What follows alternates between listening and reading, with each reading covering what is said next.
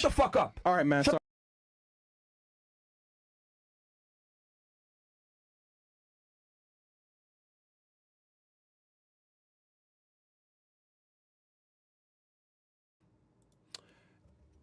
And we are live. What's up, guys? Welcome to the Stream Ninjas. Welcome, welcome, welcome, welcome. Just getting set up here. Yeah, man. Internet always acts crazy whenever you have stuff going on, huh? It's like you're trying to get stuff done, and then things just don't want to work all of a sudden. But guys, welcome to the stream, man. Happy to have you guys in. Let me just get this thing going. Shout out to the OSS. You guys are in the chat. I see you, ninjas. So, welcome, welcome. We got a couple different things we're going to talk about today, as you guys know. Fresh is still abroad. I am staying back, giving y'all the content still. How you guys liking this new camera, by the way? This is a new camera right here, new lens. Blurs the background, but gives you a nice, crispy front. Shout out to my guy, TPC Films. We went ahead and adjusted it. So super good stuff. Trying to up the production quality. I also got a new camera angle that I want to use. I think I'm going to bring back the high cam. I'm just getting a tool so that I can flip it upside down. And then, yeah, sorry about that, guys. I don't know what happened. I had a video that I was trying to play. Well, I have a video ready for you guys later, and then accidentally played a certain part of me saying "shut the fuck up" to somebody I don't even know. So I don't think was that me talking to Chris? I don't know. But it was from an old video. Chris is good, guys. I don't know why I just randomly played on that part. My bad. That was not the intention at all. So yeah. So the way this is gonna go, guys. Okay, cool. I got everything good now. All right, so here's the plan for today, guys. We're going to cover Vitaly, and we're going to cover this chick that got the cops called on her ex to try to get him in trouble. She was actually on the show. That's going to be the topic for Fresh and Fit. That's going to be at 8 p.m. Also, there's something else I want to cover as well, which I thought was really fascinating, which I think you guys will enjoy. Let me go ahead and move this over. But yeah, we're live on all the platforms right now. We're live on X, Rumble, YouTube, Castle Club, obviously. Let me get this tweet ready. Okay, cool. All right. I'll put this in the queue. Okay. Okay. With that said, so yeah, we're going to talk about that. We're talking about Vitaly. Actually, first we're going to talk about Togi, because I saw this clip here and I didn't really like it. So we're going to address this real quick. Then we're going to do Vitaly, and then we will go ahead and cover Fresh and Fit. Probably start that around 8 o'clock. So the Fresh and Fit stream isn't on yet, but I am going to turn it on at 8 p.m. Okay, so... but I'm not going to go move anywhere. So, like, if you guys are watching here on Myron Gaines X, it's fine. You guys are also going to be able to see the stream up on Fresh and Fit. So it's going to be fun as I drink my watermelon drink here. So, yeah, man. Grinding. Channel is doing well. It's growing faster than I expected. I'm glad that people are enjoying the information. You know, we give more political commentary and true crime stuff info over here. Less about women. Still Red Pill channel. I still discuss dating and women and intersexual dynamics. It's just not the main thing we talk about. It's one of the many different things we talk about here. So we cover, literally everything. So before we get going, give me ones in the chat if this is the first time you're tuning into a live stream, guys. I always like to ask this question in the beginning. See how many people we're converting. Give me ones in the chat if this is the first time you've tuned into a live stream.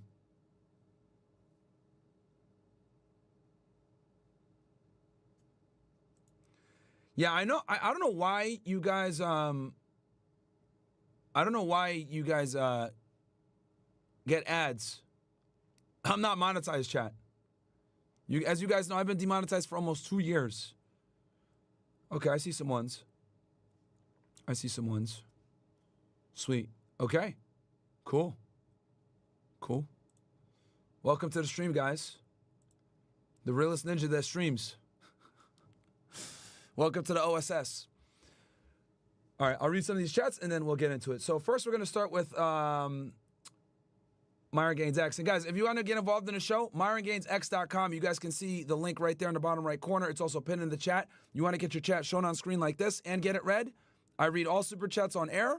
So go ahead and send in your chats there. All right?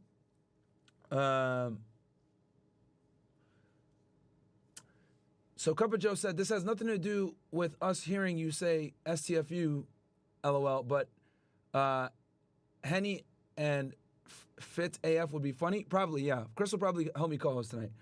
Hey, Myron, would be nice to see George Gammon again in the spotlight again in light of a lot of economic or current economic events. Thank you for opening my eyes. Longtime supporter from Estonia. Got you, TDF. Matter of fact, you know what? I'm going to just take action right now. Let me go ahead and just message him right now.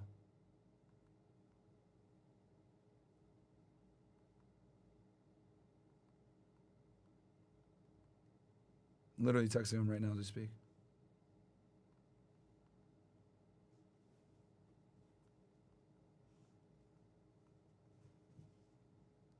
Okay.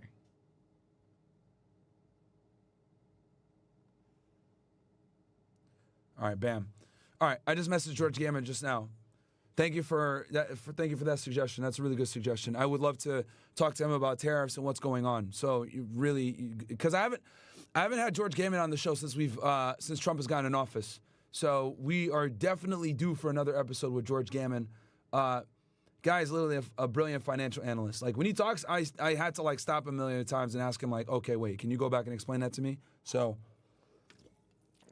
yeah.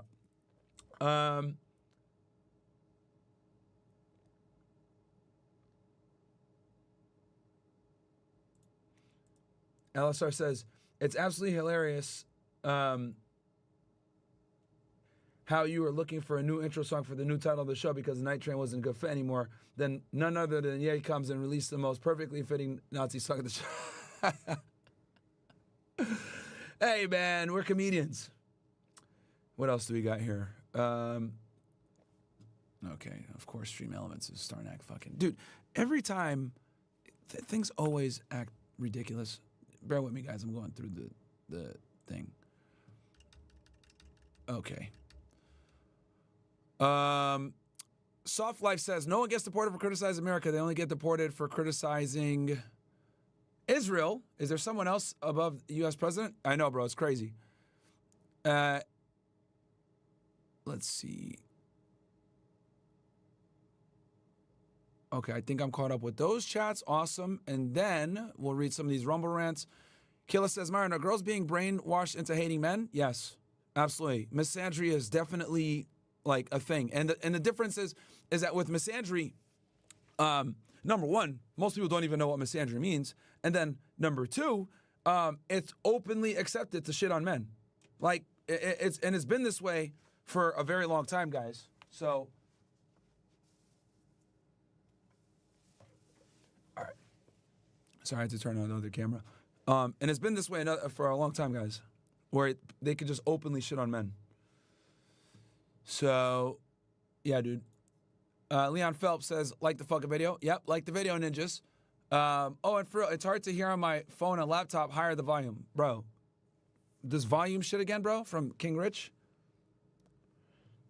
TPC Films. W Crispy 4K stream, my brother. Happy to continue to be part of the journey, making your content and streams be best quality in the game, as you always give us the best of yourself. Absolutely. Shout out to TPC Films.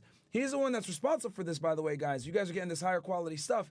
He's the one that's helped me set up a lot of this stuff with the camera angles, the lighting, you know, multiple camera setup. As you guys know, I'm running a 3-camera setup, doing a solo, but thanks to TPC Films, he kind of really helped me. The big thing with him is he helped me with getting the camera settings right. And I got a new switcher, because if you guys noticed, the quality of the show when it comes to video production has went up a lot. I basically bought a brand new 4K switcher. And obviously, when you get a new switcher, you can stream in 4K. And that's why if you guys are watching the show on YouTube right now, you can actually watch this in 4K. On Rumble, it's 1080p. But Rumble is, it's damn near 4K, right? Because Rumble just has a better, surprisingly enough, Rumble's like 1080p is equal to YouTube's like 4K. So we're streaming this thing at high quality. So shout out to TPC Films for helping me out with that. He's a videographer out of Orlando. So if you guys need help with any type of videography out of Orlando, hit him up. He's in the Central Florida area.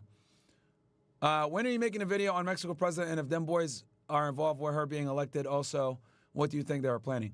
I mean, I wasn't really going to cover that topic. It's a very niche topic. But yeah, I mean, it's interesting how the president of Mexico, a country that has like 0 of them boys, all of a sudden gets a female president that's one of them boys. I mean, hey, it might just be a coincidence like everything else, right? Salas says, when are you making a video? Oh, no, got that one. And then Leon Phelps liked the fucking video. Okay, cool. Guys, we got 577 likes. We got over 2,000 of you guys in here. So welcome to the stream. If you're just joining, we're going to be covering Vitaly. We're going to be covering some Togi. We're going to be covering some other stuff as well, some other stories. But let's go ahead and go first, get this out the way. So somebody sent me this short right here, right, of this guy. And the title is How Shane Stouffer Togi Lost $250,000 Gambling, right? And then Why Togi Hates Andrew Tate. And this comes as a clip from Raw Talk. And for those of you that aren't familiar, Raw Talk is a podcast hosted by Bradley Myron. Good dude. I like him a lot. Last time I was in LA, I couldn't link up with him. It's always like we miss each other. But next time I'm there, we'll probably do another Raw Talk. But I didn't even know who this guy was. But apparently, he's a YouTuber that hangs out with Nelk. Let me see. Let's see here. That Myron guy? Yeah. Like, hold on. Let me see this guy's YouTube channel. I don't even know if he... All right, so he's got like 474K on YouTube. He doesn't post often. He hasn't posted a video in 2 months. His videos do good numbers, but if you're only posting once a month, then yeah. Anyway. Now, let's watch the clip and then I'll give you guys my take. Myron guy? Yeah, FreshandFit. And it just like brings on girls and like stupid whore. That Myron guy? Yeah, FreshandFit. And it just like brings on girls and like stupid whore. OnlyFans, dumb slut. And it's like I guess it's like kind of funny, but like when I used to watch like Andrew Tate, Zerka, Myron, it was infecting my mind. Cheat on my girl, like I have to cheat on my girlfriend. When I used to watch them, it was really infecting my mind, like about like how you're supposed to approach relationships and females on this planet. That kind of content is, I think, horrible for young men consuming that. I don't know if it's feeding off of the insecurities of younger men, but like it's easy to feel like, yeah, like I'm the guy. Like, girls are dirt, stupid, yeah, like just objects. If it's so detrimental that it's just like making you think that women are terrible, it's like then how are you ever going to find a woman that you don't think is terrible if you're constantly thinking all women are terrible? Because they also bring on like not great women that like talk a lot about like, oh, like I've 150 dudes and like, and it kind of like plants a seed like, oh, women are evil. That Myron guy? Yeah, FreshandFit. So, you know, interesting that he would say that, right? He's giving the same brain dead talk or take that everyone else kind of gives when they criticize us, saying that we just bring on OnlyFans girls and shit on them or whatever. And it's very clear that he just watches After Hours, right? Because when we do the daytime show, we cover this stuff in way more detail and give guys practical advice and kind of let them know how the sexual marketplace works now. Now, here's the thing, bro. It's very interesting to me that this is like the pot calling the kettle black. Like, he's saying we're teaching guys how to, like, hate women. Meanwhile, this guy, like, does steroids and gambles and does a whole bunch of degenerate behavior. To his young audience, by the way, dude's, like, in his 20s, and most of the people that watch him are, like, teenagers, right? So that I find that interesting. And then the other thing, too, that, you know, we need to also address is that, oh, shit. Shout out to Anton Daniels. Big $500 super chat goes, I enjoy some of your live streams. I don't always agree with everything you say, but I respect the grind. God bless, support content creators. I appreciate that, Anton. I appreciate that. My audience has been asking me to collab with you, but I was like, bro, this nigga's been talking smack about us. But you coming in here and showing love has absolutely changed my opinion. So I appreciate you for doing that, because it's not normal where someone would, see someone that they disagree with and show them love anyway. So I really do appreciate that. Yeah, I think it probably came during the whole Kevin Samuels saga, because a lot of people believe the lies of this other clown, who I'm not even going to name, spreading lies about me when it comes to Kevin Samuels. But I think it was like during that era, you might have made a video about us or whatever. But yeah, dude, it's fine. Water under the bridge. I appreciate you showing love. Appreciate you showing support. You can hit me on X or something like that. We'll figure some out. Myron Gaines X on Twitter, because I'm banned on Instagram as usual. So shout out to you, Anton. I really appreciate that. Casey, do you think America is headed towards a future where secret police is used to hunt down people who criticize them boys in Izzy? It's already happening, bro. It's already happening. They're test running it on college students right now. It's literally happening right now as we speak. I told you guys about the story up in Tufts where this girl got grabbed by ICE for writing a fucking op-ed. You know what I mean? Criticizing Israel. So, absolutely crazy shit. It's already happening, dude. They're doing it with college students that are foreign nationals. But anyway, yeah. Anton Daniels, shout out to you, bro. Don DeMarco for you. Salute. I appreciate you showing the love. Takes a lot of balls and courage to come in and show love like that, despite the fact that we've had some disagreements in the past. I really appreciate that, bro. I really do. Thank you. Definitely made me change my opinion. You know what I mean? And it's not the money, it's just the principle of coming in here and saying, hey, showing love even though we've had disagreements. That means a lot. Thank you. And the people have been asking me to do something with you, so we'll figure something out. I think the people want it, so we'll make something happen. We'll make something happen. What was I gonna say? Oh, so going back to this Togi situation, right? So he makes this video, whatever, says this stuff about us, like, oh yeah, I bring these girls and call them OnlyFans. So number one, I don't bring girls on the show just to talk shit on them, right? When I bring girls on the show, as you guys know, if you watch After Hours, we'll have a discussion, etc. Typically, I'm not insulting or, berating the girls or anything like that, unless they're being disrespectful or rude, because we know that a lot of modern day women are just quite frankly insufferable and very rude, don't respect masculinity, don't respect men. So if you tune into FreshandFit After Hours and you see all of a sudden I'm selling some girl, she's a dumb bimbo, chances are extremely likely that she's been annoying for the better part of 1 to 2 hours. I mean, hell, I guess to the point where you guys get annoyed by her so much, I look at the chat as she's babbling on, and I just see a whole bunch of ones. Castle, 11111, get her out of here, blah, blah, blah. So it's not just me. The audience also gets frustrated with a lot of these women being extremely rude and disrespectful to the platform. And that's kind of where we are, guys. I think FreshandFit After Hours has exposed female nature for what it is and just the gross lack of respect for masculinity and male authority in the United States. That's what it's basically done. And for some guys, they've seen that and use it to their advantage to, kind of navigate the marketplace. Some people think it's a bitter pill and they don't want to take it. And then some guys kind of cope and say, oh, well, yeah, all this dude does is shit on OnlyFans women. But what they don't know is that we bring women from all different parts of the world. My guy Roman literally keeps tabs on every girl that we bring on, and they're all their different professions. OnlyFans, I don't even think is 50% of the women that we bring on the show, guys. I think it's somewhere closer to 1 in 4 girls is an OnlyFans or some kind of sex work. So the majority of women actually are not sex workers, right? There's a few, but the majority aren't when you actually look at the numbers and the girls that we brought on the show. So what does this show? This shows that this isn't just an OnlyFans girl problem. This is a modern girl problem. This is a societal problem, okay?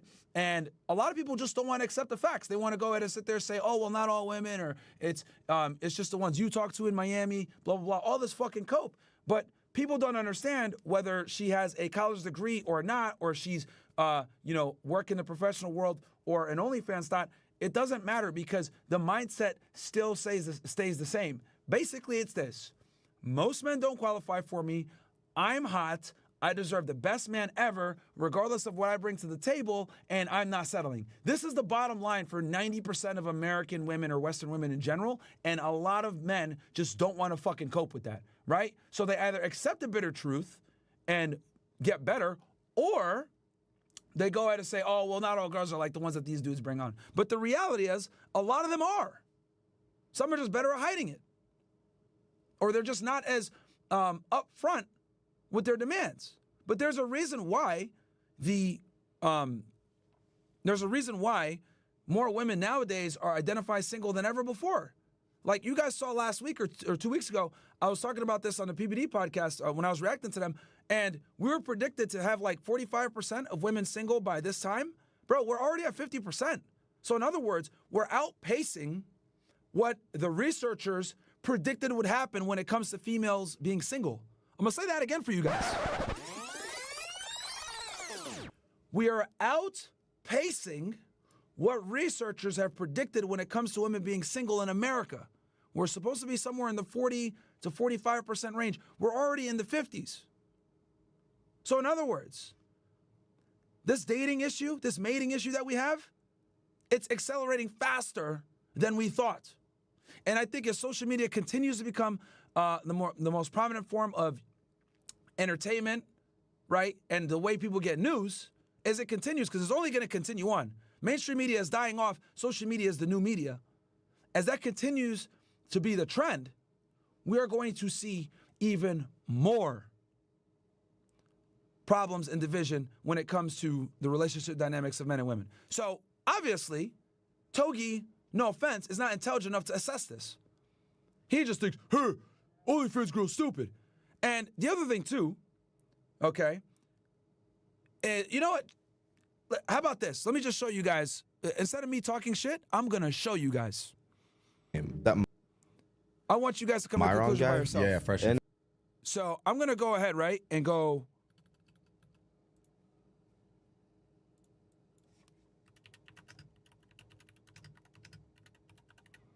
The OGs remember this.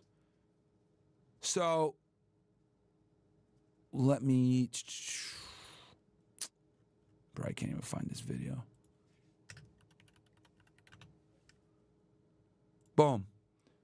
All right, guys. For some of you guys that remember, I broke down this debate between Dean Withers and Emily Saves America. Long story short, Emily Saves America is a retard. Dean Withers is a pussy. That's the cliff notes when it comes to this debate. He absolutely manhandled her, made her look completely stupid. But again, this is why you don't put women that are like Emily Saves America, who quite frankly are Republican grifters, MAGA grifters, in the place to debate against prominent left-wing influencers. Because what ends up happening is this guy, Dean Withers, made her look like a complete fucking idiot, and it embarrasses everyone on the right.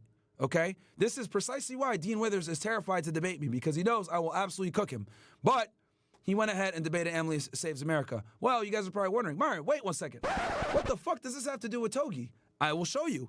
In the middle of this debate, Emily got up to go use the bathroom, and this dude, Togi, comes in and starts talking. Right here, somewhere, trying to find it. And he spent like 20 or 30 minutes yapping. Where the hell?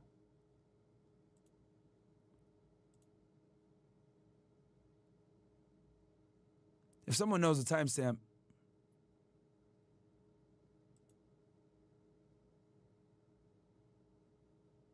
where the fuck?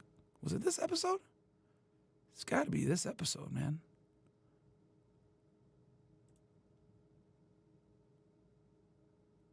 Or was it another one that he came in? Was it not this one?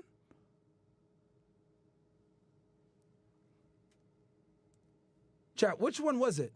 It wasn't this one? I know it was on one of these episodes.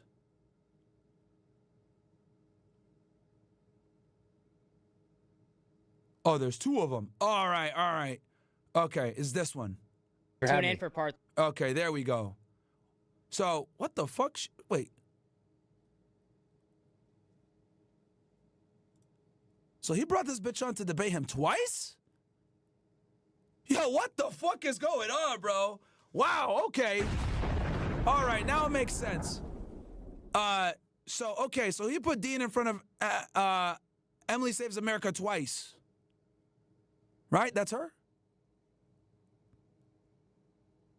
I think that's her. Bro, did this nigga really put him in front of her twice?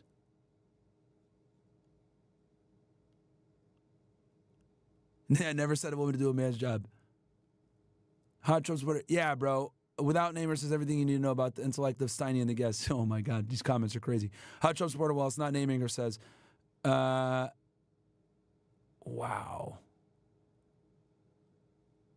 Yeah, Emily didn't even debate. The moderator literally debated more than the entire, than her, Emily the whole time. Yeah, so it is Emily. Okay, so yeah, all right. Wow, I didn't even catch the fact that he debated her twice. Tune in for part. Okay, I completely forgot. Okay, well, anyway, sorry, had that little side quest there. So this dude Togi, right, comes in the middle of this debate, right? Here he is.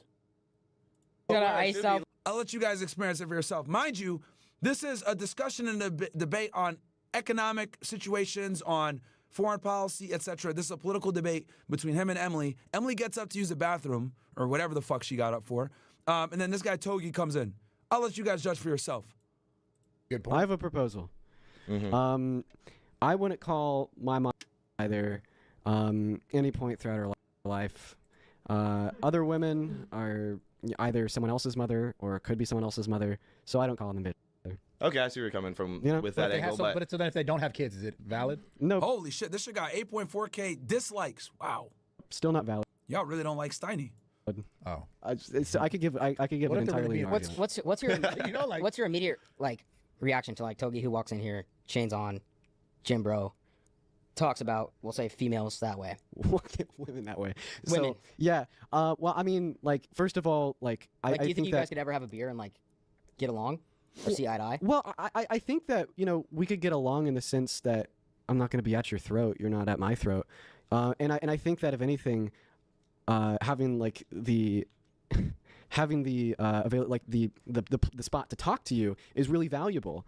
Because I feel like calling women is something that has been done forever by so many people. I was probably calling women when I was in high school. What about calling dudes when they're acting like? I call a dude, right? But Okay. the reason why I'm adverse to calling women is just because men have just done it for so long to we shouldn't want to kids. Gun number two, you just shouldn't use it, just like that gun. Than the gun, right? Like now, black people love saying the N-word. Are they choosing this AR that shot up a bunch of kids? Like you can't. It's not quite as black and white in that sense. I see what you're saying, but people tend to. They're just not quite clicking as an accurate analogy. Let's actually drill down on that analogy a little bit more. Okay, these 10 kids were all shot with this one gun. Now, what if those 10 kids lived and they wanted the gun that shot them? You gonna care? You gonna stop This whole No. gun analogy is Yeah, you threw me off. I'm not gonna lie. it's going over your head. too far right. Okay. I think it might be going over my head entirely. Okay, I'm it's really okay. trying here. Wait, here's what I want to talk about. So Togi, do you I'm have something- relating. What up? Did you have something you want to say before I intervene? Because I am the king moderator here. Last Bradley's also podcast moderating. I saw, second I moderator. watched the first 20 minutes of the last one. Go ahead. You were a horrible moderator. As the moderator, That's why he brought me in this time. That's why. In what way was I a bad moderator? Well, you just had opinions, which isn't what moderators do. Wow. Yeah. I like this You guy. don't think there's about any? this You don't think there's? position, not the other Oh, so you're not ones. trolling ever?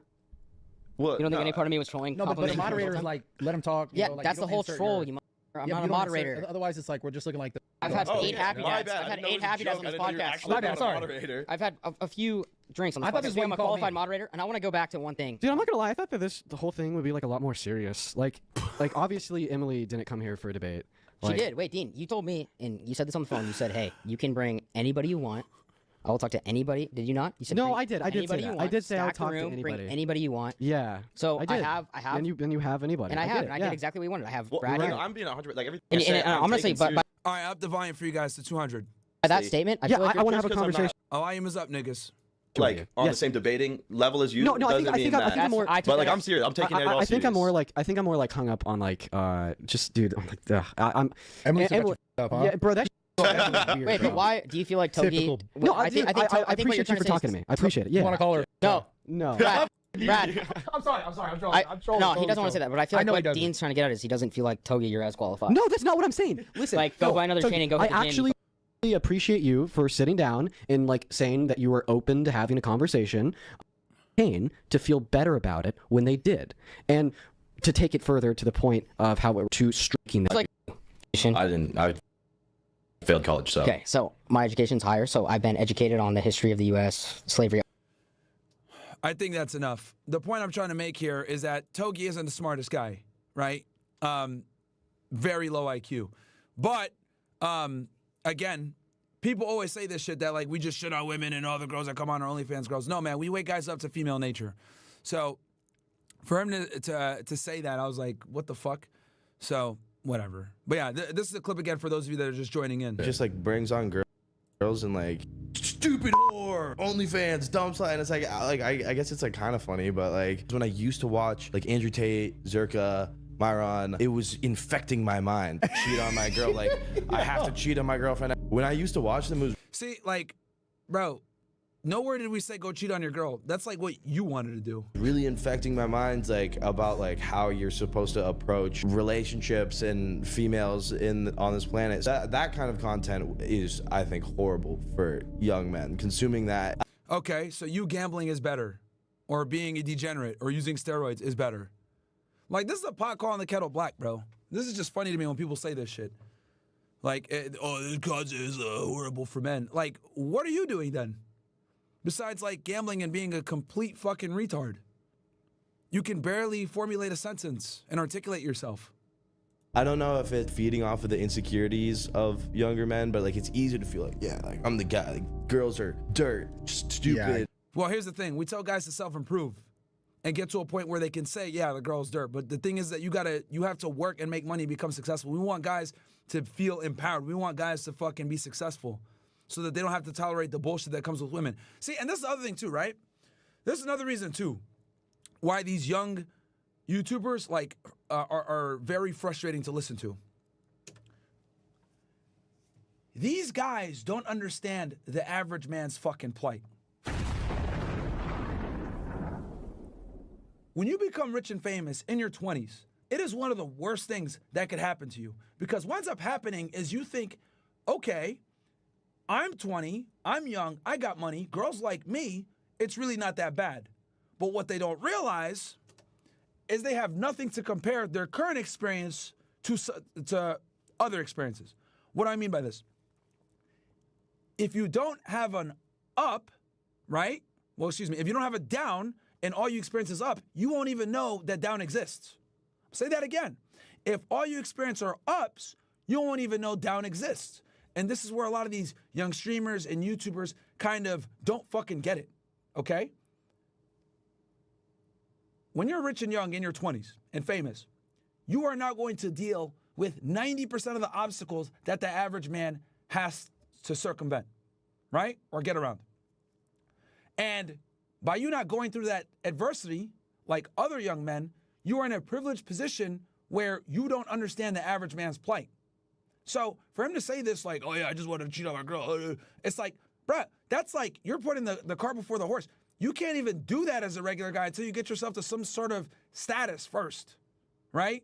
So, but since he's speaking from an extremely limited perspective, because in his 20s and he's not wise, he could sit there and say, oh yeah, well, it might not be the best stuff. No, average guys need to hear this shit because I understand the average man's plight. When I dispense information to you guys, right? I'm not talking to you as 35-year-old Myron Gaines. I'm talking to you guys as 35-year-old Myron Gaines, who was once a 21-year-old Amru Fuddle. Does that make sense? Say that again. When I talk to you guys and I give you guys the game that I give you guys on women and everything else, I'm not talking to you guys just as Myron Gaines, 35 years old. I'm talking to you guys as Amru Fuddle, 21 fucking years old. Because I remember what it's like to not have money. I remember what it's like to be in college and look at girls, like pick other men besides myself. I remember what it's like to not be the fucking coolest guy in high school. I remember what it's like to not be able to rely on status or money to be able to get women. Like, I remember the average man's plight, bro. I've experienced it. So when I give you guys information I give you guys, this is coming from a place of not just experience, but I know how to take that experience and use it to your benefit to change your life, right? You use that pain of not being successful. You use that pain of being ignored. You use that pain of being ostracized. You use it to your advantage and use it as the fuel to the fire of success. A lot of you guys say, oh, Myron, you got mama mentality, blah, blah, blah. You want to know why I got this fucking mentality? I got this mentality from decades of fucking struggling, okay? That's why. This came from like decades of struggling. That's why I have this mindset. It's stuck with me. But when you've been rich since your 20s, you have zero concept of working hard. Sorry. You have zero concept of how women treat regular guys. Because I've told you guys this before. Women treat different men differently. The way she meets you is going to say a lot about how she treats you. I'm going to say that again. The way she meets you is going to dictate how she treats you. What do I mean by this? If a woman meets you, right, and you're throwing a private party or a yacht, and she meets you on that yacht, she's going to have far more respect and attraction towards you simply for meeting you at a venue like that, which commands status. However, if you're at a fucking Starbucks or something, or you're at the gym, somewhere where everyone else is at, and you try to hit on her, that interaction isn't going to command as much respect, right, or attraction as if you had met her at a private party, whatever. Well, why is this? Because women put more stake in how they meet you versus actually meeting you, okay? Now, men, we're not like that. If a hot girl approaches us at the gym, or at a yacht party, hell, she could approach us in a dark alley. We are still going to sit there and look at her and be like, oh, she's attractive? All right, cool, I'll talk to her. How you meet her has no bearing on your attraction towards her. But with women, it does. And something as nuanced as this that I just explained to you, this is something that a guy like Togi would never fucking understand. Because he's never understood the concept of meeting girls as a regular fucking guy, man. And this is why I'm always very reluctant, right, and critical of young guys that try to sit there and tell other young guys what it takes to be an attractive male that are in their 20s, because they haven't had to fucking build themselves up.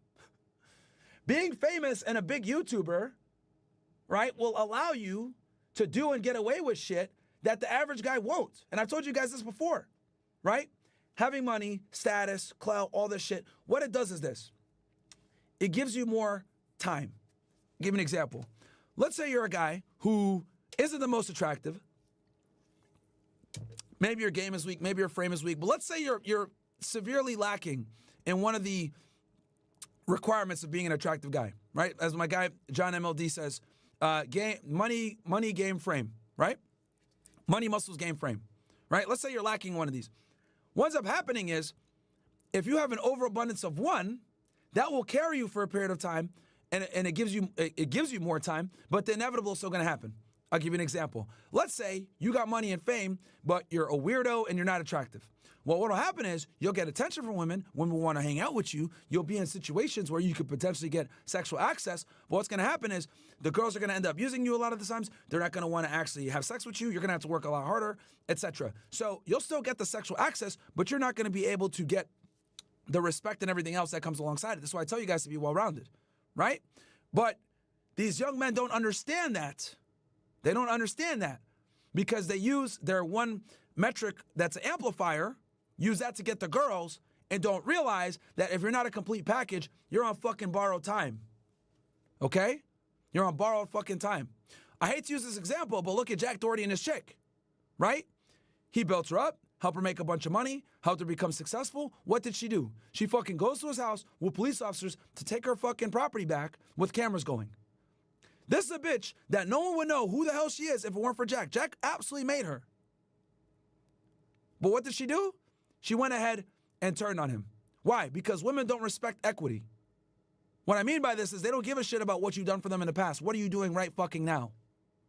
And this is one of the things that drives men fucking crazy because they don't understand that when it comes to dealing with women and, dating them, getting sex, whatever, like, they don't have the same mindset as us. It's not like she's going to look back and be like, damn, this dude really pulled me out of poverty. Damn, this dude really changed my life. Damn. Like, she's looking at it like, okay, he served his purpose. I'm moving on. It's called Briffault's Law, chat. Briffault's Law. Once the female no longer needs the male, she will quickly cut him off and move on to the next male. This is biological. This is why women get over breakups way faster than men. This is why women are able to lose attraction quicker in their partner than men. This is why they initiate the breakups. Are you fucking getting it now? But you don't understand this shit until you've went through the fucking toil of dealing with women. And as a 20-year-old guy, who's famous or a millionaire, you will never have to experience that shit. And since you don't have to experience it, you won't know it, you won't understand it, and worse yet, you will not be able to tell other young men about this shit and identify with them. The reason why I'm able to break down female nature at such a fucking precise molecular level is because I've been fucking through it. I've done the fucking 40 cold approaches at a nightclub per night. I've done the day game. I've done the dating apps. I've done leveraging sugar sites, right, to get girls without paying. I've done all that shit. I've done videos on it. I've shown you guys it. I've done how to approach girls. I've done it, showed you guys on the show how I do it. But that came from years of failure, trial and error. I went through the fucking bullshit so y'all don't have to. But these young guys that are saying the stupid shit that they say have never been through the bullshit, so don't know what they're talking about. So this isn't really an attack on Togi as much as it's a declaration for you guys to understand that guys that are famous and rich in their 20s have no business telling y'all shit when it comes to women because they don't experience what you guys experience with women. And if they do, they don't experience it at the same level. The average man is getting rejected by like 99% of the women that he talks to. These dudes probably get rejected by maybe 85% of the women that they talk to. Even though they're still getting rejected more, they don't understand that getting rejected by almost every single girl you talk to because you're a regular guy is not the same as them getting rejected by 85% of women that talk to them because they're a famous guy. It's not the same. So that's my take when it comes to this stuff. When he's talking about, oh yeah, these guys just teach you to hate women, blah, blah, blah. Like, bro, you clearly just watch After Hours and don't really know what the fuck you're talking about. But again, you know, the dude isn't really smart. That's why I showed you guys that clip with Emily Saves America. Like, he came in to talk to Dean Withers, and even Dean is like, is this fucking serious? Like, what the hell's going on here? So, whatever. I didn't even realize that y'all really don't like Steiny, I guess. This shit got that many dislikes, bro. What the fuck? What about the other one?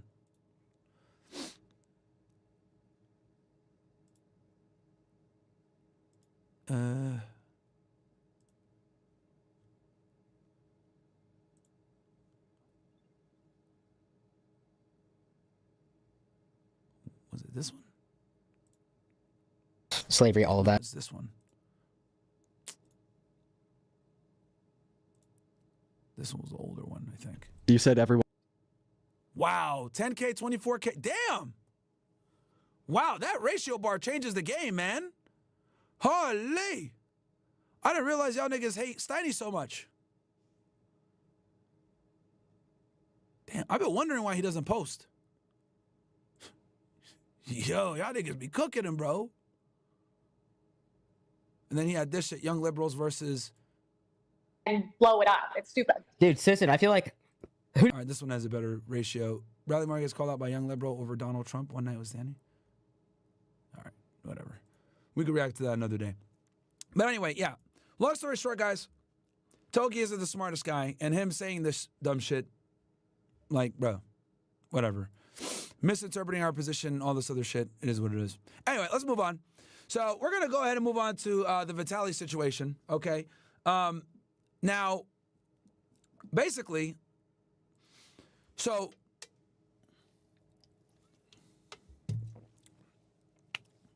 I was literally on the phone texting Vitaly like last week, right? We were talking about some other shit, which I won't disclose here because I don't want to put him in a hot spot. He already has enough problems to deal with. But we were talking about a certain topic, right, that he had knowledge on. And he told me he was supposed to be in the United States like last week.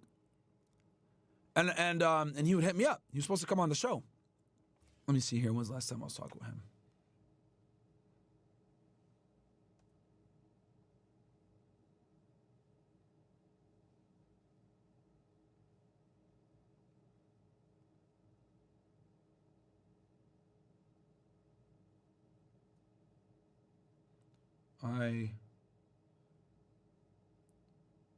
March 30th.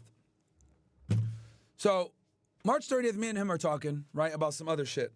right? We're talking about him coming back to America. We're talking about, is he going to still do the Predator pranks? Shit like that, right? Or sorry, not the Predator pranks, the PDF, catching the PDFs, because it's all real, guys. I was there. I'll tell y'all, 100% it was real pedos. They were actually going to jail. Y'all can look and see that they actually do get arrested by the cops. I mean, hell, to this day, Burbank PD has still contacted me to come out as a witness on one of the cases that we did when I was out there with him. So it's 100% real. For all the people that say that, oh, these Predator things are a lie, that's not true. They're 100% real. What's up, Frank? You want to say what's up? Hey, say hello to the audience, guys. You want to throw out a slash? Okay. He just like randomly comes up and just like just wants to come and say hello. All right, I'm gonna let you say hello to the people real quick. Come here. Ugh, yeah, fat Frank. Goddamn, bro. He's grown so much, chat. This is Frank. All right, I love you too. I love you too. Goddamn, nigga. Okay.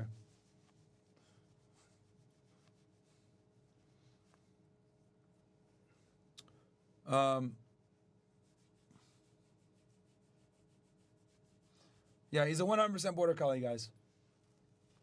100% border collie. Somebody tried to insult me and say my dog isn't, he's not 100% border collie. He was a mutt or whatever. I was like, bro, this dude is not a mutt, man. This guy, literally, 100% border collie. We got the paperwork. Super smart. He's almost a year old now.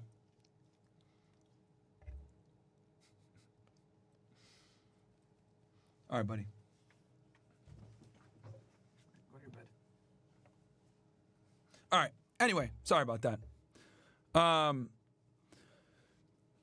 So where was I? Yeah. So anyway, so the Vitaly stuff is 100% real, chat. It's 1,000% real. 1,000%. Because I've been called by the police to testify and stuff like that before. So anyway,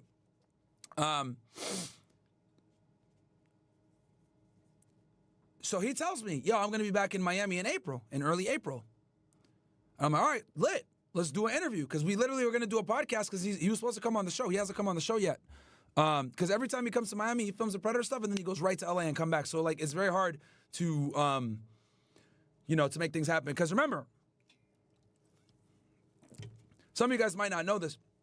When Vitaly was doing this Predator stuff, he would have a team of like 30 people with him, chat. I shit you not. He would have like 30 people with him when he was doing this stuff. He'd have like a full camera crew. He'd have his IRL camera guy. Like, they'd have like lights dudes and like, bro, it was crazy. He'd be running around like a full production team. So every time he came to Miami, he would do what he needed to do, and then he'd get the fuck up out of here because he had that production team that he had to deal with. So long story short, he didn't have much downtime in between catching predators, right? So like, all right, cool. When the season is done, we'll figure it out, whatever. So he was in Asia for a long time. He was doing IRL streams out there. I think he was in Thailand or something like that, or Bali.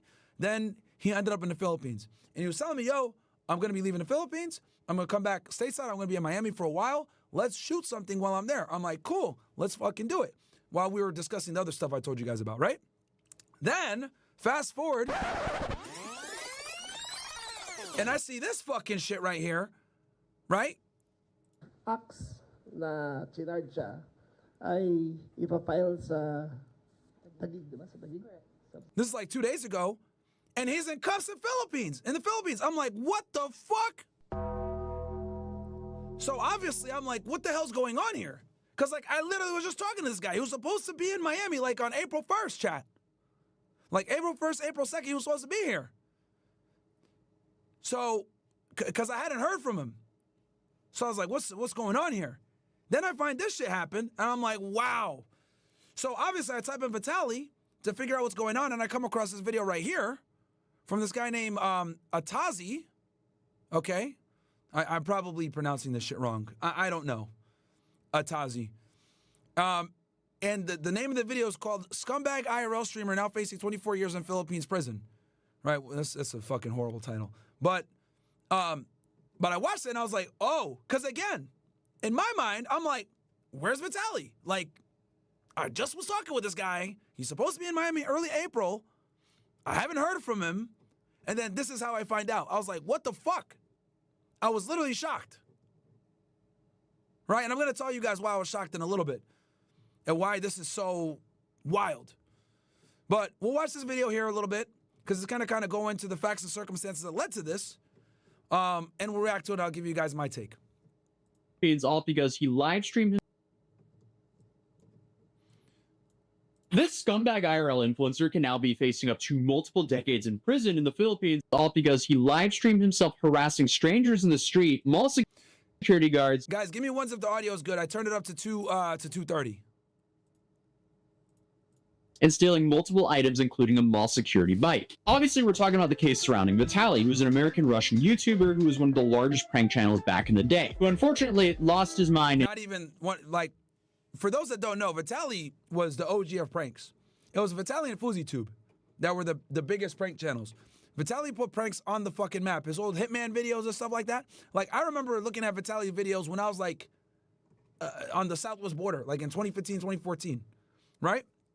But prank YouTube, similar to fitness YouTube, is a dead genre. Completely dead genre. It used to be huge, like 10 years ago, but it got too oversaturated and people were basically, with fitness, it got redundant, and then with the pranks, people started staging them, so no one takes pranks seriously. Actually, fun fact for you guys, Fresh used to be a prank YouTuber for a minute, and he was honest. He was like, bro, everybody sets up their pranks. I was like, wow. So...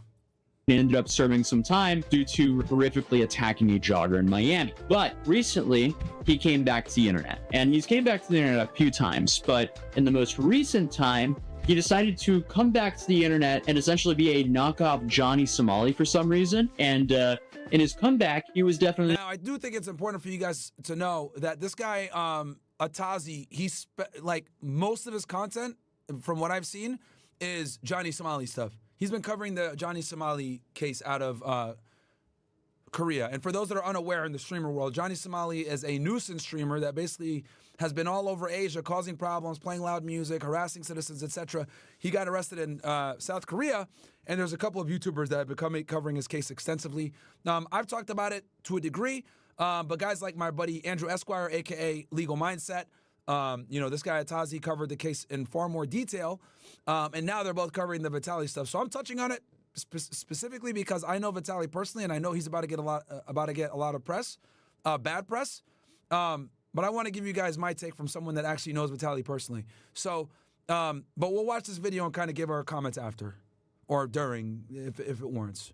Not wise when it comes to picking the country to be a nuisance in. The Philippines. I don't know why you would ever want to come to the Philippines and go live with the title Disturbing the Peace in the Philippines, as that is probably one of the last countries I would ever want to have that title in my stream, let alone go around and harass people and then steal multiple items while live streaming yourself doing so. It's like the influencer version of Darwinism, and his actions are definitely catching up to him here now because he was just perp walked out in front of the entire country. Secretary John Vic Remulla will now make a statement. Now, when I saw this, I was like, oh my God, Chad. Mind you, I was, where was I at when this was happening? I think I was at either Penn State or maybe even, this happened before InfoWars, I think. Or no, I think I was at InfoWars when this story broke out originally that he got arrested. But then they walked him out like this, they perp walked him. So I was like, oh shit, here we go. Magandang umaga po sa inyo lahat. Yeah, the smirk he had during his arrest and mugshot, that's completely gone. Dude, he was warned multiple times. He didn't care. He just openly embraced going to jail in the Philippines on his stream. And now he's in even more trouble than what I think he's ever been in his life. And that really, really sets the bar when you look at his situation that happened in Miami. Because if you have a horrific attack on your record... Well, I would say the thing out of Miami is worse. Basically, long story short, chat, he got arrested for like assaulting a female jogger, back in like 2020. And that's kind of what led him to becoming sober and stuff like that, which we'll talk about that a little bit more later. But that's what he's referring to. An attack that happened back in like early 2020 on a jogger in Miami Beach, not too far from here. record and somehow you're in more trouble than what you were then? Oh boy. So what are they charging him for? Vitaly engaged in multiple disruptive and inappropriate acts, including attempting to kiss and grab him, trying to seize his service firearm, taking videos of him without consent, mocking other security guards, and vlogging without a permit in BGC. Also, in Vitaly's latest video in BGC, nakita siyang sumasakay ng patrol motorcycle na walang abiso. Oh wow, there's just a whole plethora of charges here that can be disastrous for him. They're also talking not just fully English, they're speaking tag-along with English, which I think they call Taglish. So I had to transcribe a lot of this to actually understand what is going on and then run it through ChatGPT and then have ChatGPT essentially tell me what they were saying. So it's not fully spot on yet, but that's what happens when we're trying to break this news. So here we have, I guess, the charges against Vitaly, which aren't 100% set in stone from what I can tell, because he just kind of threw out a lot of the things that happened that they're investigating him for. So first you have unjust vexation, which is engaging in behavior that caused annoyance and distress to others. Then you have alarm and scandal, which is actions that disturb public peace and order. Then you had attempted theft, which was trying to unlawfully take a security guard's firearm. That's a serious charge. That is, like, did this happen after my coverage? Did this happen after he was arrested? I don't remember that being on the stream that I skimmed through. That is a serious charge. Then you have the 2 counts of theft if they go after him for taking the motorcycle and the industrial fan, and then also that face mask, but they return the face mask pretty quickly. So we'll see what they do there. Then you have the threatening to rob an old lady as well. But what I didn't know until now is apparently if you steal a motorcycle in the Philippines, you can actually get up to life in prison. And this That's crazy, bro. So carnapping, as it's known, can lead to significant penalties under RA 10883, the new Anti-Carnapping Act of 2016. Dude, that is crazy. That stealing a motorcycle can really get you jammed up like that in the Philippines. all due to a newer and stricter law they put in place around 2016. Now, will he get life in prison? There's no way. But the fact that you would even go to a country and do something that can give you a maximum... Also, guys, do me a favor. We got we got almost 5,000 you guys in here. So, guys, do me a solid. Like the video, please. Subscribe to the channel if you haven't already. We got 1,100 likes, roughly. So let's get to 3,000, chat. Let's get to 3,000. Let's bump it up a little bit. I see the likes going up. Let's keep liking it, get the ratio up, because the more people that like the video, the more the channel gets recommended, the more channel gets recommended, the more we grow, the more people we can awake and red pill them on not just women, but foreign policy, Israel, economics, fucking cryptocurrency, etc. Because we keep it real on all angles on this side of the internet. So like the video for me, ninjas, and let's get this thing up to 3,000.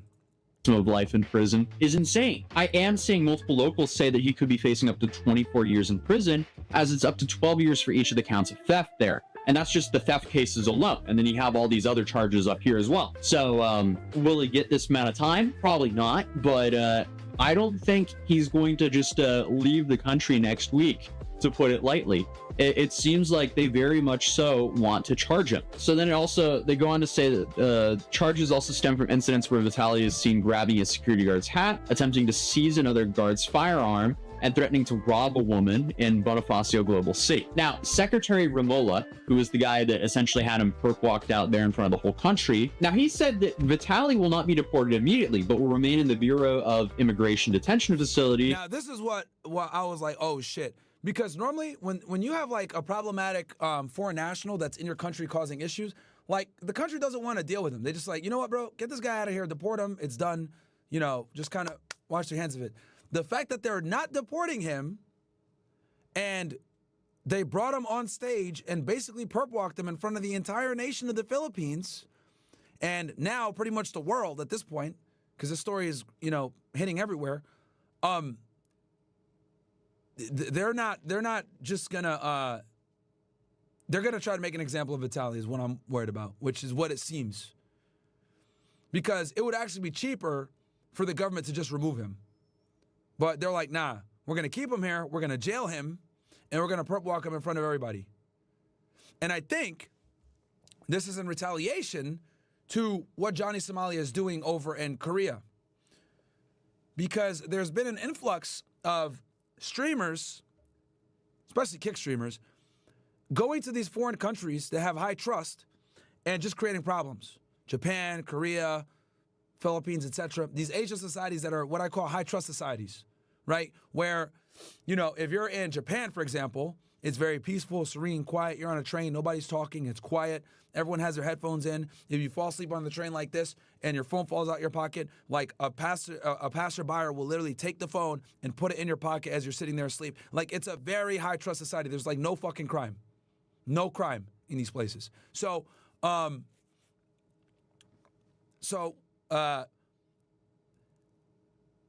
Somali goes to Japan, creates a whole bunch of problems, kicked out. Then he goes to Korea to film content. Now he's in the middle of a trial, and they're keeping him there and not letting him leave because they're trying to prosecute him. I foresee that they're going to do the same thing with Vitaly. And I think these Asian countries are kind of sending a message, like, if you're an American and you think you're going to come here, right, and cause a bunch of problems and just leave, that's not going to happen.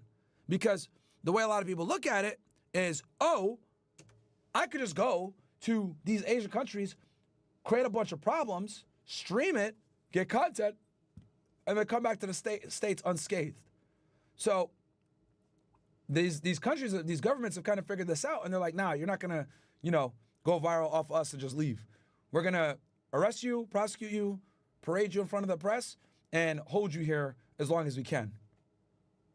So, and the problem is when you're in a foreign country, guys, like, yeah, you're a U.S. citizen. Yeah, you could go ahead and call your consulate. Yes, you could go ahead and try to, you know, talk to your rep, but there's not much they can do when you're facing criminal charges in a foreign country. There's really not much they can do. And this is a big reason why I didn't go to the UK, right? A big reason why I was like, you know, I'm never going to go to the United Kingdom is I spoke to a couple of people from the UK, and they told me, yo, you could get arrested for tweets that you made in the United States. I was like, what? But yeah, the UK doesn't have free speech. And you guys know that I've talked about a lot of stuff that's taboo. Shit I can't even talk about here on YouTube. Welcome, punch! But I think you guys know about what topic.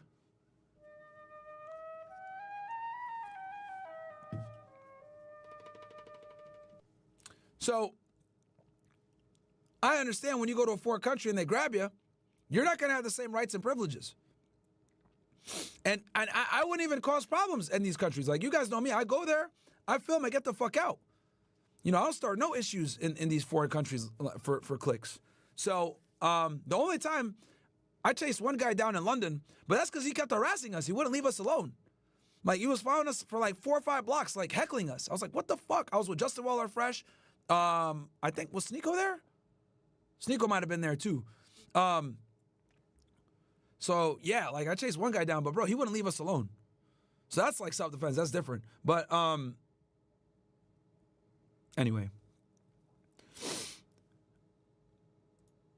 Yeah, long story short, they're going to try to make an example of Vitaly, man.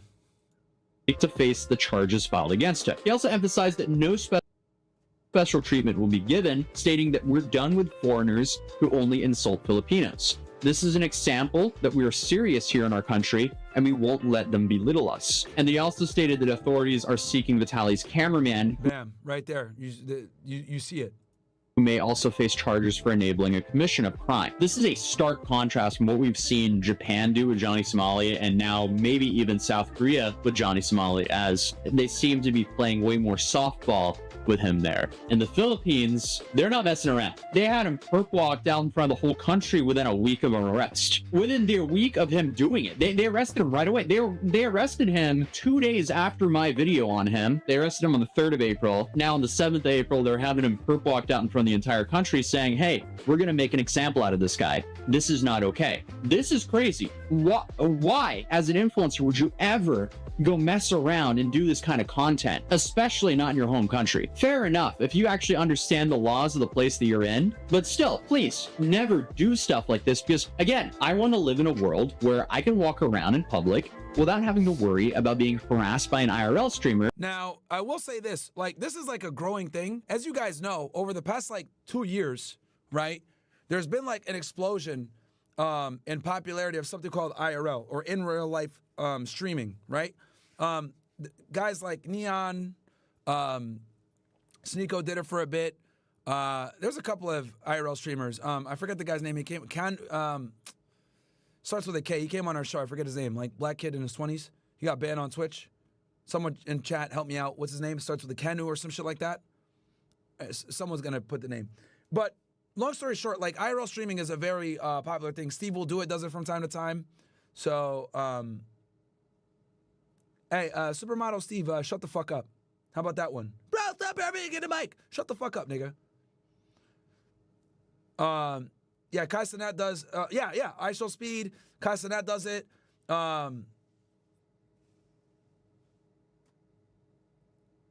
Canal Joseph, there you go. You know, a lot of these guys do this IRL stream stuff, and it's become very popular. But within this IRL stream community, there's guys that do the IRL streams and like become a nuisance. Like they purposely fuck with people when they're out and about for views. So you got the people that do IRL, then you got people that do IRL and they fuck with people. And this is what's called like a nuisance streamer. So there's been an explosion of popularity of this type of content. A lot of times you find them on Kick because you can't really get away with this shit on YouTube. But yeah, dude, wild shit. Is that so much to ask for? And it's sucky content, bro. It's the worst. And I feel like everyone in the world... It's like brain rot. But it's extremely popular, especially amongst young people. Yeah, FaZe do it and shit. Yeah, literally, bro, every young streamer does it. We've done it too. We've done a couple IRLs, like, but we do it more for like debates. Like I'll be out there with a sign and we'll like debate. Like, so we try to make it a bit more scholarly. But these guys are just like walking around doing dumb shit. Completely different with the IRL stuff. They're like trolling people and trying to get, you know, a rise out of them. You know, if we IRL, it's typically to like set up debates and, you know, have discussion. Deserves that very basic right. If you're out in public, you shouldn't have some IRL streamer harassing you to try to get some sort of reaction so they can monetize it for their live stream. It's just not acceptable. But continuing, it says Vitaly's actions have drawn significant criticism and authorities are committed to ensuring accountability for his conduct in the Philippines. Here's a little snippet where he says that Vitaly has to take accountability for his own content. People have to take responsibility for the content they create. It is not a license to shame or to hurt or to besmirch anyone. A vlog ang social media ay may kaakibat na responsibilidad. But then Vitaly gets in trouble during the press conference because for some reason the dude just can't stay serious even though his freedom is literally on the line here. Bro's freedom is literally at stake. And speaking of the other stake, he's also now banned from Kick.com. So that stake deal is gone. He has officially been 404 as he was so worried about becoming. Before we give our next question, may I just remind Mr. Vitaly to respect the secretary while he is speaking and not say anything or gesture anything that is out of the ordinary. Thank you so much. So may we call on Mr. Rambo from BZXL. Oh boy, that is the stare of a man who wants to put you under the prison. Vitaly is in for a rough time. Who would have known that harassing people and just making an absolute fool out of yourself and I guess the platform that you represent would get you banned? I feel like it's pretty obvious, but I guess people need to be made example. And I don't think he's on Kick right now, chat. This scumbag IRL. I was trying to find him. If I go on Kick and I type in Vitaly, like I can't even find him, chat. I think they might have taken his channel down. He's not even on Kick anymore. Because that's where he was streaming. Examples of so others will learn. Because at the end of the day, no one wants this. And not even Kick wants this because Kick does not want to risk being banned in a whole country. So they're just going to quickly ban and get rid of whatever streamer that causes a commotion like that. But then a journalist asked if Vitaly is allowed to speak. Good morning, Secretary. Jess Cruzat from ABS-CBN News. May I ask if Mr. Vitaly is allowed to speak? No, not today. Only in the formal inquest. All right. Okay. I mean, you could see Vitaly's disappointment there. This is such an insane situation that's just so incredibly self-inflicted, like so many of the other stories that we cover. Why would you ever do this to yourself and to other people. But something I was not expecting was being credited by the police for arresting him or for finding out about this. Because here a day ago, the Taguig City police station posted criminal charges filed against YouTuber Vitaly over viral BGC incident. Guys, the reason why I double checked to see if he was banned is because Kick has a very bad habit. Well, you guys probably don't know this. Kick bans and unbans people all the fucking time. Like, Kick actually makes it like, it's so fucking weird that they do this shit. Like, they'll ban somebody for like promo. So like anytime someone gets banned on Kick, it's not for real. They've banned Fuzi a million times and he always comes back. So that's why I had to double check myself. Because literally, Kick uses banning their creators to generate more hype for their creators. Does that make sense? So anytime someone says, oh yeah, so you got banned off Kick, I always double check. So that is why I'm looking at it, guys. Kick is notorious, fucking notorious for banning their creators and then unbanning them after. And they ban them for the purpose of getting promotion.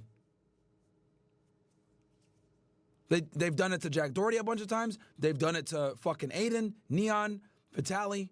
So I don't believe it ever when someone says, oh, they got banned on Kick. I literally go and search it every time myself.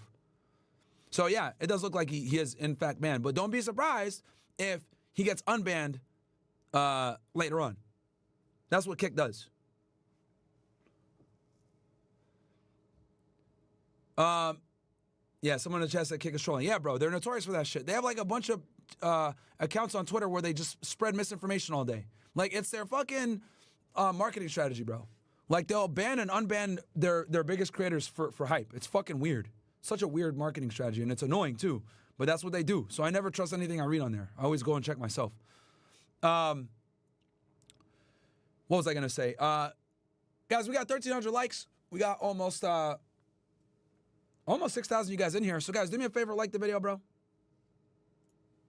The Taguig police station has taken swift and divisive action in response against a viral video involving Russian-American YouTuber Vitaly, who is now facing multiple criminal complaints following an incident at Bonifacio Global City that drew widespread public outrage. Authorities immediately launched an investigation after receiving reports from local residents and security personnel who allegedly harassed the foreign content creator. Police gathered statements, reviewed complaints before the city's prosecutor's office on April 3rd, 2025. They also coordinated with hotel management and local establishments in the area to secure evidence and ensure accountability. The incident stemmed from a video posted on April 1st, 2025 by the YouTube channel Togi titled "Scumbag IRL Streamer Destroys His Life in the Philippines Live." That title aged very well now. Was not expecting to see my video an official police statement though. I just saw his live stream and I was like, there's no way this guy's this stupid to be doing that there. So I made a video on it. The video, which has reached over 600,000 views, shows Vitaly aggressively approaching and filming people in the street in Taguig. Vitaly, 32, was reportedly staying in a hotel in Fort Bonifacio during the visit. On March 31st, around 11 a.m., he was seen walking along Bonifacio High Street where the incident took place. He was caught on video confronting several individuals while making live streaming content for social media. According to reports, these affected include security guards and workers in the area. One guard said that Vitaly forcefully pulled his ID from his neck. Another worker said that the YouTuber took his hat without permission, while a third, also a security guard personnel, claimed that the foreigner tried to grab his service firearm. Yeah, okay, so I mean, that is a serious charge. Yeah, trying to grab the service. Oh, man. Recognizing the suspect's foreign nationality, the Taguig police also coordinated with the Bureau of Immigration to determine possible violations of immigration laws. A formal request was sent to the BI for updates of the YouTuber's current status for guidance and further action. Taguig authorities have issued a strong reminder to all visitors and online content creators to respect local laws, warning that actions meant to harass or humiliate people, whether it's on camera or not, can have serious consequences. The Taguig City Police Station assured the public that they're continuing to monitor the case and are committed to protecting residents from similar incidents in the future. I mean, shout out the Philippines for handling this so quickly. And also, like, this should definitely not scare anyone from going to the Philippines because they want tourism there. They just don't want people to be live streaming and the thing is with the Philippines, guys, is they rely heavily upon tourism for their economy, man. They rely heavily upon it because, as you guys know, and the passport bros know what I'm talking about here. Frank, stop. The passport bros know this. The Philippines is a very popular destination spot when it comes to dating, etc. So not only do they have a bunch of passport bros over there, a lot of people go over there to set up their businesses because if you live in the Philippines, you can literally live like a king. You can make 50 to 100K here in the United States and live like you're a millionaire in the Philippines. So it's a very popular place for Western foreigners. So obviously the Philippines doesn't want to lose that, right? And when you got a bunch of streamers running around acting wild, fucking shit up, they're going to go ahead and punish them to the highest extent of the law because they don't want their tourism industry to be affected, and also for their private citizens as well. But again, these high trust agent societies, this is the way they operate, man. They like there's very little tolerance for crime and foreigners. Harassing people in public. It's very easy to go visit a country and not act like the town. That's crazy being in an official Filipino police statement. Shout out to all my Filipinos. I love you guys. I'm currently in a different setup, as you can see, because I'm currently traveling to go to yet another crazy influencer trial. I guess we just do that now. I've had a lot of fun doing it. So here we're going to another case tomorrow, and I have to get up at 5 in the morning. Yeah, this dude went all the way to Korea to cover the Johnny Somali stuff with Legal Mindset and some other YouTubers. So, yeah, I mean, I didn't realize that there's like this whole industry of YouTubers that talk about YouTubers getting in trouble. Like, I was like, what the fuck? So, yeah, apparently this is like its own fucking niche, you know, which is kind of weird because you kind of depend upon other people's downfall to make content. But, you know, I guess from this perspective, he's reporting what's going on. But I'm going to give you guys my take here in a second. We're almost done. It's currently at 2:41 a.m. so I won't be getting too much sleep because I have to drive for a couple hours tomorrow to get to this court case because it is in the middle of nowhere. But hey, if this video gets like 75,000 likes, I might fly out to the Philippines as well to go to Vitaly's trial. But other than that, if you're new here, feel free to subscribe, and I'll see you in the next video. And yeah, drop a like on this video so maybe I can go to the Philippines as well. Peace. So I made a tweet, right? So I go, wow, what the fuck? Vitaly's a good guy. It bothers me to see this happen to him after he made such a huge change for the better in his life. He stopped drinking, drugs, was catching really bad pedophiles, and was growing fast on Kick. Then he was creating problems in the Philippines by being a nuisance streamer like Johnny Somali. I don't know whose idea this was at Kick. This was an awful move and put one of their top streamers in serious trouble. This press conference proves it's obvious the Philippines is going to try to make an example out of Vitaly. How Vitaly gets out and makes a U-turn in his content. He's talented and does not need to make problematic content like this to get views. And this kind of encapsulates my position on this.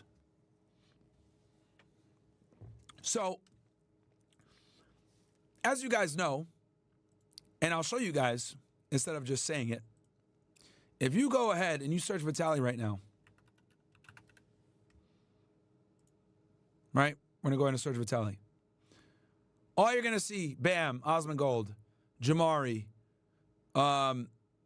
Legal Mindset again, Atazi, Ben Wise, all these people, look at this, are basically covering H3 Podcast made a video. Like, all these people are making videos bashing Somali. Obviously, Atazi, the video we just watched, right? Which, and the reason why I played this one, because this is the most popular one. This is why I picked this one. But there's like a bunch of them, right? So the reason why I wanted to do this video today, guys, because I actually battled with myself if I was going to do this. But I think it's kind of necessary for me to do it because, as you guys know, I do have a personal relationship with Vitaly. I know him pretty well. And I knew that he was going to get a whole bunch of bad press here. So I kind of want to give you guys another perspective because everyone is going to use this to shit on him. Oh, he's so stupid. He's an idiot. Why is he doing this? Blah, blah, blah.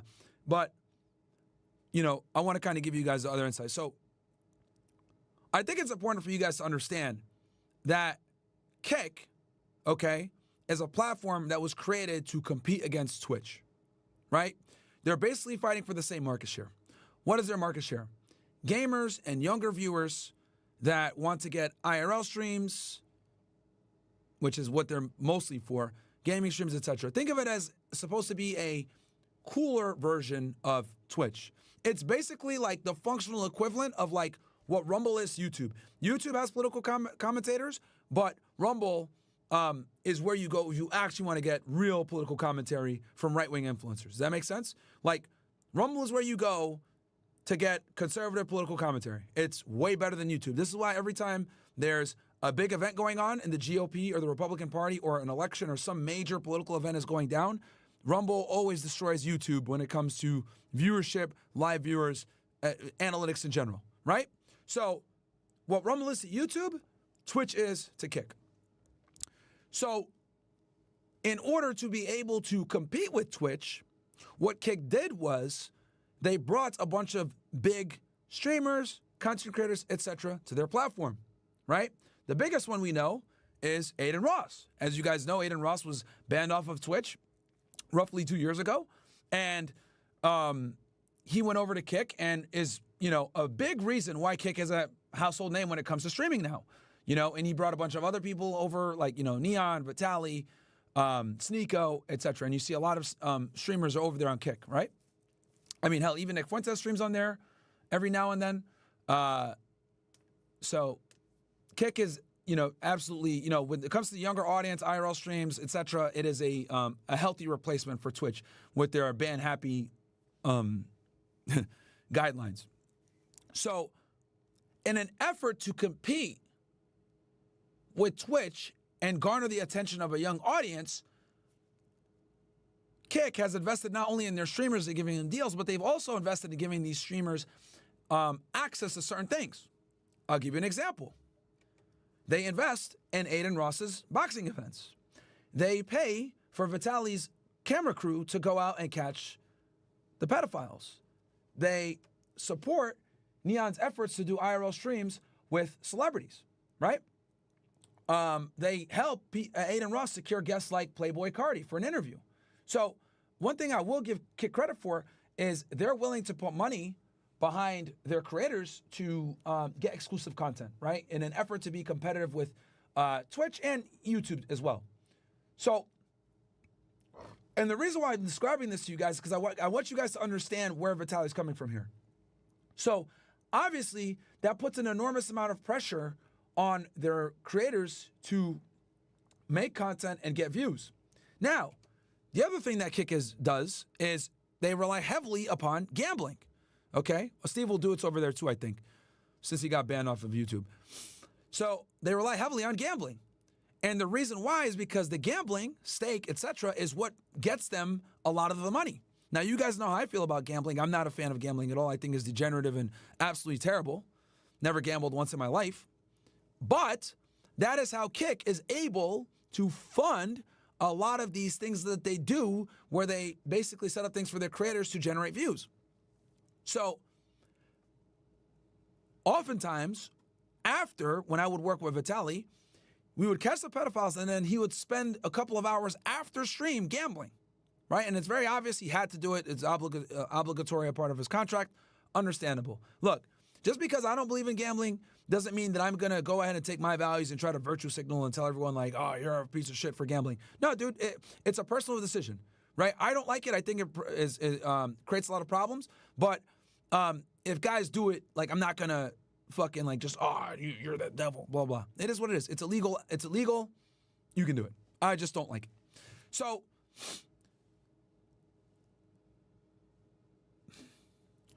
with this enormous amount of investment that the Kick platform makes into their creators, they have quite a bit of say-so in the content creation. I'm going to say that again. Since Kick invests so heavily into their creators to set things up and make things happen, they control a good amount of the content creation on their platform from their creators. So, I don't know what happened. I'm speculating here. I want to be very clear about this. I'm speculating. But what I predict is, or what I think, was the pedophile stuff started to create issues for Kick when Vitaly was running around catching these guys. And the reason why is because not only would Vitaly catch these guys, a lot of the times he would embarrass them, shave their head, make them eat, like, the world's spiciest gummy bear, funny shit. I remember one time I was there with Ada Ross and a couple other people. Dude brought out a fucking alligator. He brought out an alligator on one of the Predators. Like, funny shit like that. But obviously, doing outrageous shit like that might lead to legal ramifications. So what ended up happening was some of these pedophiles came back and actually started suing Vitaly and Kick. How do I know this? Well, I know this because one of Vitaly's security guys, right? Nice dude. I won't say his name, but I don't think he'll care. Whatever. I might have slipped up a little bit. I think he wouldn't mind because he's actually been on camera. You guys have seen him before, and people say his name. So his name's Alvin. Oh, great guy. If you guys watch the IRLs, you'll see him all the time. But long story short is, he told me that he got named in a couple of lawsuits from these, pedophiles that they had caught. So if he's getting named and he's the security, I already know that they're, going after Vitaly and Kick. So what I predict, right, me just kind of coming to my using common sense here, because he stopped doing the pedophile stuff and he went to Bali and all he did was gamble in the IRL stream there. So to me, I looked at it like, okay, Kick probably doesn't want to keep supporting this kind of content because it's creating problems for them legally. So he went over there, was doing the Bali stuff. Maybe it wasn't hitting the same. And then he went to the Philippines and started doing this stuff and it got him in trouble. Now, why is it so important for me to bring this shit up to you guys? Because I want you guys to get Vitaly's perspective here, where he is on a platform that's competing for views that doesn't necessarily want to support the endeavor he was doing before, which I think was a lot more noble and righteous, where he was going after pedophiles.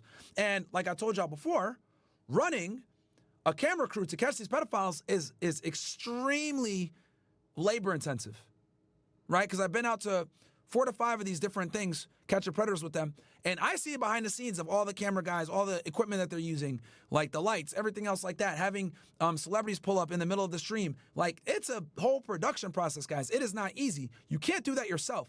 So the fact that Kick pulled the plug on this stuff from him put him in a position where it's like, all right, well, I still got to make content. What am I going to do? Kick isn't supporting me here.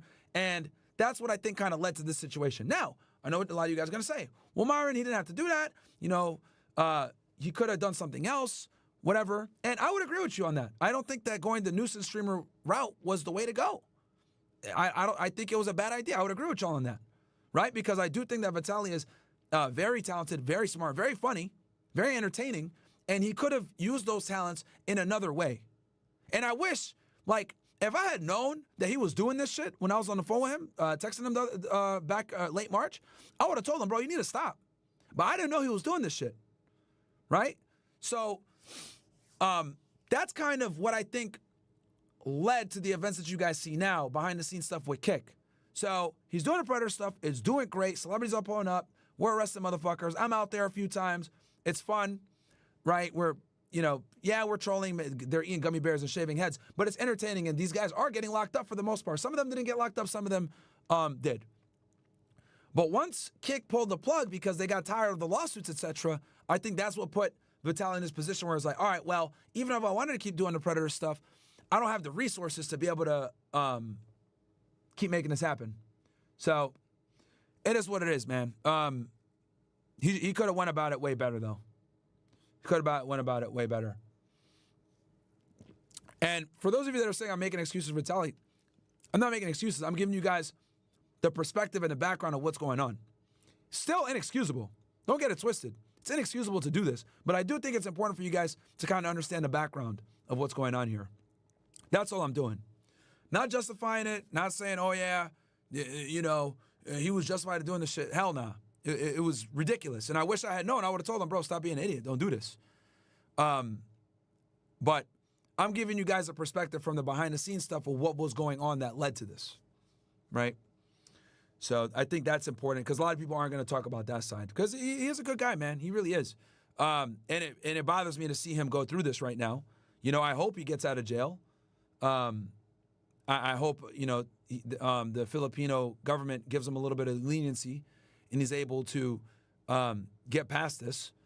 Obviously, if he does, I'm going to definitely have a private talk with him and tell him, like, hey, man, you can't do this shit. But yeah, man, it just sucks. When I got the news, I was like, damn, bro. And I know everyone is going to, kind of, use like, oh, whatever. Like, we're going to fucking, click farm this shit and go after Vitaly. But I don't feel as though it would be fair if I didn't tell you guys a lot of the stuff going on behind the scenes, which these other streamers none of them are going to cover this. None of them are going to tell y'all like what's going on with Kick, what led up to this, etc. Again, I want to be clear about this. It's not an excuse to do what he did. It's not an excuse at all. This is still completely inexcusable. Harassing civilians, stealing fans, doing all this shit, completely inexcusable. But I do think that I owe it to you guys for you guys to know the full picture of what led up to this. That's all, man. So, yeah. You should have known better, man. And it really bothers me to see this because, you know, he had like gotten over drugs. He stopped drinking. He was sober for years. He changed his life around. He got his debt paid down. Like, it really bothers me to see someone that was like just rising back up, like getting his reputation back. You know what I mean? People loving him, people liking the videos, people engaging. Like, it really bothers me to see someone's downfall like this. Like, I know a lot of YouTubers like, oh, yes, I love it when other people have a downfall. But for me, like, that's not how I am. If I know you and I like you, right, I could condemn your actions while still standing by you, right? But, like, it just sucks because in this situation, I know every YouTuber is going to, like, kick him while he's down and talk shit, and no one's going to talk about what I just told y'all when it comes to the Kick stuff, right? And especially all the fucking obstacles he had to go through to fix his life. Dude was in debt. He was in jail. He had a really bad low, man. Addicted to drugs, alcohol, and he turned all that shit around, man. And he had like a great fucking come up, catching pedophiles, whatever. So I don't know why the fuck he would do this shit. That's what pisses me off. It's like, fuck, man. Like, no one at Cook could have like told him, hey, bro, don't do this shit. We're gonna ban you. Like, what the fuck? It wasn't until he got arrested that Kick took action. It wasn't until it hurt their bottom line that they took action. But they're the ones that pulled the plug on his pedophile shit when he was like catching these dudes. Again, not justifying it, but just explaining to you guys the background. Because I do think that this is important, and none of these other YouTubers that are making hit pieces, none of them are going to cover this. None of these dudes are going to cover this. So, look, people could put Myron in the chat, whatever. I stand by my friends. I stand by my people. Y'all don't have to like it. I don't give a fuck. But I'm going to give you guys another perspective while everyone else tries to demonize this guy and make him look like a piece of shit. So, whatever. Might be an unpopular position. You guys go ahead and put Myron in the chat. But I like Vitaly. I wish him the best. I hope he gets out of this okay. I hope nothing happens to him because the guy worked so fucking hard to turn his life around, man. He really did. So, yeah. All right. Anyway, I'm going to read some of these chats.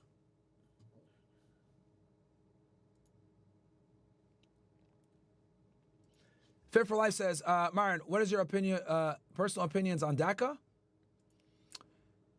Outdated and abused, but I understand its function. Fresh for Life, you're the realist. You're the only real life superhero other than the people that take down predators and abusers and traffickers, etc. And also, yay, Alex Jones and certain others cannot thank you, Mr. Gaines, enough as fuck for all you do, sir. Thank you so much, Fresh for Life. I really appreciate that, bro. And I knew this video was going to be unpopular. I knew a lot of y'all were going to, like, you know, talk shit and say, Myron, you're making excuses for Vitaly. But look, if y'all niggas want to sit there and, like, just hate on Vitaly all day, cool. Look at all these videos that you guys can go ahead and enjoy where everyone is just going to bash him the whole time. Right? You can criticize your friend while also still wishing the best for him and giving another perspective that others aren't. Because I noticed when I watched a lot of these videos, none of them were kind of talking about what led up to this, which I don't blame them. Like, they're not going to know a lot of this inner working stuff like I know. But, yeah.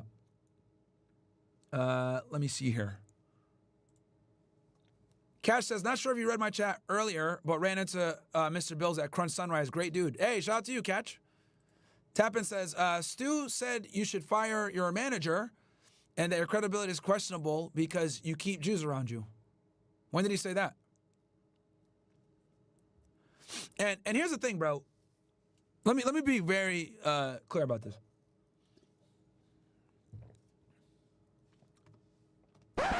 I've said this before, I'll say it again. I don't hate Jewish people. I'm critical of the state of Israel. I have Jewish people on my team. I have Jewish friends. And you're not gonna get me sitting here saying, "Oh yeah, I hate Jews." No, I'm critical of Israel and the Jews that support Israel and its apartheid ethno-state that is currently doing a mass massacre on Palestinians in the Gaza Strip. That is what I oppose, okay? And the elites that use their influence and their power to continue to facilitate this murder and destruction and subvert our government. And a lot of these people aren't even Jews. There are Jews that speak out against this stuff. Look at Dave Smith, Max Blumenthal, right? Some of these guys are Jeffrey Sachs. These guys are all Jewish. Norman Finkelstein, Jewish. All these guys see what the fuck is going on and speak out against this. So those guys have my respect. So I'm not going to sit here and condemn an entire race of people over the actions of a few. That's ridiculous. So, I don't know if Stu said it like that, but send me the clip if you have it. I'll take a look. But yeah, bro, like, I don't know what where that came from, but yeah. Yeah, Myron, I know this is off topic, but this is exactly why I super chat every show. Can men and women be friends? Because most women are completely blind to the fact that of the matter that most men are friends with women for one reason. Check out this clip with Cinna. I wish you were there. TikTok.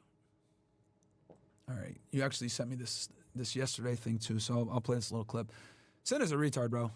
She really is. I'll play it after this. What the fuck? Bro.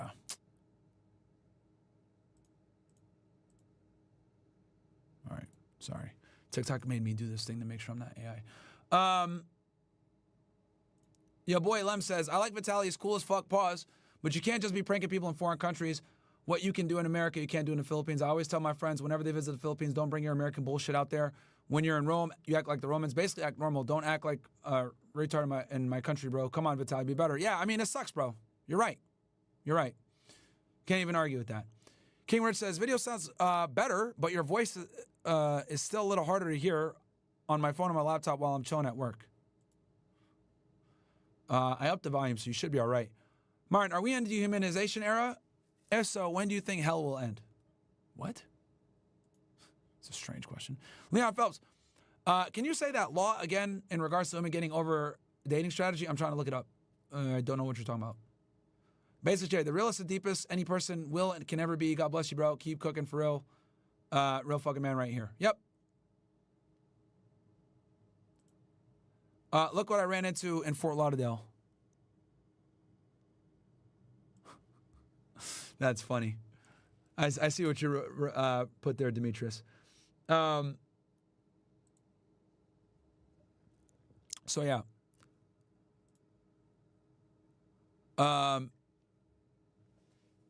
Yeah, dude. Look, again. I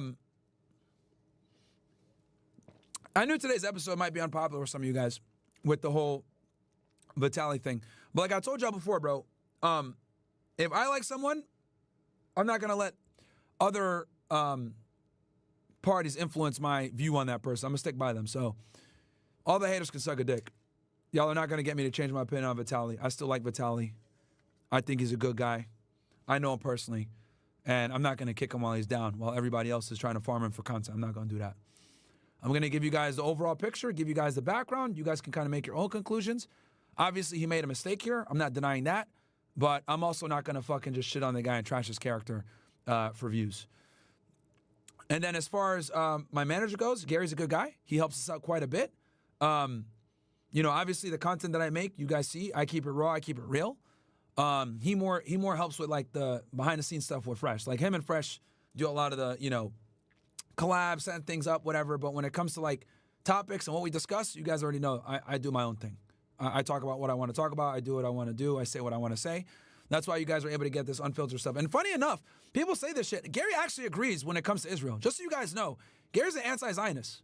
I don't know if y'all know that. He doesn't publicly talk about it all the time.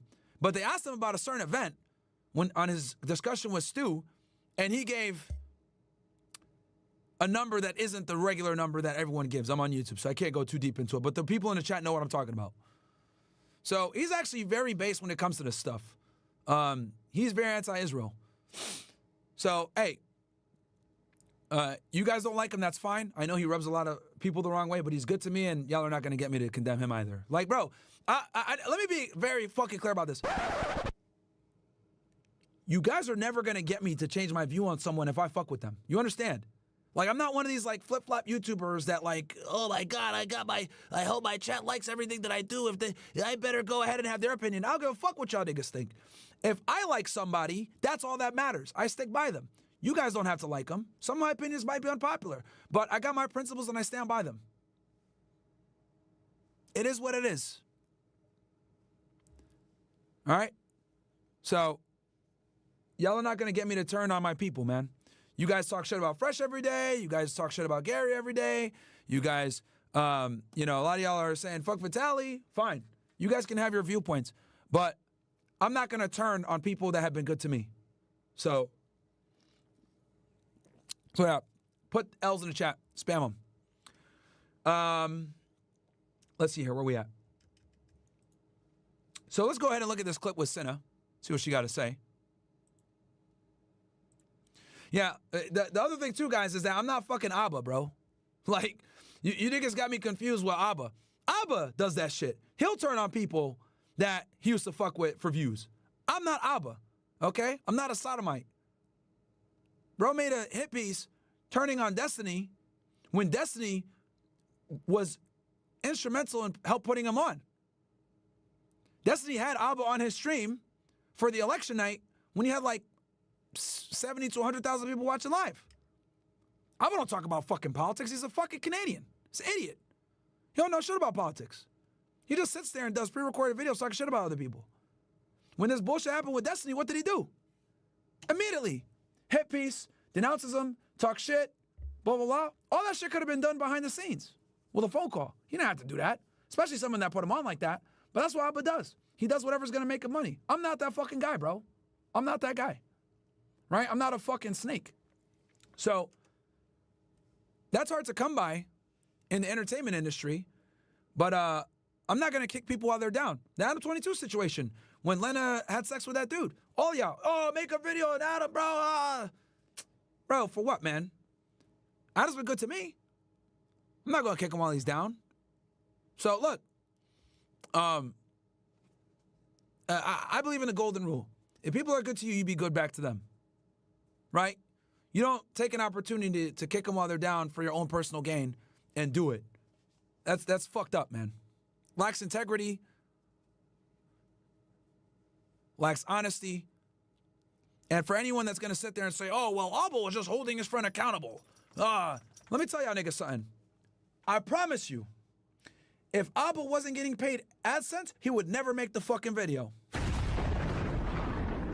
Ask yourself, would this motherfucker make the videos that he makes if he wasn't getting paid? I'm not getting paid for this shit. I'm fucking demonetized. So I'm telling y'all what the fuck it is. I'm not a slave to YouTube AdSense revenue. So I could be honest and say what the fuck I want to say. That's at least how you guys know all my opinions are authentic and the things that I say are really me.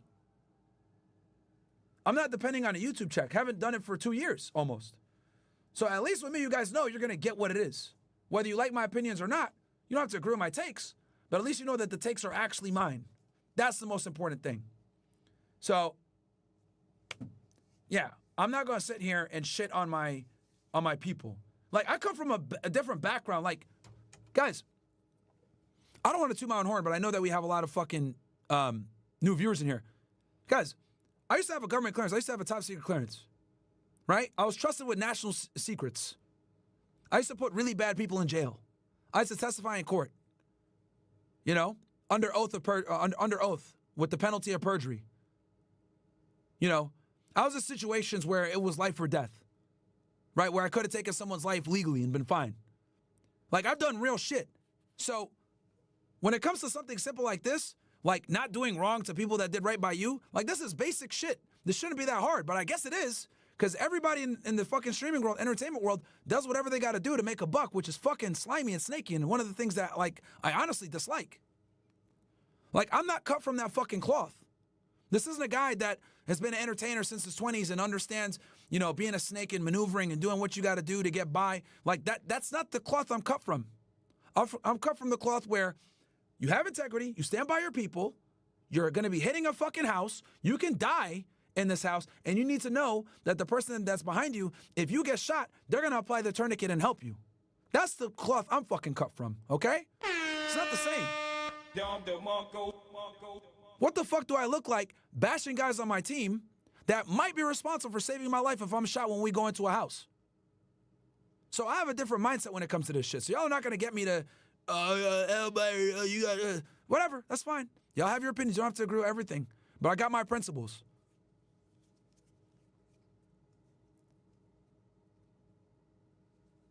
Like, I am not a fucking YouTuber. I want to make that very fucking clear. I do it now, but that is not my profession and the background that I was built upon. What turned me into a man was being an agent on the Southwest border for 5 years. What turned me into a man was being a Division I athlete. What turned me into a man was being in Miami catching, you know, all kinds of crooks. That's what I grew up in. That's what forced me to become a man and mature. And that is why I hold a lot of the worldviews that I hold now, contrary to public opinion.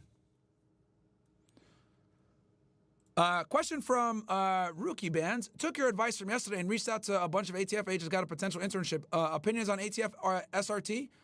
Yeah, they have a very good special response team. Nightly Wisdom. W. Myron takes still unbiased and fair, taking another perspective that's not popular. Absolutely, bro. Absolutely. And keep it, you guys are going to see a bunch of people make videos on Vitaly and just bash them the whole time for views and for money. Apparently you can't throw Molotovs on the Star of David. What the fuck? But you can throw Molotovs on a cross and burn it in this game. Well, there's a double standard, my friend. And then, what did Zerka get for doing Fresh's balloon show? I don't know. I don't think I was here when that happened. Gainful Truth Life says, everyone keeps asking when is FedRax Phil Spector. I was thinking of asking a year ago, but others asked you in your yesterday's stream. I got to look this guy up. Everyone keeps, you mentioned girls will leave for a new man after they use up your value. Briffault's Law. Briffault's Law is what it is, Maxwell. Briffault's Law. I'll show you real fast, because this is important for all you guys to know anyway. Hold on, let me pull this shit up real fast. Give me 1 sec.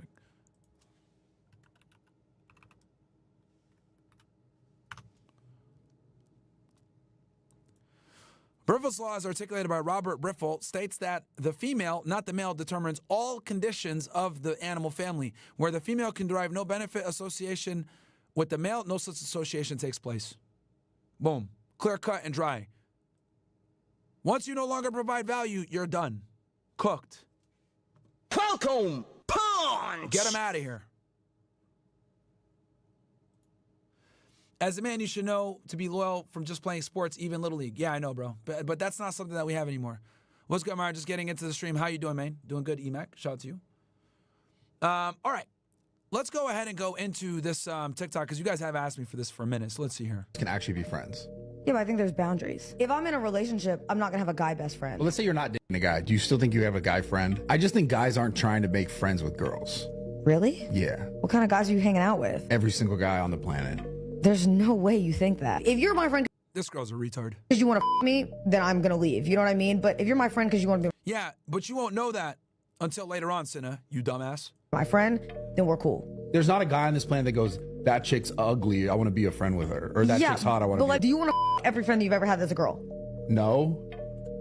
I mean, that I maybe originally when I was like trying to be your friend, because I wasn't trying to be your friend. What am I hearing I'm right telling now? you the truth. I'm telling you the truth. Bro. Oh, man. No wonder y'all niggas sent me this clip. Bro. These women, bro, holy. Bro, see what I mean when I tell you guys that girls live in fucking La La Land, bro? Yo, women truly live life on easy mode and live in fucking La La Land. Like, she's either playing dumb or actually dumb. The truth, listen. Probably a combination of both. A guy won't, this is the truth. Like, there is not a time when a guy goes, I just want to get to know that person, period, just because they look like they'd be a cool friend. What? That never happens. That is not true. That never happens. Okay, I Never. I think Guys, we got 1,700 likes. But we got 3,500 plus y'all ninjas in here. Do me a solid, guys. Like the video. Okay, like the video. Let's get 3,000 likes. I think that like there are a lot of men that probably fit into that dynamic. I do think there is, but to say that there's not a single man out of the millions of men not a single man, that doesn't make any sense at all. Yeah, this chick is retarded. What the fuck, bro?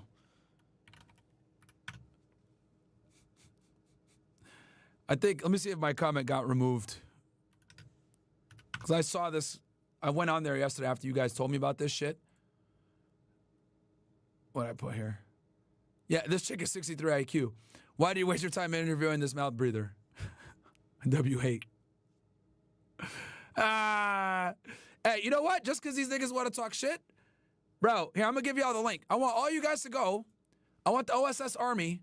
Let's fucking ratio this fucking loser over here. I want you guys to fucking go over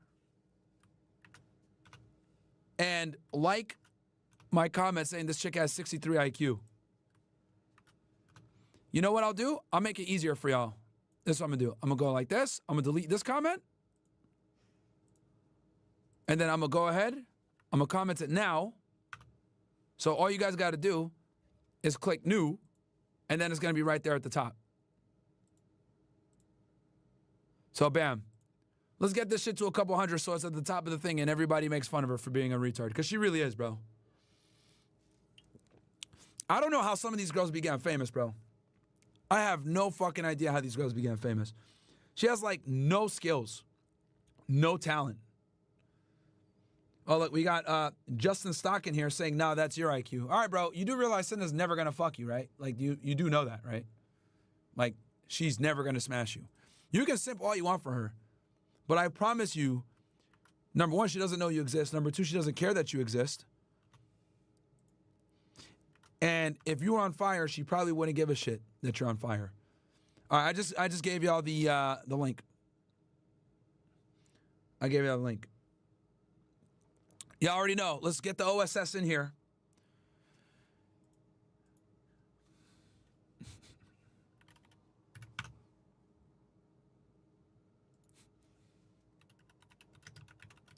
We're going to do this again.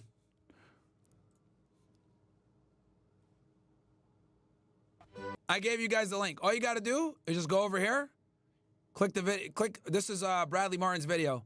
You go ahead, just go ahead right to the video. There is not your best friend. Just go right to the comments. And then bam, we're already, all right, look at that. We're already cooking, already at 171. Let's fucking go, niggas. I haven't even put the hat on yet. I haven't even put the hat on. We already cooked this little Riz Q motherfucker in a few seconds. So we're going to let everybody know that Cinna is a retard because she is. So let's go ahead and keep cooking, niggas. Hold on. My bad, chat. I got like so many fucking monitors here, man. It's like, holy.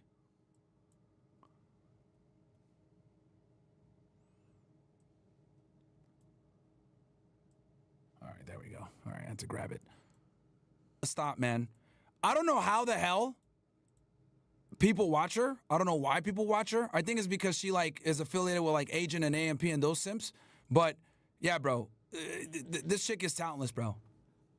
The few times I've seen a clip or whatever, she's always making like very low IQ comments. Like I'll give you an example. Like last week, right? Aiden Ross got unbanned, and she was like, yeah, like, you know, he's got to stop with like the white supremacist shit. And I'm like, what?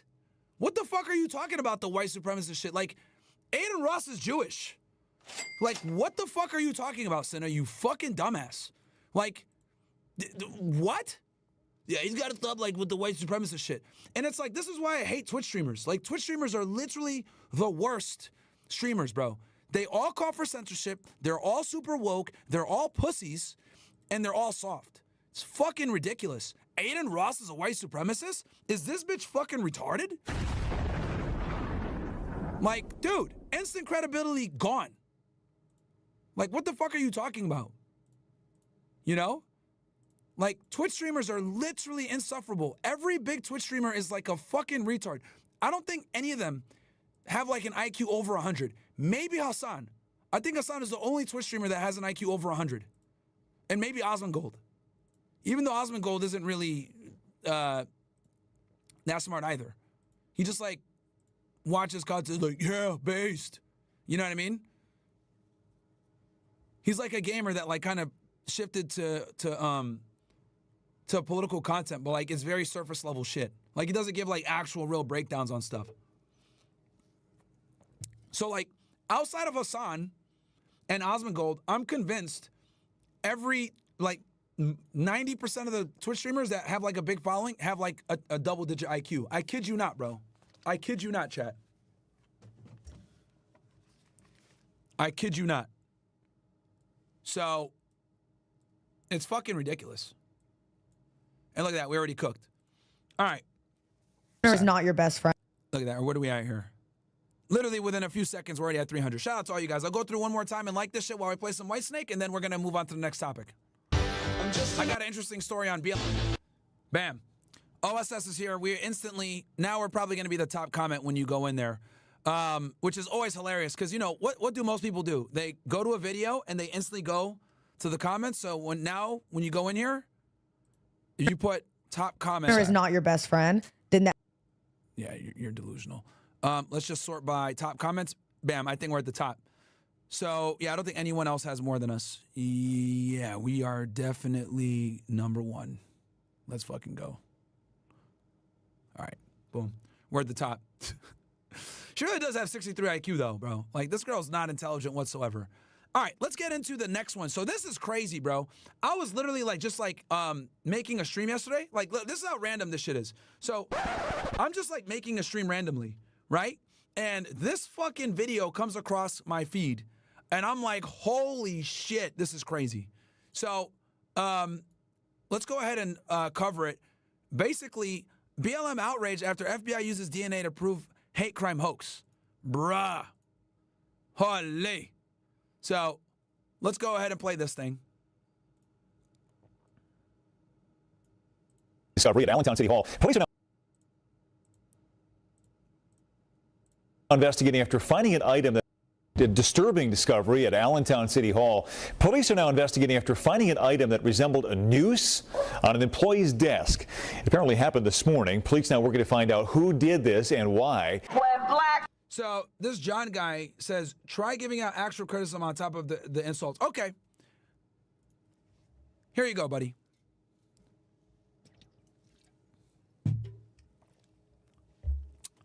The top Twitch streamers provide zero value to help you become a better man, become more financially competent, become better with women, self-improve, get in the gym, and get in shape. A majority of Twitch streamers push out degenerative, low IQ, brain rot content that does not actually allow you to walk away from watching the stream more intelligent or better off. That is my criticism of a majority of Twitch streamers. People like Cinna contribute to this brain rot content that don't actually give you guys value in return for your time being spent watching her streams. That is my point. And when I make the argument that a majority of Twitch streamers are double-digit IQ, this is what I'm talking about. They don't provide real value as far as making you a better individual. You got to ask yourself, am I a smarter or better individual after watching this individual's content? If the answer is no, then you really need to start reassessing why you're watching people. If you're watching people purely for entertainment, I get that. It's cool and all. But if you're not learning something in the process or becoming better, quite frankly, it's a waste of fucking time. This is a big reason why I've stopped watching TV. I don't watch TV anymore, chat. I only watch YouTube, Rumble, etc., and the news. I'm always trying to, or actually another thing I do, I look up new words all the time. So, trying to improve my vocabulary. And I think all of you guys should be doing that as well. If you're just watching brain rot content on Twitch all day, well, 9 out of 10 times you're probably not in a position you want to be in, and it's directly attributed to that. So that is my criticism. There is no value provided from streamers like Cinna. As with most female streamers, they provide almost zero value. Very few female creators actually provide real value in critical thinking skill sets. Does that make you happier, my friend? Pug Fresh says, Zerka helped Pug CEO get called a PDF by him under a Aiden Ross tweet and then not allowed to go to brand risk event by Aiden. Is this what you call networking?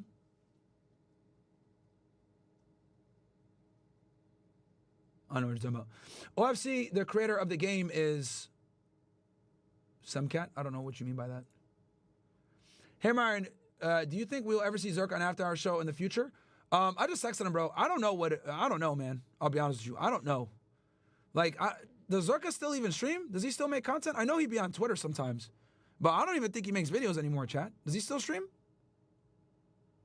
I haven't seen him in months, dude. Literally months, like almost a year now at this point.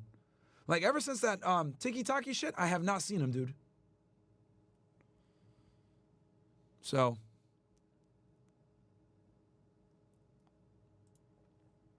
Lives are under attack. What do we do? A call for action and fight for change. We will not be silenced. Community members and leaders made their voices heard in front of Allentown City Hall Monday afternoon. Just to think that people have to go to work in fear for their lives. A few moments later. Was all a lie. That is according to police. An Allentown City worker claimed that she found a rope tied like a noose on her desk at work. It sparked an FBI investigation. Bruh. That Jesse Smollett bullshit, man. As people wondered if this was a hate crime.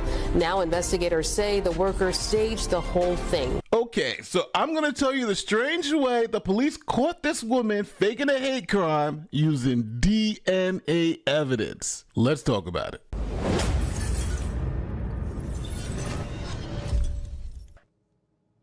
This is LaTarsha Brown of Allentown. You already know where we're going on this one. Pennsylvania. She works in Allentown's Department of Community and Economic Development. She also is a member of Allentown's school board. She chairs the legislative committee and serves on the education committee. She represents the school district on the safety task force, and she chairs the city's human relations commission. Here's a clip of her campaign. Bro, it's like all the stereotypes in one. She's basically an HR, one of these strong, independent women. Bruh, we already know where this is gonna go. In video. Her name is it LaTarsha? Her campaign video. Bruh, nigga. LaTarsha? LaTarsha? Look, I got a weird name too, but goddamn. My name is LaTarsha Brown, and I am a candidate for the Allentown School Board Director. Although there are many pressing issues during this race, what troubles me the most is that our board is not united. I see a divide between the decisions our board make and the needs of our students and community. Now let's forward to January 9th of 2025, where Ms. Brown is working at the Department of Community and Economic Development and also serving on the school board. Hey guys, we got 1,900 likes, man. Let's get to 2,500, chat. Let's get to 2,500, man. I don't want to fucking put the show. I don't want to, you know, hold the show hostage. But I need you guys to get to 2K. Let's get those likes up, man. Support the channel, my ninjas.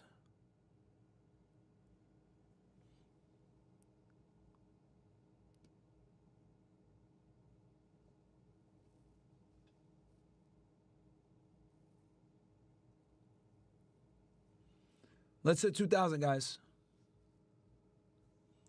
We're at 1955. Let's get another 50 and we'll hit 2,000 and keep going. And then we're also going to do FreshandFit as well. I'm going to turn the FreshandFit stream on in 30 minutes. I got a story for that one as well.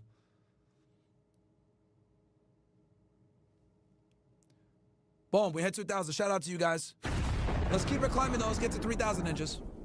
Ms. Brown had filed multiple complaints alleging workplace discrimination and racism, and she lodged these complaints with the city's Human Resources Department and the... Bro, so she went ahead and was complaining, saying that there's racism, etc. First, before anything happened. So she sent a stage. Equal Employment Opportunity Commission there in Allentown. Now, on January 9th, Brown sent an email to her supervisors requesting mediation to address her complaints of racism and discrimination against the co-worker. Now, after completing work on that day, Ms. Brown went home, and the very next morning, she came back to work. Now, surveillance cameras showed that Ms. Brown arrived at her office at 7:11 a.m. She then looks down and sees... At least she was up early. which she describes as a noose. She immediately then picks up the phone and dials 911. Hey everybody, Captain Milkovitz, Criminal Investigations Division. On January 10, 2025, at approximately 7:11 a.m., Allentown City employee LaTarsha Brown arrived at her office on the 3rd floor of City Hall. At approximately 7:38 a.m., Ms. Brown notified the Allentown Police Department that she discovered what she believed to be a noose on her desk upon arriving at work. Officers assigned to the Community Outreach Unit, Crime Scene Identification Unit, and Criminal Investigations Unit responded, initiating a criminal investigation to identify the individual responsible for placing the noose on Ms. Brown's desk. So now, after local news reports that a noose has been found on a black woman's desk. Disturbing discovery at Allentown City Hall. Police are now investigating after finding an item that resembled a noose on an employee's desk. It apparently happened this morning. Police now working to find out who did this and why. And no one knows who did it. Protests hit the streets hard. What do we want? Justice! When do we want it? Now! This egregious act is not. So obviously you guys can see the police took the shit very seriously and investigated it immediately. Not just an affront to one individual, but it is an attack on the entire community. Our colleague was threatened. This was an act of terror. This was a hate crime. Speakers presented a list of demands to city officials, including that the incident should be investigated as a federal hate crime. So, with all this community outrage and everything going crazy, police went to work. Now, before we learn how police unraveled this mystery, here's a quick message from the sponsor of this video, ZocDoc. You ever do anything weird, something's off? I personally use all over the place. Who goes out, and back to the story. Now, I want you to stop and think for a second. City Hall in Allentown is probably a pretty secure building. They monitor who comes in and who goes out, and there are probably cameras all over the place. So, police had a very narrow time frame here, too. She left in the evening of January 9th and came in the morning of January. And she clearly didn't think this thing through, because she doesn't realize that the police were able to narrow things down to a precise moment because of the security of the building. And I don't know if she thought they were just going to believe her at face value, but she's an idiot for not planning this out properly. January 10th and found the noose. So police looked at surveillance and access records and determined who was in the building overnight at City Hall during that particular time frame. Now, authorities identified 9 employees who had access to the 3rd floor between the time frame we're talking about. Now, police interviewed all 9 of those employees, and all of them said we had nothing to do with this. So eventually, police called in the FBI. And the first thing the FBI did... Now, the reason why the FBI is going to come in, because hate crimes do fall under... They can't fall under the FBI under civil rights. It was take the noose and examine it for DNA. Whoever tied the noose. And they have a big, what I think more than likely happened is the state still led the case, but the FBI helped them with analyzing the actual rope, because the FBI has a huge lab that can process stuff. So people often send stuff to the FBI, despite the fact that the FBI might not necessarily be involved in the investigation, because the FBI has one of the most robust crime labs in the country. And the way it works, guys, is with these crime labs, there's crime labs that are, run at the state level that are really sophisticated, but then there's, obviously the FBI crime lab. The FBI crime lab, it has a lot of stuff that you can do, a lot of times more advanced than even the state labs. So what ends up happening is a lot of the time state investigators send their stuff over to the FBI crime lab to be analyzed. And that's what I think happened here. Let's get back to it. Or handled the noose would have left some DNA on the particular noose. So now the authorities asked everyone who had access to that area to provide a sample of their DNA to be excluded from whatever was found on the noose. Here we go. Now we're starting to get into the more, so not only do they have precise timelines because of the security of the building and where they can narrow it down to one part, now they're also grabbing DNA. So what they're doing is they're basically tightening, no pun intended, tightening the rope on this perpetrator. Now, every employee was happy to provide a sample of their DNA to be excluded, except for one, Ms. Brown. During the investigation... Well, that's a fucking red flag. The complainant doesn't want to provide DNA to solve her own case? Video surveillance and building access control records were reviewed to identify city employees present on the third floor of City Hall between the time Ms. Brown left for work on the afternoon of January 9, 2025, and her arrival on the morning of January 10th. Those employees were interviewed. Each was asked if they would provide a buccal swab for DNA testing if needed. Every employee agreed, except for Ms. Brown. LaTarsha didn't want to comply with the DNA request to solve her own case. Initially cooperative, Ms. Brown later requested that the investigation be discontinued. So, too late. You stupid. You already fucking started this shit. Now they're gonna see it through. The FBI showed up. FBI, open up! Them niggas had to send that shit to a lab. They're gonna see this case to the end. I'll tell you this, because let me tell you guys something, right? Do you know how annoying it is? Actually, you don't know, because I'm probably one of the only people on YouTube that do this, not to toot my own horn. But let me explain to you guys how much of a pain in the ass it is to fucking send stuff to the lab. So, because I want you guys to really understand this shit. So when you get evidence, right, and you need to analyze quick, especially with a case like this that obviously hit the news, you got people protested. Oh my God, it's a hate crime. This is fucked up. So clearly the police were under an enormous amount of pressure to get this case not just started, but quickly resolved. Okay? So me just putting on my investigator hat, I already know that this was probably a nightmare for him, because on one end, you have a victim who is potentially, the target of a hate crime with a noose on her table and on her desk, and you're like, damn, I want to get this woman justice. This is fucked up, right? So obviously you're going to be emotionally invested. Second, there's a bunch of news coverage on this thing, BLM people protesting. So now there's pressure on you to get the case done, not just find the perpetrator, but find the perpetrator quickly. So I think all of that played into him sending it to the FBI lab. But here's the problem. Whenever you send evidence to another agency to get stuff conducted, you have to fill out a form. You have to go through the process of shipping it correctly. I don't know if he hand-delivered it or he mailed it, but it's a pain in the ass to get that stuff over there. And then on top of that, you have to request it to be expedited. Now, I probably am sure that the FBI isn't going to test your stuff expedited for free. It's probably going to cost quite a bit of money. Guess who has to pay that money? His police department or sheriff's office. Well, let me tell you guys why that's going to be a pain in the ass. Because he's probably going to have to fill out some type of voucher or fill out paperwork to get funding to send this piece of evidence to be DNA tested by the FBI at an expedited rate. Okay? Do you guys see where I'm going with this?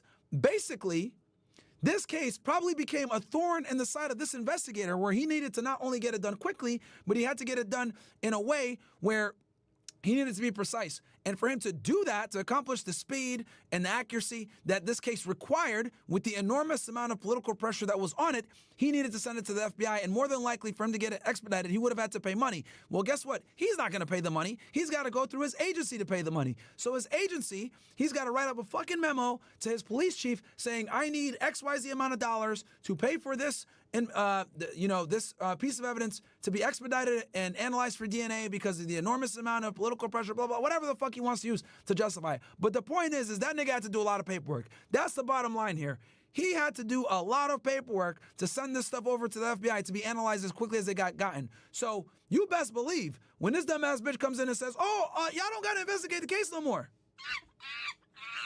that nigga's going to be like, no. Nope. We are going to see this thing to the end because I did not go through all this fucking bullshit to send this evidence in on your behalf, by the way, to sit here and not get to the bottom of this case. So at that point, once he sent that shit to the FBI, and I know that they were invested in figuring out who this person was that left the noose, quite literally, the noose around her neck started to tighten. No pun intended. So at this point, she's cooked because this investigator and this agency were heavily invested at this point. Anyway, let's get back to the video. But give me ones in the chat if you guys learned something there. The whole process of evidence. Oh, not to mention, bro, here's another thing. Also, when you seize evidence, chat, you got to put it on a chain of custody, right? So he seizes the evidence and he does a form, right? And this form is going to be like an evidence form. And he's got to put, line item 1, what it is, where he found it, the time he found it, etc. He has to take that form, right? The original form, put it with the evidence, secure it, then he's got to go give it to the FBI, and then the FBI's got to take that chain of evidence, put their name on it, and all this other shit. So it's another annoying task that needs to be done to ensure that the integrity of the evidence and the chain of custody is nice and clean. When I was an agent, one of the things that you would always try your best to do is keep the evidence from touching too many hands. The more hands it touches, the easier it is for it to potentially get corrupted or challenged in court. So more than likely, what this guy did was, he sees the evidence, he took it right to the fucking evidence vault, gave it to the evidence custodian signs for it, puts it in a room, and then, not until the FBI was ready to receive it, he took it and then mailed it to the FBI, and then they got to fill out a form and give him a receipt that they have the form. Does that make sense? So all this fucking paperwork had to be done on the side on behalf of the investigator. So you best believe that they're going to see this thing all the way through. All right? So I know that I went into real detail there, but I do think it's important that you guys understand, like, how burdensome and how annoying it is to deal with evidence as the criminal investigator, especially on big cases like this, where there's an enormous amount of pressure on you to not just solve the case, but to solve the case quickly. Give me ones in the chat if you guys learned something new there when it comes to chain of custody and evidence procedure in law enforcement. Give me ones if you guys learned something new. Give me twos if something confused you, and tell me why. Because once again, I can't be over here talking shit about all these Twitch streamers not giving y'all value and me not be able to fully answer your guys' questions. So give me ones if you guys learned something new. Two, if you are confused about something, and then tell me what it is.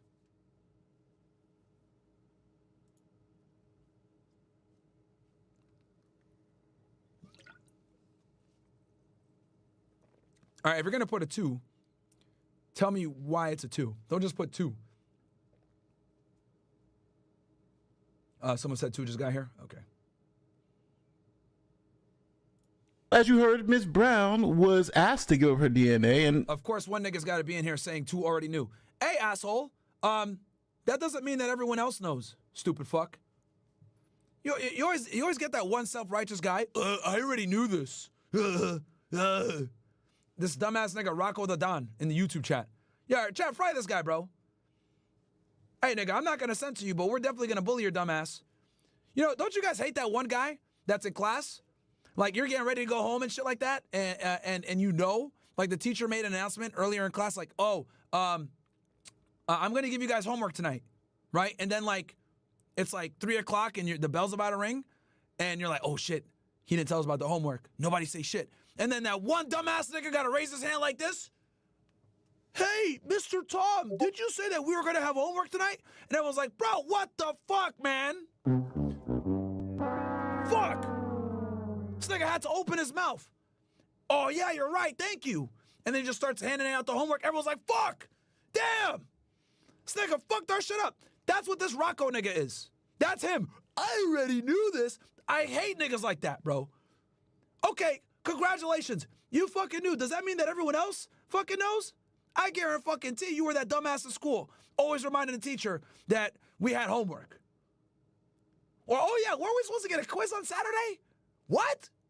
Like, or Friday? Oh, didn't we have that term paper due in like tomorrow? What? Bro, some of y'all niggas in chat, I could tell what type of motherfuckers you guys are, bro. That one fucking kid, every single one of y'all know who I'm talking about. All of you could remember that fucking one pencil-necked, freckle-faced, 4 eyes, loser motherfucker that would be in front of the class, teacher's pet nigga would give the teacher an apple every fucking day.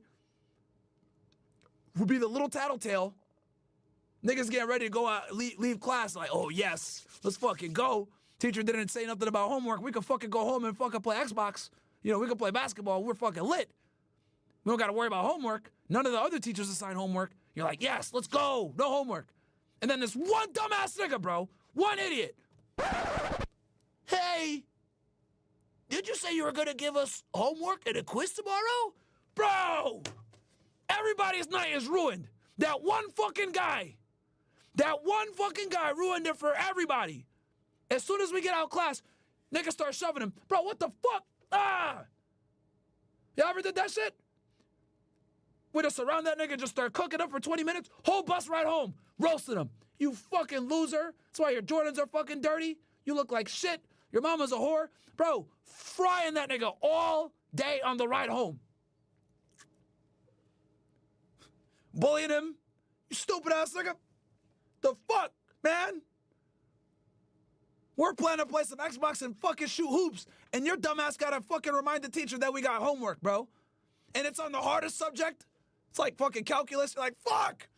I'm gonna be doing this shit for at least 4 hours. By the time I'm done doing this shit, it's gonna be nighttime and I won't be able to leave the house. Fuck! Yeah, I'm bringing back some memories to you guys, aren't I? We're going back in memory lane today. Bro, hate those motherfuckers, bro. This Rocco nigga guaranteed. This dude in the chat, I already knew this, Myron. Shut up, motherfucker. And that'd be the same guy, right? Like, we'll be like going through something in class where like you got one piece of information that's required for the next piece of information to make sense, right? Like you need to like learn algebra 1 before you do algebra 2, obviously, right? Like that one dumbass nigga, Mr. Tom, I already know this. Can we just skip to algebra 2? Whole class looks at him like, yo, shut the fuck up, man. Shut up. Like the rest of us didn't go to summer school and fucking have a tutor or teach them this shit in their free time. Like the rest of us are trying to like figure this shit out. Shut the fuck up, man. Damn. Fuck, man. You want to move to algebra 2? Like, nigga, go to the AP class. Like the rest of us are trying to chill. The fuck's wrong with you? Bro, oh my God, man. These niggas are the worst. We would have them all the time, dude. All the time these motherfuckers be in the classroom. Anyway. Done frying this guy. Oh, this bitch-ass nigga named Phil Cohen in the chat. Hey, Phil Cohen, I know you're not talking.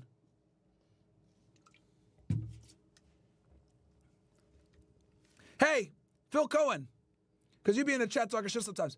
I don't know if you know this, but you're Jewish. Shut the fuck up. All right?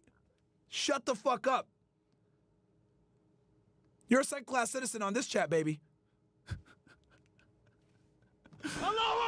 Oh, man. All right. All right. Joke time is over. Let's get back to the video. I couldn't resist. Come on, man. Nigga's name is Cohen. Like, come on, man. Like, is it a coincidence that this nigga showed up talking shit? Come on, man.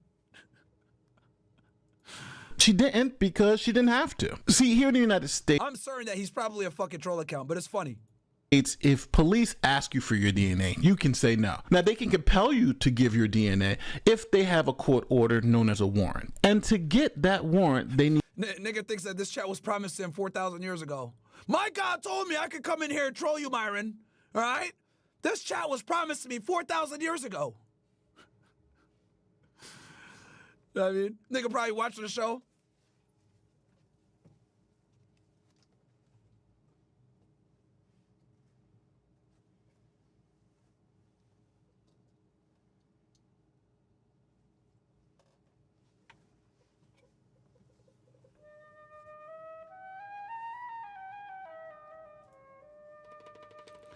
Niggas watching the show like, oh yeah, I'm about to get him. Myron got some shit to say? Okay, oy vey, I'm about to cook. That's you, motherfucker. That's you. Last time I checked, this chat is not Tel Aviv, okay? The fuck out of here, man.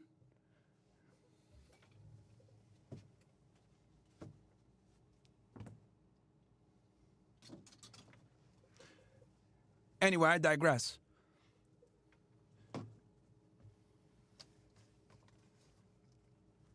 I got time today for you hater-ass niggas, bro. I got time today, man. Frank, go to your bed, nigga. I'm cooking right now. It's known as probable cause. Now, in the simplest term, probable cause means that there's enough evidence to believe that a crime has been committed and the person that you're about to arrest has committed that crime, or the place that you're about to search has evidence of criminal activity. Now, the best way to describe probable cause is with an example. Let's say police are called to the scene of a shooting. When they get there, they see a man holding a smoking gun, and then they see someone on the floor with gunshot wounds. Now, in this situation, the police have facts and circumstances like the smoking gun and the body on the floor with a gunshot wound to believe that a crime has been committed and the person holding the gun is the one who committed the crime. Now, we have to be careful because that doesn't mean this person is guilty of the crime. For instance, the person holding the gun could have just come to the scene, seen the person on the floor, seen the gun on the floor, and picked it up. So even though the person is arrested for murder in this situation, it doesn't actually mean the person is guilty of the crime. And in America, you're innocent until proven guilty. So in the case of Ms. Brown, police needed probable cause to get a warrant so they can get her DNA to compare it with the DNA they found on the noose. So what police did was say, hey, there are 10 people who had access to this area and to this noose. They were able to compare the DNA of 9 of those people against the DNA found on the noose and found that there was no match. So that only left Ms. Brown's DNA to be compared against the DNA on the noose. Remember, she was the only other person that had access to that location. So the police took this information to a judge, and that judge believed that there was probable cause that it was likely that Ms. Brown's DNA would be found on the noose. And that evidence would show that a crime was committed and Ms. Brown was the one who committed that crime. Those employees were interviewed. Each was asked if they would provide a buccal swab for DNA testing if needed. Every employee agreed, except for Ms. Brown. Initially cooperative, Ms. Brown later requested that the investigation be discontinued. The noose was submitted to the Pennsylvania State Police Crime Lab for DNA testing on January 14, 2025. On January 24, 2025, a search warrant was approved by the Lehigh County District Attorney's Office for Ms. Brown's DNA, and a DNA sample was obtained that same day. On January 27, 2025, Ms. Brown's buccal swab was submitted to the Bethlehem Regional Crime Lab of the Pennsylvania State Police for comparison with DNA profiles recovered from the noose. On March 10, 2025, the Forensic DNA Division of the Pennsylvania State Police issued a written report indicating that Ms. Brown's DNA matched the DNA profile obtained from the swabs of both the outer surface and inner knotted portion of the noose after it was taken apart. No other person's DNA profiles found on the evidentiary items involved in this investigation. So now people had some egg on their face. Don't forget, we had people protesting in the streets saying this was horrible. This was an attack on our community. Now everybody takes L on this one. The protesters, her, the police, everybody. Yo, so you already know the police are gonna be pissed. They sent the police on a fucking wild goose chase, man. So you already know that they're gonna come back fucking. They're gonna get it back in blood. Now it looks like it was kind of made up. It was all a lie. That is according to police. An Allentown city worker claimed that she found a rope tied like a noose on her desk at work. It sparked an FBI investigation as people wondered if this was a hate crime. Now investigators say the worker staged the whole thing. A local government employee is now facing charges after she claimed someone put a noose in her desk. Turns out she planted it. Now, officials threw the book at Brown, charging her with tampering with or fabricating physical evidence and making false reports to law enforcement authorities. The Allentown Police Department conducted a thorough investigation, including interviews of persons, analysis of evidence, and consultation with the District Attorney's Office of Lehigh County. As a result of the subsequent investigation, LaTarsha Brown was charged with tampering with or fabricating physical evidence, a misdemeanor of the 2nd degree, and false reports to law enforcement, a misdemeanor of the 3rd degree. As in every criminal case, the fact that a warrant has been issued or a complaint has been filed is merely an accusation. The defendant is presumed innocent until and unless proven guilty in a court of law. Now, Brown supporters have come out and said, hold the phone. We believe this is a setup and that Brown is innocent. The incident led to protests and demand for... I don't know how they're going to say that he's innocent. Change at City Hall. Josie Lopez, a friend of Brown's who helped organize the rally, claims Brown has faced discrimination and retaliation in the past and is adamant she's innocent. In a statement, she said in part, quote, "This is not just an attack on LaTarsha. This is a warning to anyone in Allentown who dares stand up against injustice. This is a smear campaign. This is retaliation." All right, so who do you believe? Do you believe Miss Brown was set up like her friends are saying? Hell nah, bro. She planned this shit out from the beginning. That's why she didn't want to give her DNA. She's cooked, chat. Because this is a systemic problem in this community? I wonder if the FBI is going to charge her. Let me see here.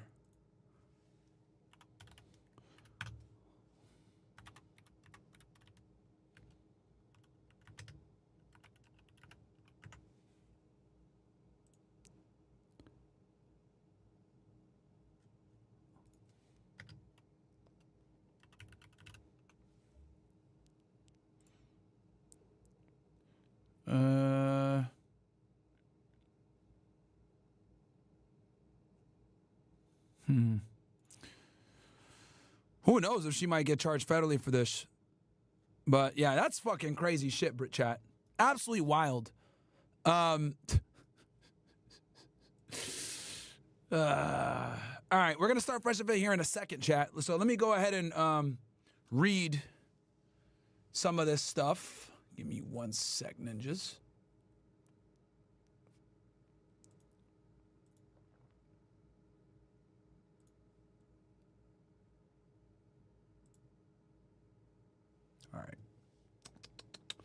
All right, Kron's one put said, sounds like maybe the teacher was going to self-delete and tried to play it off like a hate crime. That's from Kron's. Casey says, why do you think Arab countries like Saudi and UAE are Zionists? Are them boys blackmailing them? Basically, bro, because they capitulate to Western power, to America. They don't want to fuck up their bag. Casey, what do you... Matthew... The other night at dinner, I want to say to you, listen to the rock band Screwdriver. Ian Stewart Donaldson is a legend who fought them boys his whole life. Okay. Shout out to you, Matthew. Them boys, would you be willing to sit down with Stu Peters or Lucas Gage to discuss why or why not all Jays are bad? Would be interested to see the arguments for both sides of the issue. Not really, bro. Like, I'm not going to change their mind. I don't know if that's their position. If that's their position, then I'm not going to change their mind. If they genuinely think that all Jews are bad, then that's going to be their position. You know what I mean? They probably arrived to that conclusion on their own, and that's fine. You know, we don't have to agree on that, but I don't think a discussion on that topic would benefit anybody. So, no, that's fine. Let's see here.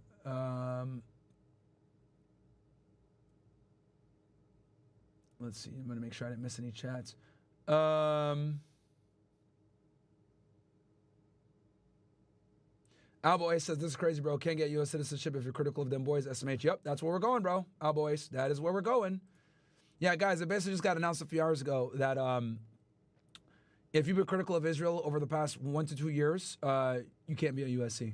So we'll see. Still developing, but we'll see what happens.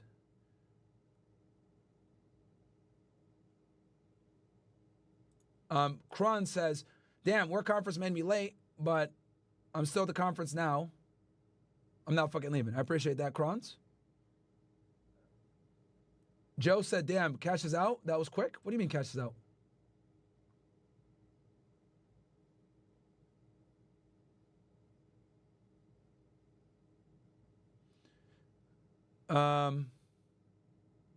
Okay, Fresh for Life says, Mr. Gaines, and to clarify, are you...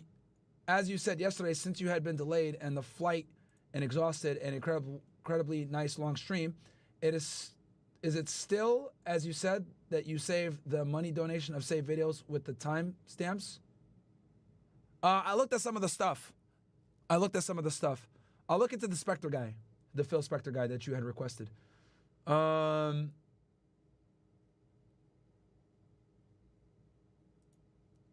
for Life said, John Lennon. So interviews speak about the media and extent of whatever. Okay, let me see here. I'll save this in the queue if we got time.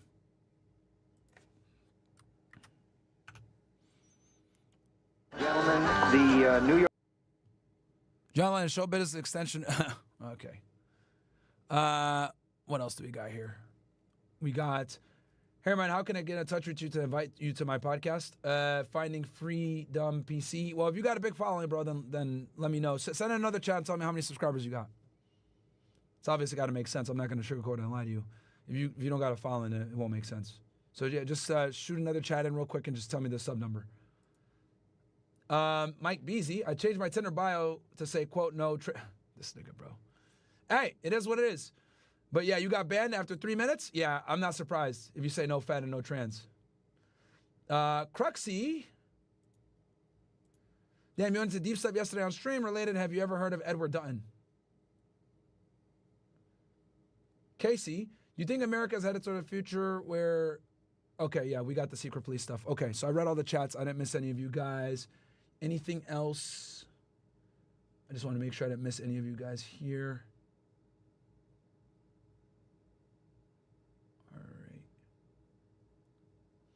How much self-funding the Fed reacts? Phil Spector, I need this too. Only Myron and maybe other brother Nathaniel and Ray, Ye and Ryan Dawson best for this. All right, I'll look into this Phil Spector guy. I'll look into it on my free time for one of you guys. Okay, it's about, it's 8 o'clock right now. Here. I'm gonna take a quick piss and we're gonna get into the next story, guys.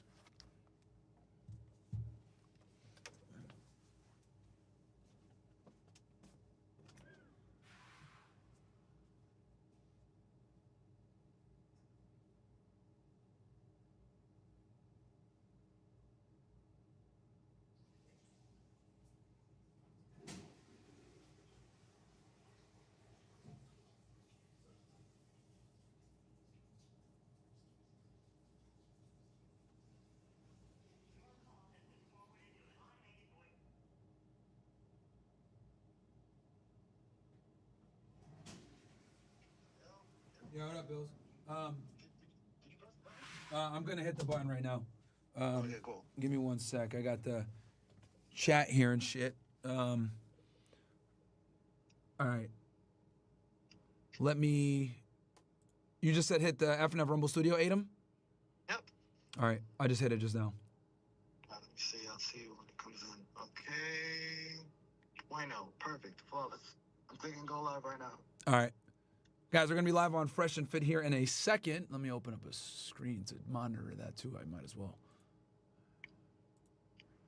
Let me see here, Fresh and Fit. 3, 2, 1, bueno. And you're live. We're on YouTube and Rumble through Rumble Studio. All right, let me look here. No. And you're live. All right, we're live. Sweet. Okay. All right, thanks, bro. Appreciate that. All right, man, later. All right, what's up, guys? Welcome to the stream. For the people that just tuned in for the Fresh and Fit stuff, we've already been going live now on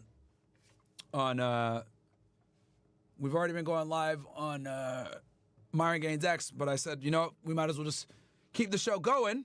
You know what I mean? I'm not fucking leaving. The show goes on. This is my home. They're gonna need a fucking wrecking ball to take me out of here.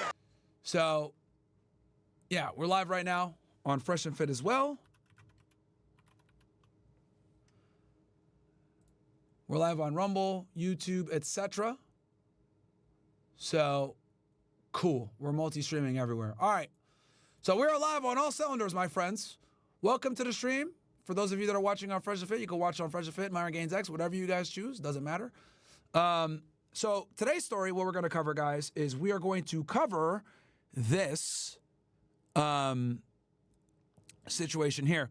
And this video actually was sent in yesterday, and I thought this would be an excellent topic to cover. It's evil, revengeful Karen calls cops on ex to ruin his life. So that's going to be the main topic we'll cover today because this has a lot of red pill truths in it. But before I do that, I do want to let you guys know, if you guys are watching on Fresh and Fit, donate on Myron Gaines X, guys, because I don't have access to like the Rumble rants on Fresh and Fit right now because I'm streaming on Rumble Studio from my other account, if that makes sense. I don't want to be like too confusing here. But long story short, if you super chat on Fresh and Fit, I won't be able to see it. So do it on Myron Gaines X if you're watching on Rumble, or on or if you want to do the Myron Gaines X super chat instead of FNF super chat, because I don't have access to any of that stuff right now on this computer. So one man show over here. We're gonna do after hours later, but I figured we might as well go ahead and you know, it's Red Pill Wednesday, so we're gonna cover some female nature now. All right, we're gonna go ahead and transition into that. But before I get into it, look at this video right here, guys. So I was on Twitter yesterday, and I saw this video, and I said, you know what? This is going to be a fantastic breakdown from a psychological perspective. So I'm going to play this video here. Basically, woman is now going viral for being asked to split the tab instead of separate checks. Is she right or wrong for telling her friends this? So I'm going to play the video. I'm not going to interrupt. I'm going to let you guys just kind of watch it for what it is, and we'll have a discussion on it. I told him to get separate. I'm not spending no tip with y'all, so I don't know why y'all talking about no check. I'm not doing it. I didn't eat all that y'all ate. Y'all getting drinks, y'all didn't get all that. I got this. No, it don't matter. It's my birthday. I got it paid for. We're not gonna do this birthday. So y'all trying to split the check? Who paying for your shit? I'm paying for my own shit. We need to get separate checks. I'm not splitting no chip. I can't wait till your check with y'all? Why would I split a check with y'all? Why y'all split a check? I'm at home though. I'm paying for my own shit. I'm not splitting no shit because I didn't eat all that, got drinks and all that y'all got. Well, we always do that. We don't. I don't always do a fuck thing. I don't do it. I be by myself. You can make a difference if you feel like I be by myself. I ain't by myself. I'm paying for my shit, my food. I don't eat with y'all. I'm not splitting. Y'all drink no more of this bottle though. I ain't got to. I ain't got to. I'm drunk now. You feeling great? I'm drunk now. You feeling great? Well, next time I want to put on a split a check.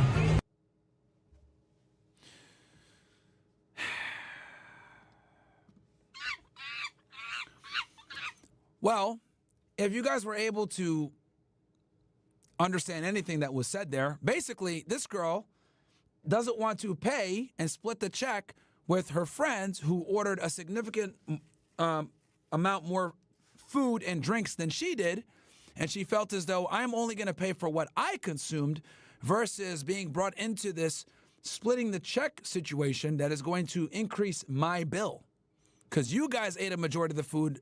I only have one plate here, and you guys can see all the food over here on this side, right? So these chicks definitely went ahead and had themselves some fun here, and she does not want to contribute to that. And as I was watching this video, you know, I kind of just like a light bulb turned on. And this is kind of the analysis I gave, right? So it's actually psychologically fascinating to see how women react when the check comes versus men. Completely different dynamics. Men will fight over the check to assert dominance, success, and status. No guy wants to look like a female at the table. However, women will avoid the check or only pay for themselves rather than the table. This is because women inherently understand the predatory nature of other women when it comes to their ability to avoid paying for experiences, dinner, travel, etc., that are usually paid for by men in courtship. I'm going to say that again. This is because women inherently understand the predatory nature of other women when it comes to their ability to avoid paying for experiences that are usually paid for by men in courtship. Okay? It's a key. The last thing a woman wants to be to another woman is an ATM, unlike men. In short, men pay the bill to avoid looking like a bitch. Women avoid the bill to not pay for another bitch. And I kind of had a typo here. Men pay the bill. I meant to put men pay the bill. But yeah, in short, men pay the bill to avoid looking like a bitch. Women avoid the bill to not pay for another bitch. And why do I say this, right? Because I've seen this happen a bunch of times too, where when that check comes and it's all women, suddenly it becomes a problem of who's going to pay, right?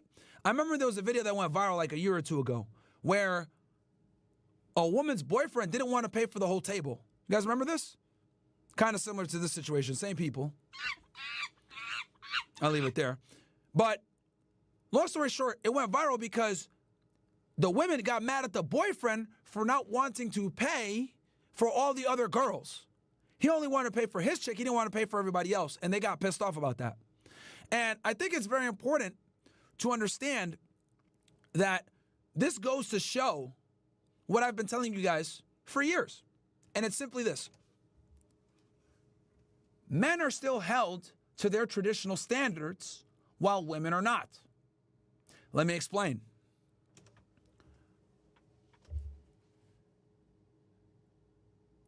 It used to be that men, right, had a degree of authority over women, okay? Since men were looked at as the heads of the household, whether Christian, Muslim, Jewish, whatever it is, in almost every Abrahamic religion and in almost every culture, men are looked at to be the leaders, protectors, providers, and heads of the household, right? But a little thing called feminism came into the United States in the 1960s. And throughout the past several decades, it's slowly but aggressively permeated throughout society. And what we have now is a washed down version of women that subscribe to feminism when it benefits them, okay?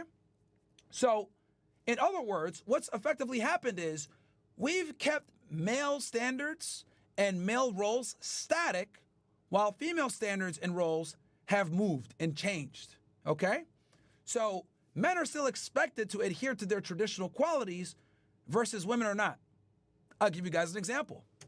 Women are expected or allowed to go to school, get an education, become strong and independent, basically become the man that they want.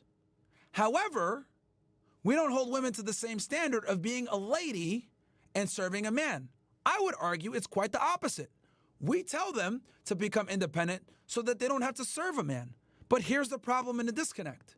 The women still want the men to adhere to their roles. But what they don't realize is, since women's roles have changed, a lot of men don't feel the need to accomplish said roles. Okay? Now, I have to kind of paint the picture and let you guys know this is where we stand with gender dynamics. Men are expected to be men at all times. Women are expected to be ladies when it suits them and benefits them. So when they're out with a man on a date, now she better act like a lady because that dude's going to pay the bill, right? But she could turn that off at any time and say, well, nigga, you ain't shit, blah, blah, blah, and behave like a man.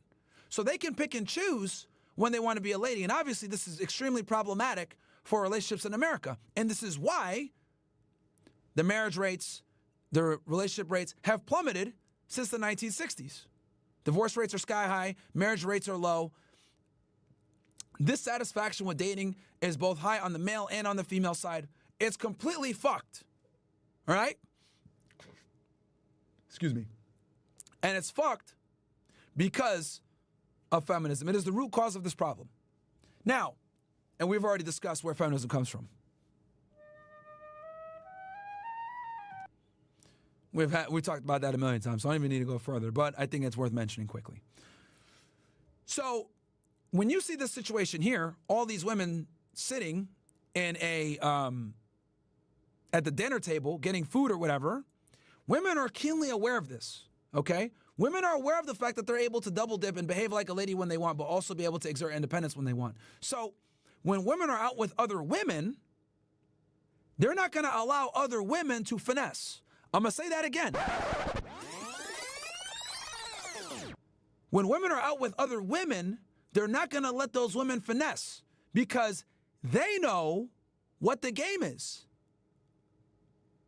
They know that women have the ability to camouflage themselves as a strong, independent woman while simultaneously saying, I'm a damsel in distress. I want men to pay for my shit. There's women I know that are multimillionaires, that are extremely successful, but still insist on men paying for the dates. It's like a game to them. A lot of girls get off on men spending money on them. And they enjoy that men are willing to spend money on them without getting anything in return. Why do you guys think women keep guys in the friend zone? You think they keep them in the friend zone for no reason? No. That is the highest form of validation. If you sit there and spend time with women and get nothing in return, women love that. They love to use men. Now, they might not overtly admit this, obviously, right? You're going to have to come to the red pill space to be able to get that kind of information. Women are never going to admit this overtly, but this is what it is. Now, other women are aware of this. This is why when the bill comes, women don't like paying for other women because they know what time it is and they know why, okay? So women are going to be damned if they're going to pay for another woman's meal knowing that that woman is probably finessing a whole bunch of guys as well. You see the difference here? They don't want to get bitched out. They don't want to feel like a man. They don't want to be effeminated, right? Like if you're a guy and some dude bitches you out, makes you look crazy, like chumps you, hey, shut the fuck up, motherfucker, and you don't say anything back, he emasculated you. He made you look weak. He made you look frail. That's a very uncomfortable feeling. That is precisely how women feel if they're footing the bill for another female, okay? I want you guys to burn that into your memories once again, okay? If a man chumps you and says, hey, shut the fuck up, motherfucker, and you just sit there silent, right? Fucking crickets and shit.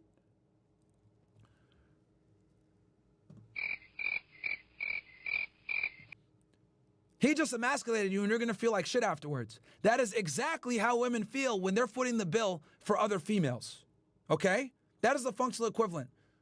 So I want you guys to get that feeling. That's how women feel about this shit. That's why this woman is responding so aggressively. I know a lot of you guys are like, oh, you know, this is a whole bunch of acting like idiots, which I understand, by the way. Like, the way she went about it was weird. But I need you guys to kind of understand that the reason why she's coming at them so aggressively is because she feels like they're testing her. Like, if a motherfucker came up to you and said, try to G-check you, shut the fuck up, little guy, you would probably respond like, no, fuck you, motherfucker. That's exactly what this woman is going through right now. And I want you guys to be able to feel it from the male perspective so you know where she's coming from. She's looking at it like, yo, these bitches are trying to try me. And it's my birthday. I'm not about to pay for all y'all shit on my birthday when I know that you guys are finessing, when I know that you bitches are finessing a bunch of niggas. Mind you, these are her friends. She knows these women. So she knows all their relationship situations. She knows all the gossip. She knows all the tea. So she knows that pretty much probably all, if not a majority of the women at this table are finessing some kind of dudes out of money. And she looks at it as wildly disrespectful that they want her to pay a share of a meal that she didn't necessarily participate in, so she only wants to pay for herself. Okay? Does that make sense, chat? That's what's going on here. This is the functional equivalent on the female side of a dude trying to G-check you.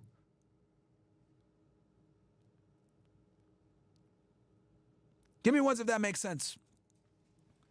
I went really deep there, but I wanted you guys to really get it. Like, women are not about to pay for another bitch's shit, bro. They hate that shit.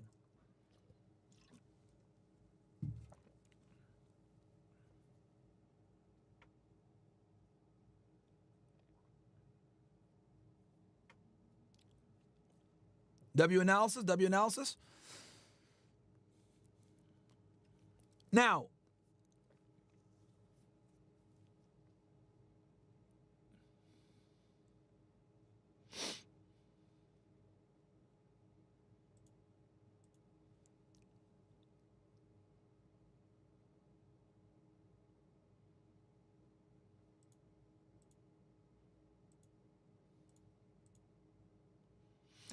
Now, I have a funny story to tell you guys. I've told this story again. I've told this story before, but obviously we've been growing the channel wild, and there's a lot of you that probably haven't heard this story. So I'm going to take you guys down memory lane. So there's this girl I know, right? She lives here in Miami. She has a friend up in Michigan. And this girl in Michigan comes down periodically to hang out with her. Every time this girl comes down from Michigan, she stays at this girl's house. She hangs out with her. This girl hosts her. She, takes her out, all this other shit, right? So this girl up in Michigan is very sheltered. Like, she's always in the house. She can't do nothing. I think she's like a Lebanese Muslim or Christian or whatever. Basically, her family is very strict. So when she comes down to Miami, she lets loose and goes wild with this other chick, right? They're all thoughts. Who cares? But I thought it was very funny when she told me this story. So this Michigan chick comes down and hangs out with this Miami chick. When she comes and she stays at her house, they go out to bars, they go out to drinks, they fucking party, they go out, all this shit. And one day, the girl that came down from Michigan, one day she just takes her fob, her keys, and goes missing, right, for a day. And she doesn't contact her. And then on top of that, on this trip that she had come down, the girl I knew had been paying for all her meals and shit, right? So when they will go out, her friend will be like, oh, can you cover, this dinner? I'll get you back next time, blah, blah, blah.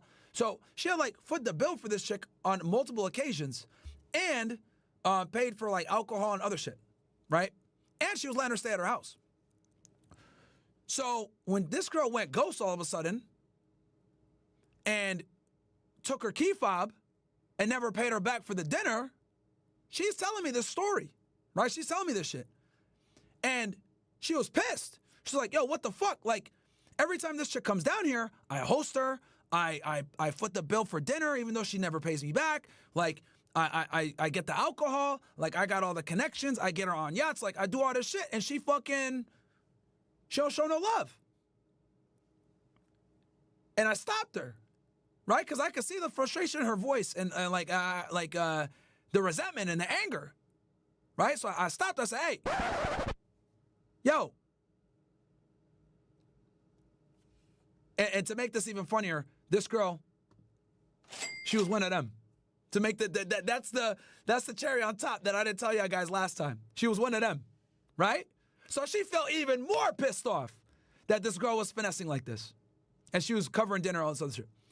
So I stop her. Hey, what you're going through right now, men get this every fucking day. Bro, mind blown. She was silent for like 30 seconds. Right, because we're on the phone. She was silent for like 30 seconds. And she was like, men go through this? I was like, yes. Yes. Men deal with this shit every fucking day. You got a taste of it, and look at how mad you were. Bro, this chick was pissed. She was literally livid at her friend for doing this shit. Livid. So when I told her, yo, this is like the average experience of an average guy where they're getting finessed by females like this all the time, she couldn't believe it. She was like, what? I was like, yes, bro. This is what men go through. And it wasn't until she felt that pain that I was able to explain to her this is what men go through, and then she was able to attribute that experience to males. Does that make sense? I told you guys a bunch of times, women lack empathy, and I stand by that. I really do. Because when I say women lack empathy, what I mean is women lack empathy of the male experience. Okay? Women kind of just live their lives. Dude comes along, he's handsome, he's charming, blah, blah, blah, awesome, he's hot, cool. But they don't know what it took for that man to be that way. They don't know that the guy had to build up a business. They don't know that he has spent countless hours in the gym. They don't know that he spent years eating healthy. They don't know that he had to make significant sacrifices to his own enjoyment to become the man that she's attracted to now. Women don't understand any of this shit. They don't. Okay?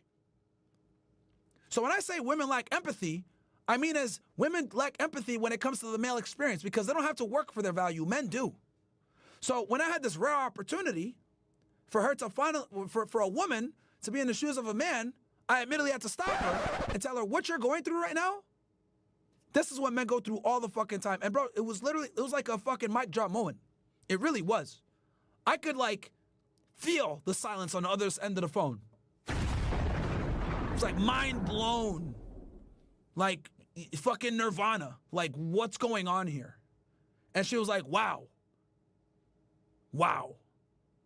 I would not want to be a man in 2025. That's what she said.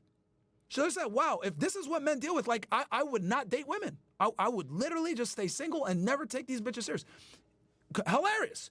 It's so funny to me that women come to the same conclusions that I come to once they actually understand what the fuck men are up against. The other day, another example for y'all niggas. Last After Hours we did. You guys remember that? Or not the last one, but like 2 episodes back? We had this girl on and she was trying to explain to the women like how men think about things and she was getting noticeably frustrated. Y'all remember? Here, I'll show y'all. Literally, bro, like this shit is wild. This episode right here.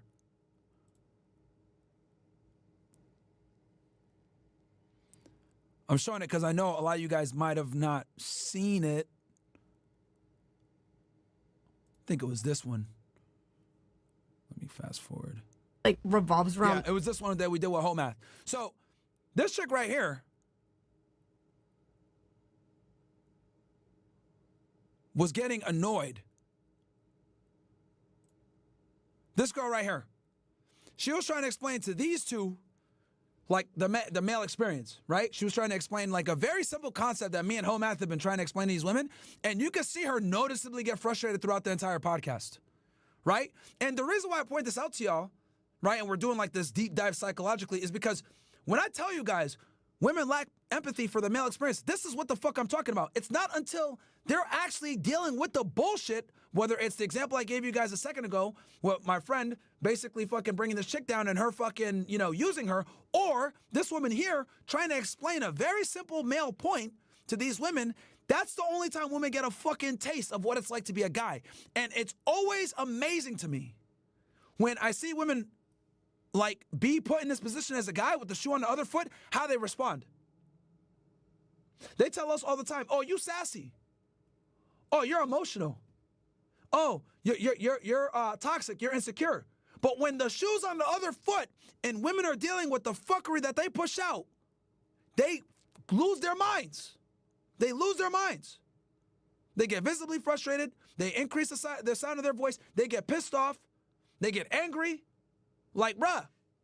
Now, for me, I'm in the back kind of just laughing.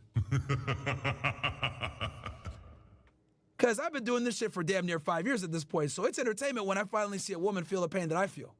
And that's what happened on this episode right here. Let me see if I can find a clip where she's getting, like, frustrated with these bitches. Let me see here. Here.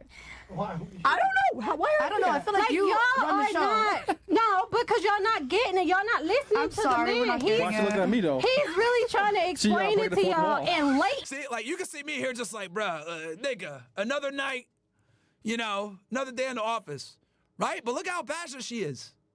In turns. She breaking the fourth wall. And late in turns that he's saying it is harder for a man, not speaking on all men, because he also did not say on all women, that it's harder for him to go online, reach out to a woman he may be. And yeah, this was the topic, was who has it harder on social media? I was debating why men have it harder on social media than women do.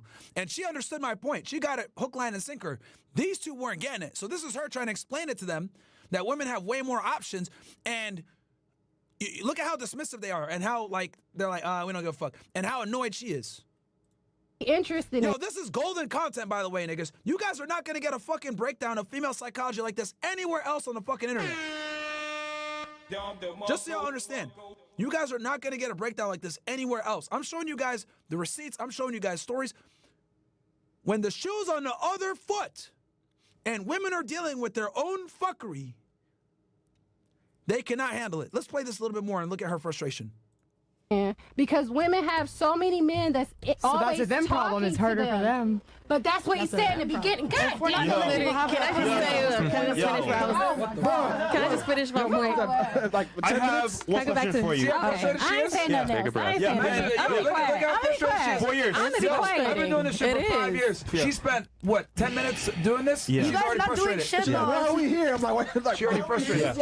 You guys are just talking over. Turn my mic off. Chris, take me out of this bitch. Turn my mic off. Talking over people does not mean you're right and you're winning the argument. I agree. And talking in general, really, with a low voice does not mean you made any sense from the beginning when we started the conversation before the 5 minutes that we've been here. Wait, Fresh has a question. I want to hear it. I cannot believe that it's women that's this dense. We're the ones. This is why I don't have girls that's friends, because y'all are very much dense. You're very much entitled. You're very much thinking whatever y'all say.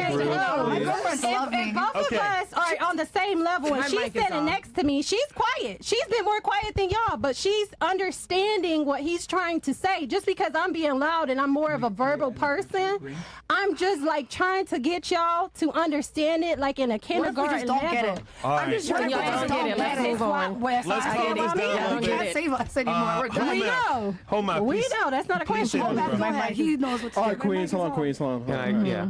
Sure, Yeah, good. go ahead, home, man. Good. I wasn't. Bro, like, I don't think I could show you guys a better clip that expresses female frustration when the shoe's on the other foot, bro. Bro, that chick was pissed. And mind you, we were like an hour in at that point. Right? You guys could look. The timestamp is right around fucking, 50-minute mark. So we're almost an hour in. She was pissed, bro. So it is what it is, man. But anyway, quick little thing I want to talk about when it comes to women paying each other's bills in the male experience. Give me ones in the chat that all makes sense, because I want to segue into the next video here. Give me ones if that all makes sense. But I had to point it out for you guys because this is such a rare situation to show you guys like female nature. It's a very distinct, specific, and rare opportunity to show you guys women when they deal with female bullshit. It's very revealing. Awesome. We need to clip this portion and put it out for you guys. I'm going to tell my clipper guys to like clip this specific portion of the stream and put it out. I think more men need to see this shit, bro. More men need to see women frustrated by other women. You also get a taste of this with like Pearl. Like when Pearl and like Femme Sapien, Allie, like when they talk with women, you can see them fucking get frustrated with them too. Like Pearl's told me a million times, I don't know how you do this. I hate talking to these women. Like, Pearl's pulled me to the side many times and said, how the fuck do you still do this shit? So, anyway, yeah. We need to clip it and put this out. But anyway, cool. So let's go ahead and segue into the next topic here, guys. So someone sent me this this video yesterday while I was live. And the title of the video is "Evil Revengeful Karen Calls Cops on Ex to Ruin His Life, Gets Caught in Her Own Trap, Faces Karma." And someone made me aware that this girl had actually been on our show. Here she is right here, right? And at the time, I do remember that she was in a relationship. Her and Fresh knew each other, right? I don't really know the extent of their relationship, really. But this girl was on our show. And this was the night that we had this idiot that, like, got kicked out, that, like, fought with Ice and them. Situation, and then they got back together. There she is right here. We after the Frank Castle, we moved there. After the fact. Or there was a Frank Castle. Cancer. It's not random. Okay, so what ended up with your dad then? Did your mom like? So this is the episode, and here she is right here. Actually, you know what? Let's go ahead and get her background. Let's go to the intro. I'm currently a barista at Starbucks right now. Yes, dead ass. That's why my energy. Yo, W timestamps, man. She is so high. Anyhow, I digress. Now y'all see why I do timestamps. Yo, Myron, let's go into the intros right quick. Fine. Yeah. Give us your name, your age, show. So name, age, we do for living. No nose goes. Huh? Yes. No respect. Nose goes. Nose goes. I'll go first. Mel music. I'm a star. We're ready for this. Mel music, 26, Miami. Bro, this girl was so insufferable, bro. See what, like, bro. Raised in Texas. Shouts to Dallas. A lot of stars in both cities. Single because y'all be playing games in these streets. In the streets? All right, let's go. Okay, but you know that is your mom Jewish? Yes. That's what she was just so happy to go there. She tried it out. Joke, so familiar. Yo, remember? So familiar with Justin. Yeah, and the girl's like, she was like, what the fuck? Oh, man. All right, are your parents together? No, that they're. All right, so we're on her. Education completed. Where'd you go to the mall? We were using East Bay. You gotta remember, like, regular. Problem. Okay, here we go. Bowden King. I go. All right, what about you? What's your name? Finally, here we go. We start in reverse. No problem. Hi, my name is Jada King. I go by JK. Okay, how old are you? That's so just. I'm 26. I'm from West Palm Beach, Florida, and I went to college in Maine. Where'd you go to school? Bowden College. Go Polar Bears. Where's that in Maine? Brunswick, Maine, 40 minutes north of Portland. Okay, you're right there by the border, not too far, huh? Okay. Yeah. That must have been miserable. It's cold up there. It was fun. I mean, my college sent me to, a lot of really amazing places. Portugal with my school's chamber choir, Ghana, West Africa to study. Study abroad? Yeah. But I'm saying, like, the winters must have been tough, though. It was was from fun. West Palm Beach to go there? Yeah, I got into an outdoor program, so I started doing, winter snowshoeing, cross-country skiing, getting myself outside. It was really fun. All right. That's not normal for someone. Normally it's the other way around. People go from the north to the south, not the other way around. I will admit, I would just stand in the shower and close my eyes and pretend like I was home in Florida. Yeah, were you like the only person from the south there? But now kids from my high school go there, and I'm like, I don't know why, but it was fun. It's a great school, #1 dining hall in the country, so it has that going for it. I went for the food and financial aid. Why? How do they have the #1 dining hall in the country? They give out lobsters every year, and the food is really good. And yeah, where's that at? It's in Maine. So, yeah, the food is really good though, and really high quality. So, shout out. But yeah, then I came back, became a math teacher. Except my students kept saying, "Miss," like I'd be like, "Any questions?" And they say, "Miss, why aren't you a model?" And so I started modeling, and I'm back to teaching math. Well, I do both. So you said model and teach? Yes. Chris, you got something to say? I mean, I'm just looking at the chat right now. They saying she's for UFO, she's an alien, something like that. Hey, I'm just reading chat right now. What grade of kids do you teach? I'm teaching high school. High school? What the fuck, man? You're a high school teacher at 26? Yeah. Bro, those kids will. They're actually really scared of me because I tell them they can have Miss King or Tyrant King. So every day, every second, they get the chance to choose. Yeah. So okay, so you have your bachelor's degree then, Yes. obviously. Are you pursuing your master's? I want to. It's just I got a degree in math and computer science, so I wasn't sure if I wanted to go into tech. I have, a job pending for that. So. Bro, stop reading the chat, nigga. So math and computer tech, you said? Computer science, yes. Computer science. Okay. Question for you, because I've noticed this in Florida. Do you not have to have a master's degree to be a teacher here? No. Like a full-time teacher? You need a bachelor's, and half the time, you can teach like out of field or something like that, out of subject. So if your, undergrad is not in teaching, for instance, if it's in your subject area. Hey, I just added the Fresh and Fit chat to the main chat, guys. So our Fresh and Fit chat is also in the Myron Gaines X chat. So y'all can all talk with each other. Basically, the reason why Fresh is laughing is because the Castle Club chat was roasting this chick with pictures and shit like that. For instance, math or something, you can teach.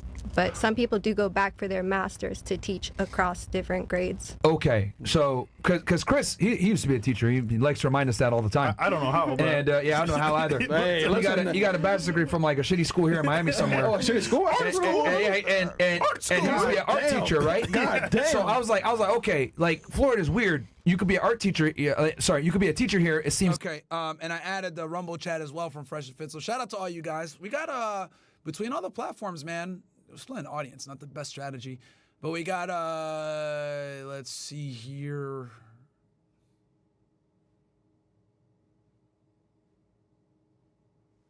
We got like 5,000-6,000 you guys in here, 7,000 you guys in here, roughly, numbers wise, between all the platforms, X, etc., YouTube, Rumble. So shout out to all you guys. We're multi-broadcasting on all the channels. We're broadcasting Myron Gaines X, Fresh and Fit, Myron Gaines X on Rumble, Myron Gaines X on YouTube. So we're broadcasting basically to 5 different destinations because we got X, Rumble, YouTube, and each channel obviously has a Rumble and a YouTube version. So we're everywhere right now, guys. So shout out to y'all ninjas, man. If you got a degree in whatever you're teaching, right, with just a bachelor's. And then you have to go through the state credentials. Yeah. So they still have to, you have to pay the state all this money, take a test for them. Yeah. And then they say, okay, you can be a teacher under certain conditions. You have to get into a school, you have to teach, whatever the case is. Okay. They make it different. And for it normally people. is aligned with your degree, which you teach. Unless a school approves you to be out of field. Like if you have a math degree and they need a music teacher, they can just make you a music. So basically, I wanted you guys to get an intro. So basically, here's some facts we know. She's a college graduate, she's a teacher, and she's from Florida. Right? So now we kind of, I think her name was like Jada or something like that. So this is her, right? And she's a model. So here she is in this video, Revengeful Karen. So let's go ahead and watch. I haven't seen this video yet, guys. So we're going to go ahead and kind of watch this, break down the female nature and see what happens here. Because I do remember her saying, well, actually, let's see what she says about her relationship. Teacher. The school's got a degree. You guys that watch the show, you guys know I always, right? Yeah. In the Northeast in general, to get his master's degree. No offense. Bro, no, it's crazy. I'm serious. Did you notice that when you went up to school in Maine? Down here, it's called Oxbridge. It's founded by one, taking initiatives to change education. I'm helping. I've done it was supposed to be down here in Florida, but whoever in Broward. I'm fast forwarding to the part about her relationship status. Was stealing, went from failing single digit to now double digits. I'm fucked up. But for me, understand shit. Driving is driving me insane. Okay. Do you notice the discrepancy between being in New England and then coming back down here? I mean, as far as I haven't seen primary education, but it is different when you are at the bachelor's level. I mean, as in other. You can't just go home and read. Stupid. all questions. Cause I'm like, how does this nigga become a teacher? You guys are. No, you good. You good. All right. So bachelor's degree. Okay. Relationship status. I'm married. Okay. How long y'all been married? It's been a couple years now. Okay, so she's married. All right, that's an important piece of information. I forgot that she was married. Okay, how'd you guys meet? So funny, we met at the gym too. I was streaming and I cut off my live for him. I was yeah, I forget this girl makes content too. Man, I forget all the information we be getting from these shows. God damn. Streaming? I was streaming. I was like, bye live, and I got off the live because he doesn't smile or talk to people, so that's funny that he talked to me. So guys don't hit on me. I don't know. Okay. What was the pickup line? I do remember that this girl was tall, guys. Chat, she was like 6 feet tall, this chick. I do remember that. She was a tall chick. How many followers you got on Instagram? God, look at the chat. Look at the chat. I wish. But it was like, Sorry, chat's a little bit distracted right now, bro. She stood on. Niggas were roasting her in the chat, bro. Yo. And y'all can kind of see some of this shit back here. That's why we don't have this model no more, because y'all be frying these girls, bro. And chat was like her ass. Even she's laughing. God. Niggas being thirsty as usual. Thirsty niggas, bro. That's fucking 2 o'clock in the morning, bro. To be fair, I saw the first part, but then when she did the turn, I was like, okay, proportion size. Okay, cool. All right. Miami. Something like that. Shout out to Note Miami. Am I the only person that didn't see that, I guess? Yeah, well, you I was was locked in with. Yeah, I was taking notes and shit. You were locked in, I was bro. like, when she said Mary, I was like, oh, interesting. For how long? Okay. Yeah. Bro, and I told her first time in the bathroom. I don't know why she decided to go up right now. Whatever, it's fine. All right. But no, that's awesome though that you met him in the gym too as well. All right. Okay. What does he do? Is he a teacher as well? he's a personal trainer. Okay. Are your parents together? Yes, it's complicated. Like, it's complicated. Do you guys want to know the story? It's lame. It's fine. Let me get separated, but like not separated. So my mom and my stepdad were high school sweethearts. They had my first sister, and then they were like, screw you, whatever the case was. So my stepdad was dying of brain cancer, and he said, I've always loved you. I want to get back together with you. Chris. Oh my God, Chris, no. They actually survived. Well, he survived. So now he's my stepdad. All right, cool. Wait, okay, hold on. Okay, all right. So my dad and my mom and I together, but her He and survived. my He oldest survived. sister, like, Yeah. So okay. So he's not technically your father. no. But Okay. that's my dad. Because so your mom. Okay. So your mom remarried or got with another guy, had you, and then he survived a life-threatening situation, and then they got back together after the fact. No, they came together because of cancer. It's not random. Okay. So what ended up with your dad then? Did your mom like leave No, him? I'm a church baby. Oh, okay. Sent from the heavens. Wait, church baby? Church She baby. belongs to the streets. Sent from the heavens. Wait, is that a phrase? Is that a way to say that They did it in church or something? I don't I mean- really ask the specifics, but like, your dad was never there? Your biological father, I mean.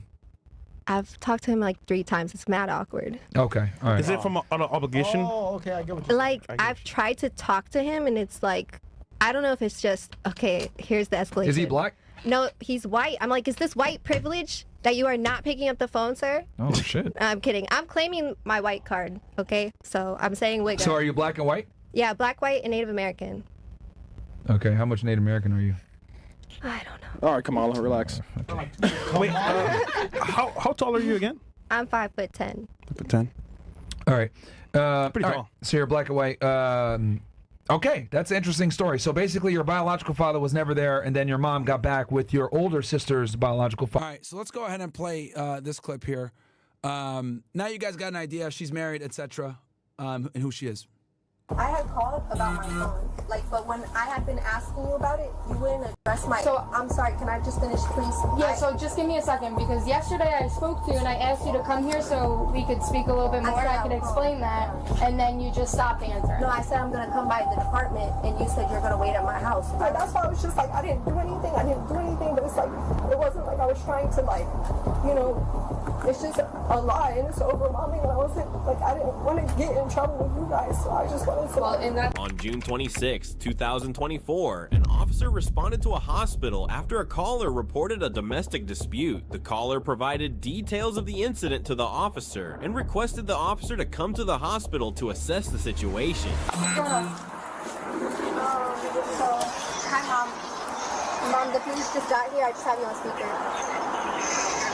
Okay, I'm just gonna talk to them now. Hi, sorry about that. So my boyfriend broke up with me yesterday. Can you just lower that so I I don't have to hear it? Sorry. Interesting how she refers to him as her boyfriend now, unless it's a different guy. My boyfriend broke up with me yesterday, and okay, fine. I come back today, and he's in my house, and so I asked him to leave. He starts getting in my face, talking about, he's a grown man, and I need to listen to him. And then he starts trying to physically restrain me when I went to leave, so finally I just broke free, and I kept telling him, you have to leave. And so then he stole my phone, my brand new iPhone 15, and I was upset and I went to leave, and basically the altercation just kept continuing to the point where... Okay, so pause. How did he take your phone? My phone was on my bed. Okay, so it wasn't in your hand. No. Okay, you took it off the counter? He just took it off my bed, and when I asked him to give my phone back, he just wouldn't give me my phone back. Okay. So at that point, I kept telling him, you have to leave. Give me my phone. Like, I just want my stuff. Take your stuff, I want my stuff. So eventually, I'm outside, and I'm frustrated, and I'm getting ready to leave, and he's trying to take my keys from me. He's trying to take my other phone. I went to call 911 on my other phone, and he threw my phone, like slapped it away from my hand. No, this is my mom's phone. So I didn't have any way to contact the police. And then he starts taking me and physically grabbing me and throwing me down on the street and like slapping me and different things like that, and just assaulting me and like flipping me upside down and stuff like that. Did he punch you? He slapped me. He definitely kept trying to slap you. In the face, he slapped me in the face. Okay. He kept running to catch me. My roommate had to keep getting in between us because he kept trying to like, and I don't know if my roommate was to get it. So these are some very serious allegations, guys, because as you guys know, domestic violence is always taken seriously nowadays, right? There's pretty much like mandatory arrest laws in place because we follow the Duluth model when it comes to this stuff. So these are serious allegations to be making. Involved, but he kept trying to physically punch me and chase me because he's a man that will side with a man. That's why I was very nervous to even call the police because I was nervous that I was going to get in trouble, even though I know I didn't do anything. I don't have my phones. So I came here because my location picked it up here. I took my car because... This case is highly complicated. The woman revealed that after her breakup, her boyfriend stole her iPhone 15 and mistreated her. An exchange of arguments also took place between them. But the question arises, was the woman providing the officer with accurate information, or was she trying to present herself as a victim? He went here and he had my phone, and my mom, like, I have my mom's phone, and it shows my phone's location being here. And when I asked him, he said that he threw my phone away in one of the trash cans. So he ended up coming here? Yes. He came here because he kept fighting me. Like, he kept fighting me and, like, chasing me. And finally, I said, get off of me. Well, he didn't fight you in the hospital. No, he fought me there. Like, he fought me at my apartment. Did he come here, or did you come here with him? He came here by himself. And you were already here? No, he came here by himself. And I was leaving the situation alone. I kept looking for my phone. I'm confused. Why did he show up at the hospital? Because when he kept fighting me, I finally swung and I hit him back. And I busted his lip. I finally busted his lip. And so he then was like, I'm bleeding. And it's like, you've been throwing me around in the street. I went and ran to a neighbor's house for help because I didn't have a phone to call the police. I kept trying to walk away. He kept shoving me down the street. Okay, so did you know he came here? So eventually I found out that he came here because my phone tracks to this location. Okay. Wait, he has my phone because he just focus on one thing. I'm sorry, I'm just saying because I've been here searching in the trash. No, that's fine. Let's just stick to one thing at a time. So he stole my phone and brought it here. I saw the location and he told me that he threw my phone away in the trash can here. Okay, so then you came here. Did you get medically checked out? No. No. Okay, when did you get here? I got here at 3 a.m. maybe. So you've been sitting here since 3 a.m.? I've been digging in the trash for hours. The maintenance people came to help me. Mom, it has my location picking up in the Winn-Dixie. He has my phone. How do you have your mom's phone? Because I had to call my mom. I didn't have anybody so your mom to call. Came here? No, my mom came to my apartment. I didn't have anybody to call, and when I saw it was here, I came here. I don't have his, but I just have his work address. Why don't you know where your boyfriend is? Because he just moved down here. We're trying to get an apartment. He stays with the family. Where is that? This might be a new guy, Chad. This might not be the husband that she talked about on stream, because we did this podcast how long ago? We did this 4 months ago, November 16th, 2024. This is like right after Trump took office. I think that's a big reason why this fight happened, is because we're making fun of her for Kamala Harris. So she must have a whole new guy now. You should know. Because she said he just moved here. Where you say is if he's your boyfriend. We've been dating a month now. I just know his work address. When does he work? He's at work now. He's at work now? Yes. The woman was getting caught up in her own arguments. She kept making up so many lies that it was hard to believe anything she said. Her statements did not provide clear information, but they complicated the investigation. How'd you meet him? At the Planet Fitness. What kind of car does he drive? He doesn't drive. So how does he get to work?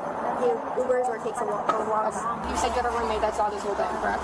Yes, but I don't think that my roommate wants to be involved. But well, I'm gonna try to talk to him. Okay. But he's just being biased in the situation. Like, honestly, if we can just not have police bother my roommate, like, well, that's not how it works. No, I'm saying his landlord's already given me issues. Do I have to give you that information? Because my mom was there, my dad were there. I'd rather give you their information. So your parents were there, watched you get thrown on the floor, and they didn't call 911? I just meant the aftermath, but okay. What's your roommate's name? It's not on his phone. I don't have it. Okay. What time did this happen? It's been happening since 1 in the morning. And then till 3? Till right now. Is it still live where your phone is? What is it? Yeah, exactly. And it's still at his job? Yeah. You see, there's the window. You see right there? And that's where the gym is? Yes, exactly. Alright. Do you have a case or anything on it? No, it's pink. The iPhone 15. It's pink? Yeah. And my lock screen is like women working out on it. Does he have your password? No. He went out the other day, and I said, go have fun. And like, he went out with a girl, and then I went to the gym, and I brought my guy friend, my workout buddy, and he's just been upset since. They broke up with me. And then randomly at 1 a.m. this morning? I came home, my roommate said that he wanted to talk to me. I said, why is he here? Like, I asked, confused, because it's like... So you haven't seen him since the other day? No, when he broke up with me, he broke up with me... What day was that, Mom? Monday? Sunday? What day did he break up? Monday? So yesterday. And then he said, see you never. Like, got all his stuff. So I didn't expect to see him again. 3-2 copy, switch it off. Okay. Except he said, oh, he left something. Today. Monday. Okay. Monday he said he left something, so I told my roommate, just drop it off. He told my roommate he wants to talk to me. So my roommate, said, okay, fine. Okay. I went there, he said no. So then I said, well, why are you here? You need to leave. And this happened at 1 a.m.? At that point, it was like 11:30. And then what time did he leave? See, a lot of these women don't understand that, like, when you say this shit to the cops, this is the problem with lying, right? When you lie, you can never lie one time. You always have to lie multiple times to cover up for the lies prior. So, and then you get lost because you forget what you lied about, what you told the truth about. So your story ends up just being discombobulated all the time. And I don't think she catches on to this shit. She's like, oh yeah, I could just say whatever, and they're not gonna hold me to my word later on, like that other one found out with the whole news situation. This investigation was becoming even more complicated. The woman claimed that her boyfriend tried to assault her in the presence of her parents and mistreated her. However, how much truth was in her statement, or was she lying? Let's find out. He finally left around 3 a.m. to come here. So he was not throwing you on the ground for 4 hours? He was physically restraining me. He was not letting me leave. He was throwing me on the ground. Okay, but when did it get physical? It got physical around midnight. It was very quick. 3 hours, it's not quick. Yes. No, I'm saying it escalated very quickly, that he would not let me leave. He physically restrained me. When I went to leave, he started throwing me around in the backyard, which my roommate saw. My roommate had to get him off of me. And then finally, I said, you need to leave. And so he came back, and I said, I just want my phone. And finally, he started just saying he's going to fight me. And so he started fighting me in the street. And I kept walking, like I was in my car, I was away from him. And at one point, he just kept trying to assault me and just said, let's fight. And I just figured, like, I don't know what else to do. So he grabbed my keys. When I tried to call the police, he took my phone and threw it away. And then he kept shoving me down the road and throwing me in the road. I went to a neighbor's house to call for help, but I didn't want to bother anybody.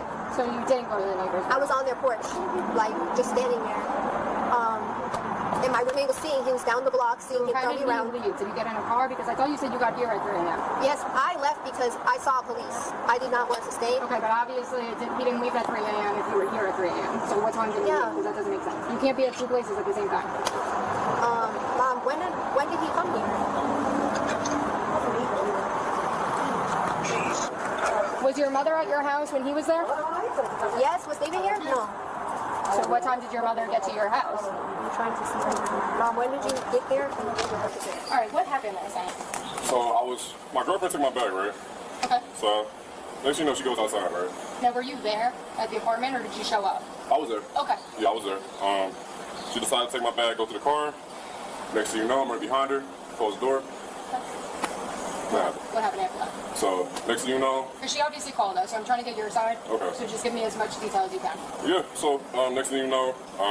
The girl left no chance to portray her boyfriend in a bad light in front of the officers. She kept emphasizing the same points, that he fought with her, tried to assault her, and much more. Meanwhile, the officers met the man to complete the investigation calmly and orderly. I'm like, all right, door just closed on my face. Let me chill, you know what I'm saying? I'm trying not to get mad. Yeah. But, next thing you know, we arguing back and forth because we just broke up. Yes. That's what it's about. Yes. So she's upset at me because I was over there. What'd I tell you guys? Women can't take L's, chat. He probably broke up with her. She feels some type of way. Now she wants to fucking try to destroy him. Women can't take L's, bro. They literally can't, man. Every time. Can't take L's. You know, with another girl or something like that? Literally another guy. Okay. But she just didn't want me there. So Okay. she's like, all right, you gotta go because that's her roommate. I'm like, Yep. all right.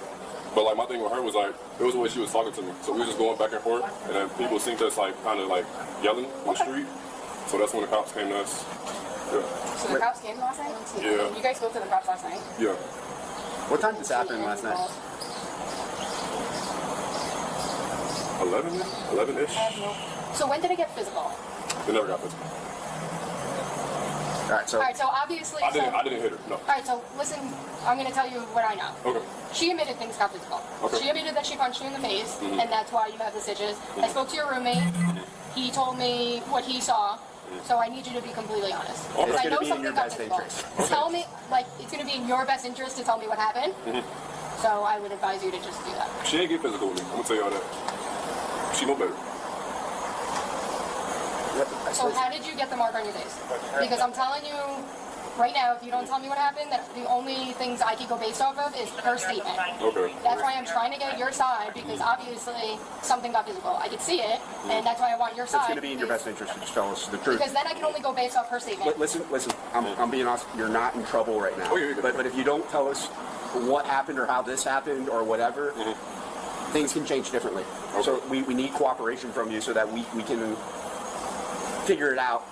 Because right now we have a witness and we have her statement. I can't obviously tell you if it's in favor of you or her, what the witness stated, because I need to hear what you have to say, and she needs to hear what you have to say, so I'm not going to tell you what the witness said, and I'm not going to tell you who the witness is. Okay. But what I can tell you is that we have a witness who said that they saw the whole entire thing, and all we just need right now is you to be honest. As of right now, you're not in trouble, okay? The officers began gathering information from the man and told him they needed a definitive answer. However, if he refused to provide any information, they would verify the woman's statement and proceed with the investigation based on that. Yeah, I mean, let's see what he says, because, you know, you don't want to go ahead and talk to the cops without your lawyer there, bro. I'm not playing any tricks. I'm not getting you to say stuff because I want you to get in trouble. I'm just trying to tell you that it's within your best interest to tell us everything because, right? Yeah, what I would do, I'd be like, all right, cool. I'm going to talk to my lawyer, and I'll come down to the station and talk with y'all.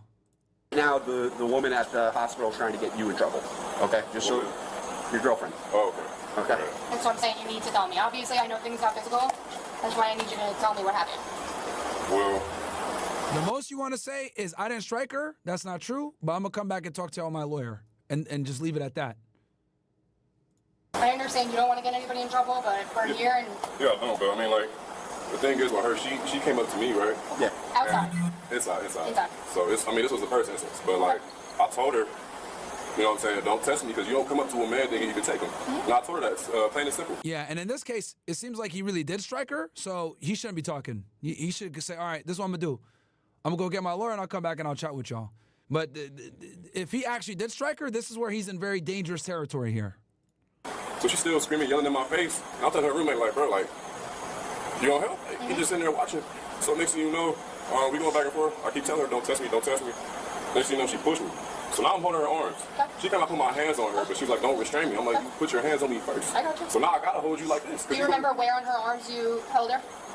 Literally, like, probably by her elbows or something. By her biceps, yeah. But, like, I'm not gonna let you hit me. And then if I hit you, I know my strength. So you probably gonna end up in the hospital. So, you know what I'm saying? Like, with her, that's it. That's it. So how did you get the mark on your face? Came from my altercation. From what altercation? Our altercation. Us getting into it. So she pushed you. How did she cause that? Just from pushing? No, she didn't cause that from pushing. That came from the door. She never hit me. So she pushed you from behind into the door? No, she pushed me in my chest. Okay, so how? Running to the door because she had my bag. I'm going after her, and then she know the door closed. Boom. Okay. I'm just going to take a picture of it. Okay. How many stitches did you get? I think like 2. 2? Do you want to just like kneel down a little bit? Sure. I mean, I don't know. Here. Can you take it? Can you get it? Yeah, I got you. What time did it? Was at the hospital. That's where I was told my phone was. Like, so I said I just want to get my phone. Like, okay, because I know there was a call at the hospital the other day, but it wasn't classified. When dispatch gave it to us, it wasn't classified as like a theft or whatever. It was domestic related. The man's information revealed many hidden truths, and his statements helped the officers realize that the woman had been consistently lying to them. However, why was the woman doing this? Did she want her boyfriend to suffer for the breakup, or was there another reason for her actions? Let us know in the comments section. Risky shit, man. And like I said, any other case, you're the victim or whatever. You can say, I don't want you to do anything, go pound sand. But domestic cases, because of... I just want to let you guys know, it's very rare that, like, talking to cops without a lawyer will benefit you, like, as we're seeing here. But always play it safe, man. Talk with a lawyer. All the things that's happened in the past, they have to investigate. Because even when I had said, oh, my phone is at this location, like, it was then that they went to go look for it. And so it's like, I had gotten my phone, and I'm like, okay, I have my phone, like, you know, why am I being told I need to, like, sign paperwork or things like that? So I'm the officer that talked to you yesterday. So with your phone, I went and spoke to him. He bought that phone. So that part of your complaint, that's going to be civil. But it wasn't domestic because you told me that you guys got into a physical altercation. You were thrown on the floor by your boyfriend. So... I had called about my phone, like, but when I had been asking you about it, you wouldn't address my... So, I'm sorry, can I just finish, please? Yeah, so just give me a second, because yesterday I spoke to you and I asked you to come here so we could speak a little bit more and I could explain that, and then you just stopped answering. No, I said I'm going to come by the department, and you said you're going to wait at my house. So when I called you the first time, you said you were on your way home, so that's why I went to your house to talk to you. I had responded to you, and I said, I can't do it today. I will come by the department, and that's why I came by the department. Yeah, and that's fine. You were dispatched to a theft or a domestic? To a 31. Okay. Yep. Just so you know, 31 is an assault. Okay. That's what I'm saying. When I had called, it was specifically just about my phone. So when I had been talking to the questions that you were asking me, I was like, no, but I want to talk about my phone. And I had been asking, and you kept not letting me talk. So when you called dispatch, you said that your boyfriend hit you and took your phone. So you told dispatch both. It's all recorded, so that's fine. I said I want my phone, is all I said about it. Like, I'm trying to make it clear because it's like, the questions that you're asking me, maybe it's your department or whatever, but I had said, I'm here trying to find my phone. I please need help with my phone. That was the whole point of all of this. So that's why I'm confused about, if I kept trying to ask you questions and say, hey, but what about this? And you wouldn't answer them. You'd say, no, no, no. What's your roommate's name? Like, it was an interrogation at that point that I'm confused about. Can I butt in? Okay, so when you call 911, it's on recorded phone. Okay. When you make certain statements to those 911 dispatchers, her being a former 911 dispatcher, they put all those, what you say, they put in the call. Sensing danger, the woman immediately changed her statement and started arguing about something else, like a child. However, the officers already knew the truth and silently listened to her foolish claims. I answered their question. Right, but let me finish. So when you say certain things, they label that call as such. And so with what you said to dispatch yesterday, it came out as domestic-related battery. Okay, so what Sarge was trying to say before everybody came up, that's why she was saying they were sorry, but investigating a battery comes top tier of your phone at that point. Okay, we have to make sure that you're safe or the other party is safe. And when I kept addressing to say I don't want to like press charges, she said I need to sign this paper. Well, unfortunately, in the state of Florida, when it is domestic related, you don't have a choice to, at that moment on our end whether you want to press charges or not. We still do an investigation, and at that point, if we find probable cause, we will make an arrest. And then follow up with the state attorneys and the court proceedings. They will reach out to the victim and they would be like, do you want to go forward with these charges? And then at that point you could say, hey, or the other victim can say, hey, no, I don't want to press charges. We're working things out this way. That's how it works in the state of Florida when it becomes domestic related. So unfortunately, your phone is not top priority for us at that moment. We have paperwork, we have investigating to do. That's why we go to your house, that's why we go to the job. And I know, unfortunately, not everybody wants to be outside of my job with a bunch of cops, and I get that. But we have to do it. If not, we can lose our jobs. And nobody wants to lose their job, you know what I mean? And I understand that this is just the state of Florida, but coming from me of somebody like, okay, the call is misaddressed, I'm just answering questions. So, okay, they're asking questions, I answer them. I'm here because I've had a theft, and then now it's like, crosshairs are happening. And it's not like, and now I'm being told it's out of my hands, of like, why did I call for help if now I'm being told I don't have any rights, whatever, it's just going to happen anyway. So that's where the confusion happened, but I did, like, it was just a lot. And it was my brother's birthday yesterday. It's like, I didn't want to sit here, okay, now I have to do all. Oh, man. Now the tables have turned, man. The tables have turned. But this rarely happens, man. Most of the time, the cops are going to follow up and go back after a woman for lying and shit like that. Like, it's only when they've invested a significant amount of resources that they go back and say, all right, we got to fucking, you know what I mean? Go back and, we got to go back and see what the fuck is going on here. All these things, like, I had to take care of stuff, and I just wanted to be able to just let me sit down and talk about it. I hear you. Please, sir, don't waste time on this woman. She is solely responsible for all the mess and is just trying to teach her boyfriend a lesson. So she is only pretending to be a victim. Just arrest her. It's just it's time pressing for us, especially so our rotation's kind of a little bit nuts. Like, we only work 2 days this week, and if we don't get certain paperwork turned in and we don't get our reports finished, which she needed to get some information, she needed to get some paperwork from you, in order to get that done. But that's why I was just like, I didn't do anything, but it's like, it wasn't like I was trying to like, you know, it's just a lie and it's overwhelming, and I wasn't like, I didn't want to get in trouble with you guys, so I just wanted to. Well, and that's another reason why, you know, with the whole phone situation, that's another reason why you need to get in. Because I'm just standing here. There's a lot of Okay, well, I'll meet you when you get here. You can just let them know when you get here that you're trying to get in contact with me, okay? All right. So fucked up, dude. So fucked up. Yeah, I'm fucked up. So anyone, I thought Florida was stand around. No? Anybody can go and beat you up and whatever can happen. Like, it's cool. Alright. I turned it off completely, okay? Yeah, let's take this. Goddamn, justice served. Yeah, take that off. Do you have any other jewelry? Here comes the crying. I gotta grab one. Where did can we get a jail bag and receipt? Come back. Here you go. Thank you so much for all your help. And you know that they were gonna arrest her because they sent the female cops to make it a bit more palatable. First, I don't know where I would be without you. You get to sit?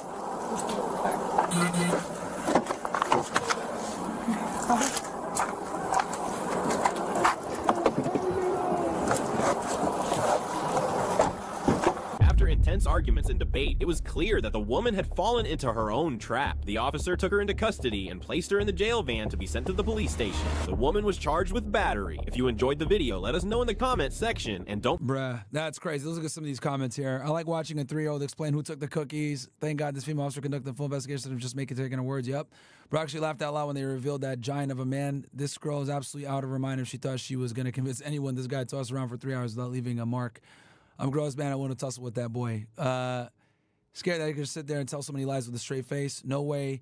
They only been together 1 month and now going through all this drama. Boy, run. Yeah, bro. She forgot to start her story with once upon a time. Legend has it. He's still cleaning his glasses. Yeah, bro. Thankfully, the police did their due diligence and actually investigated this thing properly and, you know, went through. But yeah, dude, this happened. And you know what the scary part is, chat? Like, this happens every day in America. Guys are getting falsely accused of shit. Their girlfriend are saying that they beat them up. They end up in really bad situations. And it just sucks, bro. It literally just sucks. So yeah. Oh, shit. I had this shit up the whole time on Rumble? Damn, I didn't realize I had that banner up. My bad, guys. Myron, bring back the sandwich making contest. This is the only thing the chicks are good for. Okay. Front row subscribe. Welcome to Castle Club, my ninja.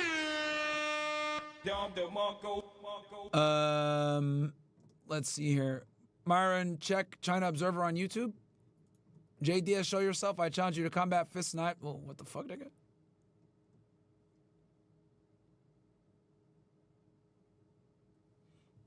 Oh, shit. All right.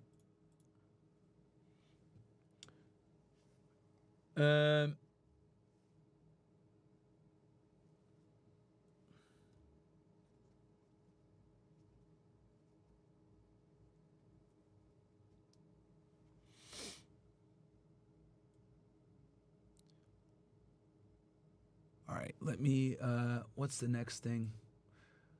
Myron, do a 20 verse 1. That's what I was supposed to do in London, bro, but I couldn't do it. I couldn't do it because it's in the UK. That's what Fresh went over there for. He's going to be on a 20 verse 1 over there with like standout TV and shit. There was something I was going to talk to you guys about. What's next here?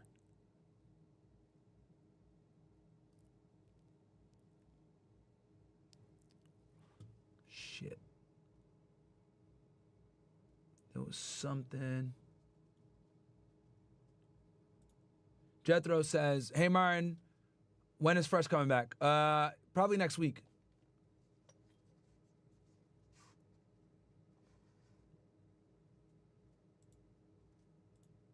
That guy, Nick versus Marquette on geopolitics. I don't know what they would debate. Like, Marquette is very critical of Zionism as well. They probably have very similar views, so I don't know what the debate would be about. But, yeah, anyway, let me, what else do we got here?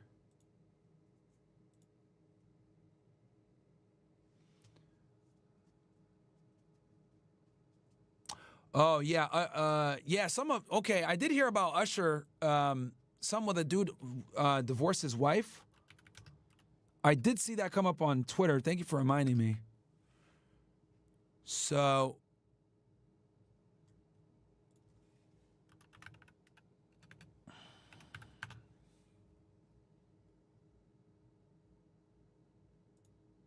Hello, it's your favorite sports thunk here. Don't forget to hit that subscribe button to join the fastest growing community on YouTube. Remember, Nightcap doesn't happen without you. So please subscribe or you're going to make Ocho cry. Ocho, yo, a 45-year-old man filed for divorce after his wife let Usher seduce her and kiss her on stage. Hold on. I saw that. Her husband claimed she never kissed him in public and was shocked she would kiss a complete stranger in front of 20,000 people. Yeah. Ocho, in this situation, what you gonna do, Ocho? What you mean? Ocho, it's entertainment. Wait, ain't no entertainment. You ain't got no respect for me. What you talking about? You ain't got no respect for me. You already know what time it is. But if Usher even come up to your lady anyway and she engaged in that type of activity, knowing what time it is, you know she'll go. Honestly, to tell you the truth, 98% of women in this situation, if there wasn't 20,000 people watching, it's a green light. That's just that's life. That's reality.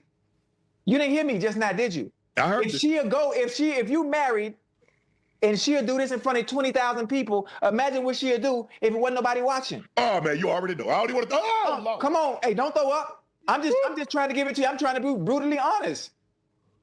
There are certain situations. Listen to me, people in the chat. You know, I mean, it's hard for some people to understand because most women really won't be in that situation based on who you are and based on the type of crowd that you're around. Mm-hmm. I say it all the time. There are certain men in this world, I don't care who your woman is, I don't care how loyal or faithful you think she is, there are certain situations that can come about, opportunities and circumstance that she will go, depending on who it is. I'm telling you, listen to me. Damn. They could talk about that high almighty, oh, my morality, I can't do this, and I believe in this and I believe in that, and I'm faithful. Man, bitch, please. Excuse my language. Excuse my language. Based on opportunity and circumstance, depending on who it is trying to holler, you're going to go. I've seen it happen too many times, huh? You hear me? I've seen it happen too many times. Yeah. I've seen it happen too, Ocho. Yeah, you ain't got to tell me. Well, you ain't got to tell me. The greatest teacher in life is experience, huh? The greatest teacher in life is experience. I'm one of them ones that look here. I said, look here, man. While you trying to get in here, we're going to be gone tomorrow. Yeah. Don't mess that up. Yeah. I don't know how long. I said, look, I don't know how long y'all been together. Come on now. Don't mess this up. Come on. I say, we here for a night. We here for 2 nights. Tops. Come on now. This man going to be here. He going to be all right. Yeah. All right, come on. Hey, come on. You ain't gonna be all right. Hey, I did my part. Ocho. I tried to talk out of it. But hey, okay. I did my part. I don't know. Now listen. Now listen. I know I said what I said, but there is a small percentage. Mm-hmm. There's a very small percentage. Based on belief, based on religion, the way they were raised. Hey guys, do me a side. If you're watching on FreshandFit or on Myron Gaines X, like the video for me, man. Subscribe to the channel if you guys haven't already.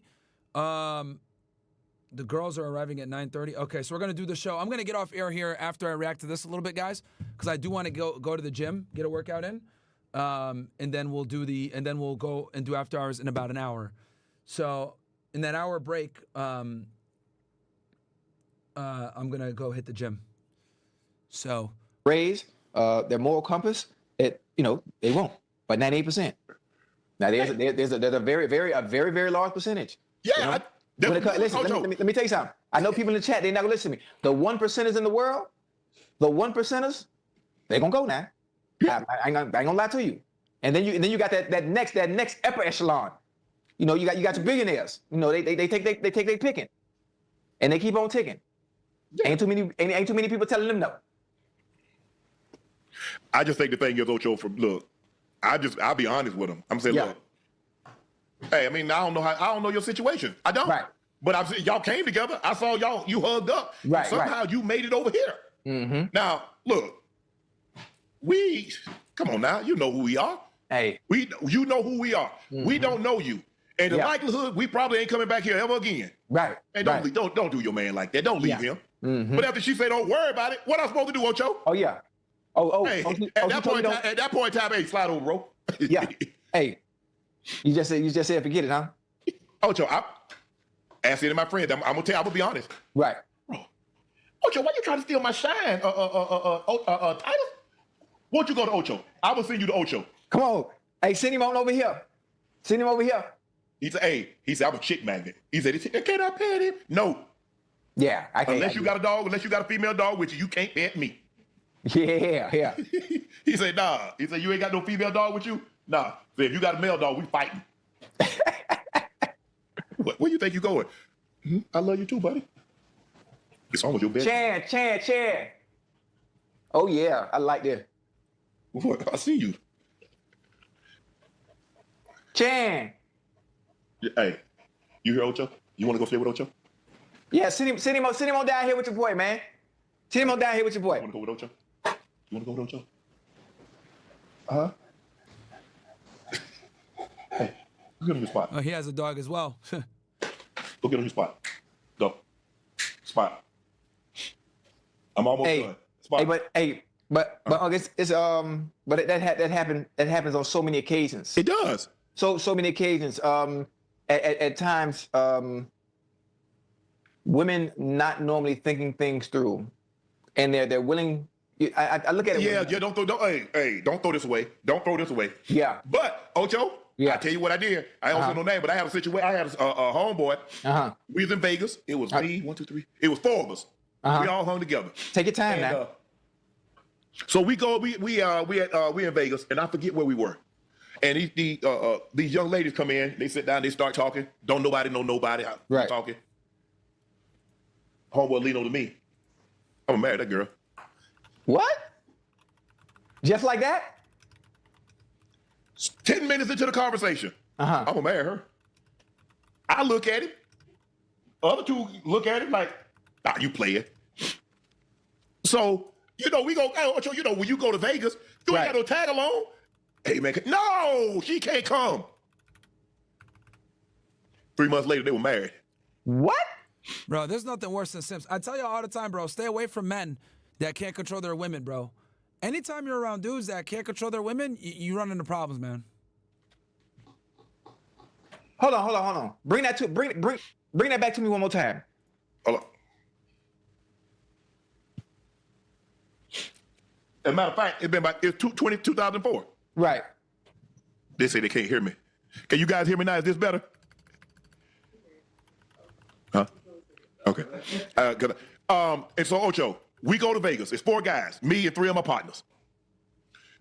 We had one of these casinos. I forget it was. Maybe it's MGM or the Bellagio. Okay. Because what ends up happening, guys, the reason why I say you got to stay away from guys that like don't understand women or like their girl runs their life is because what ends up happening is you don't just got to deal with your friend. Now you got to deal with his fucking girl. Like a lot of the decisions he's gonna make is gonna be contingent upon his girl, and you never want to be in a situation where you're making plans with a female. Well, basically, what's going on de facto is like you're dealing with a woman that you don't even have sex with, and she's gonna be making a call because a lot of these guys, what ends up happening is they'll get in a long-term relationship and then their girl controls them, which is fucking pathetic. Okay. Might have been a Venetian, but anyway, you got to stay the same guy. Guys, don't forget that. Always stay the same dude. Ladies come up, start talking. They're nice looking ladies. I mean, hey. Yeah. I ain't gonna say no. It wasn't no Houston talent. I'm saying, but it's. Okay. So we talking, yeah, what you do? I mean, such and such, blah, blah, blah. He leans in. I'm gonna marry her. Right down the spot. Yes.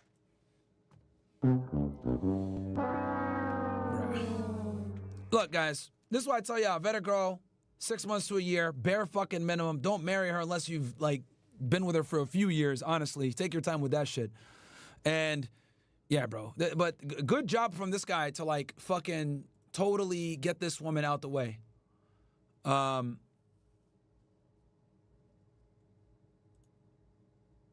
visit Israel and show your anti-Semite friends what great people we are. Thank you for standing for the truth. Nah, bro, I'm never gonna go to Israel. Never gonna go to Israel, bro. No, thank you. I'm good there. The state of Israel has committed many human atrocities, and I'm good on that one. Don't Usher have herpes? I heard that.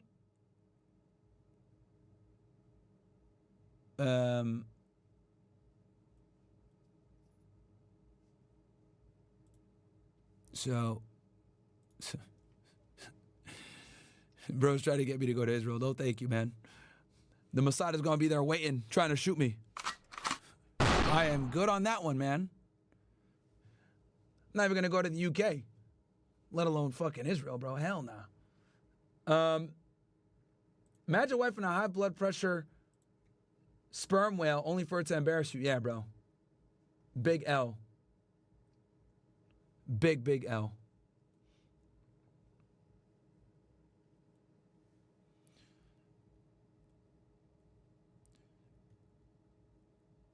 All right. So, guys, we've been on stream now for 4+ hours. I got to hit the gym. I want to get a workout in before we do after hours. Because I didn't get a chance to work out yesterday because, as you guys know, I was traveling. I literally got off the plane and came right on stream. So I want to go, obviously, train because you guys know, no excuses, make shit happen.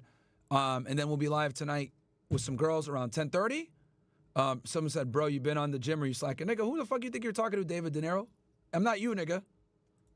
I'm not you, bro. Going into porn and shit like that. Like, I actually I talked the talk and I walked the walk, man. So, yes, I didn't go to the gym yesterday because obviously I'd been traveling and I jumped right on stream. But I'm going to go now. So that's why I'm ending the stream early. I hate to end the stream early, but I got to go and get this shit done. So, yeah, anyway, with that said, love y'all, ninjas. I am going to be going to, we'll have the after hours tonight at 10:30. Then we'll have the debrief tomorrow. And then I might go and do some stuff out in Georgia next week. I'm still figuring that out. But yeah. Let me just make sure I didn't miss any chats here before I get off.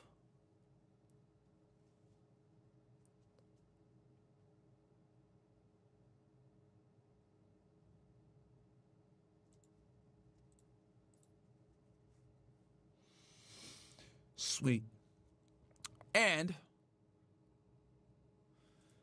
all right, guys, I'll catch you guys back here in about an hour for Fresh and Fit after hours.